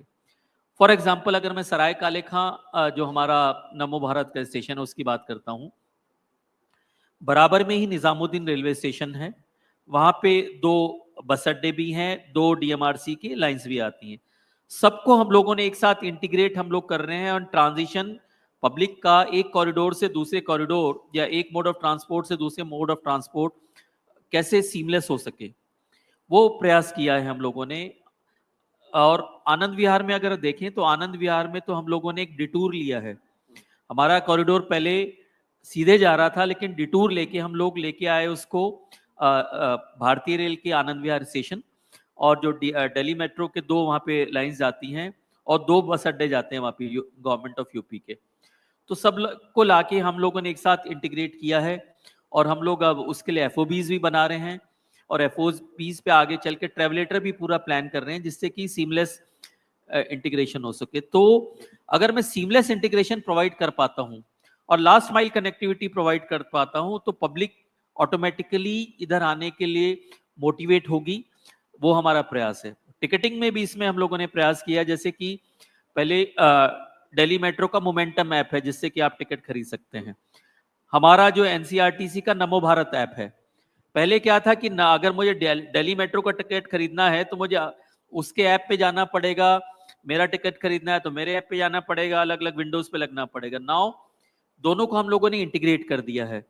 इंटीग्रेट करने से क्या हुआ है कि मैं दिल्ली मेट्रो के ऐप पे एनसीआरटीसी के टिकट खरीद सकता हूँ और वाइस वर्सा। तो इस तरह के कुछ प्रयास जारी हैं और बहुत सारे आइडिया सजेशंस हम लोग को पब्लिक से, प्रेस से मिलते रहते हैं और हमारा हमेशा प्रयास रहता है कि उस पर हम लोग आगे बढ़ें।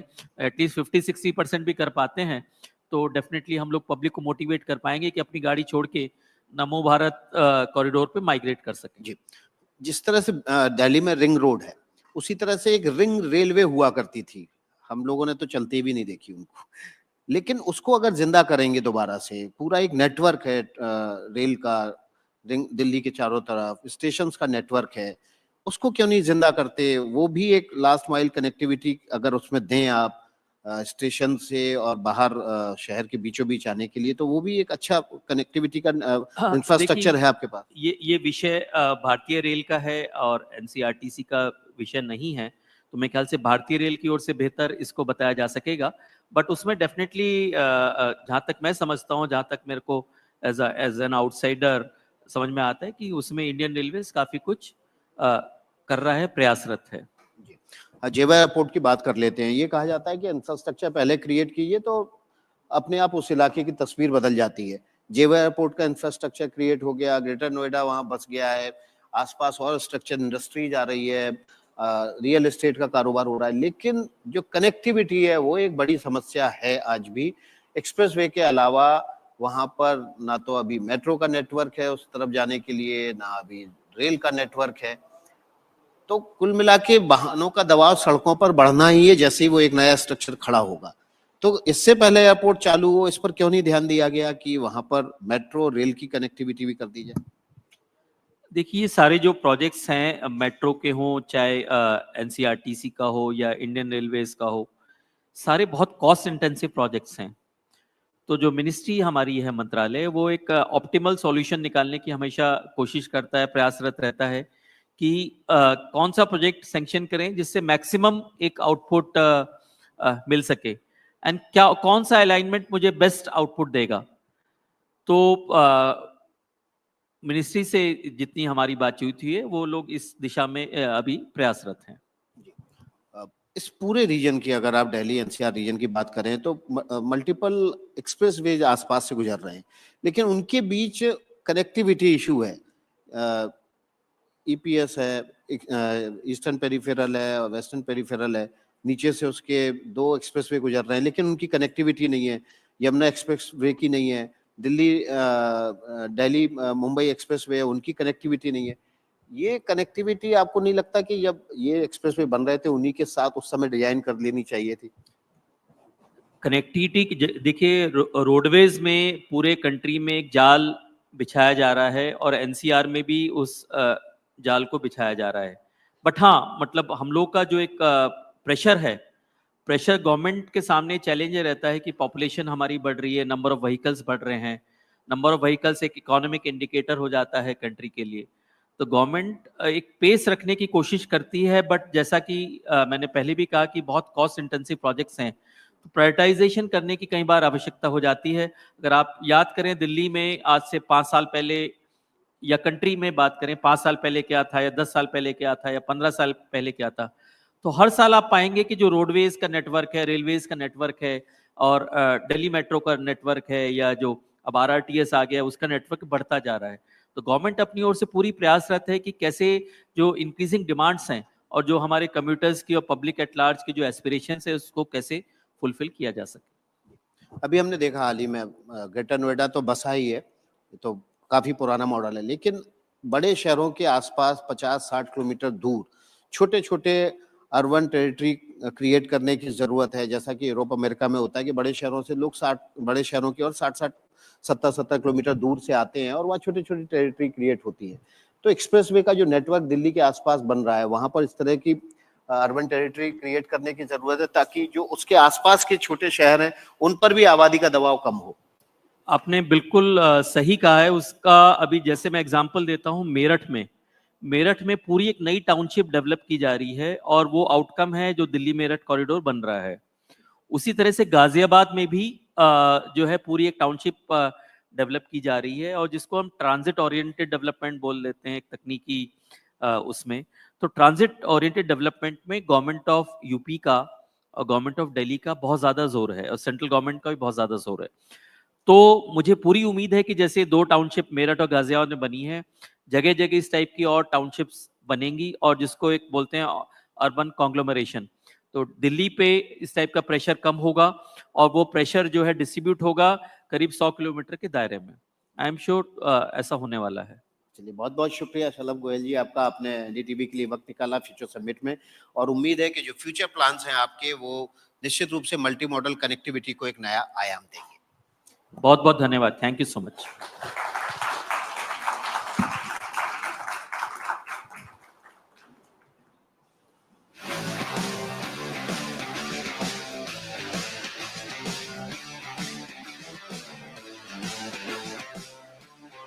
बहुत बहुत शुक्रिया शलभ गोयल जी हमारे साथ बात करने के लिए। इस कार्यक्रम के लिए यमुना एक्सप्रेसवे औद्योगिक विकास प्राधिकरण का विशेष रूप से धन्यवाद, जिनकी सौजन्य से ये कार्यक्रम हुआ, और साथ ही गौर ग्रुप और भूटानी इंफ्रा का भी बहुत बहुत धन्यवाद, जिनके सहयोग से कार्यक्रम आपके लिए लाया गया था। आप सभी का बहुत बहुत शुक्रिया यहाँ आने के लिए और हमारे मेहमानों को सुनने के लिए। बहुत बहुत धन्यवाद।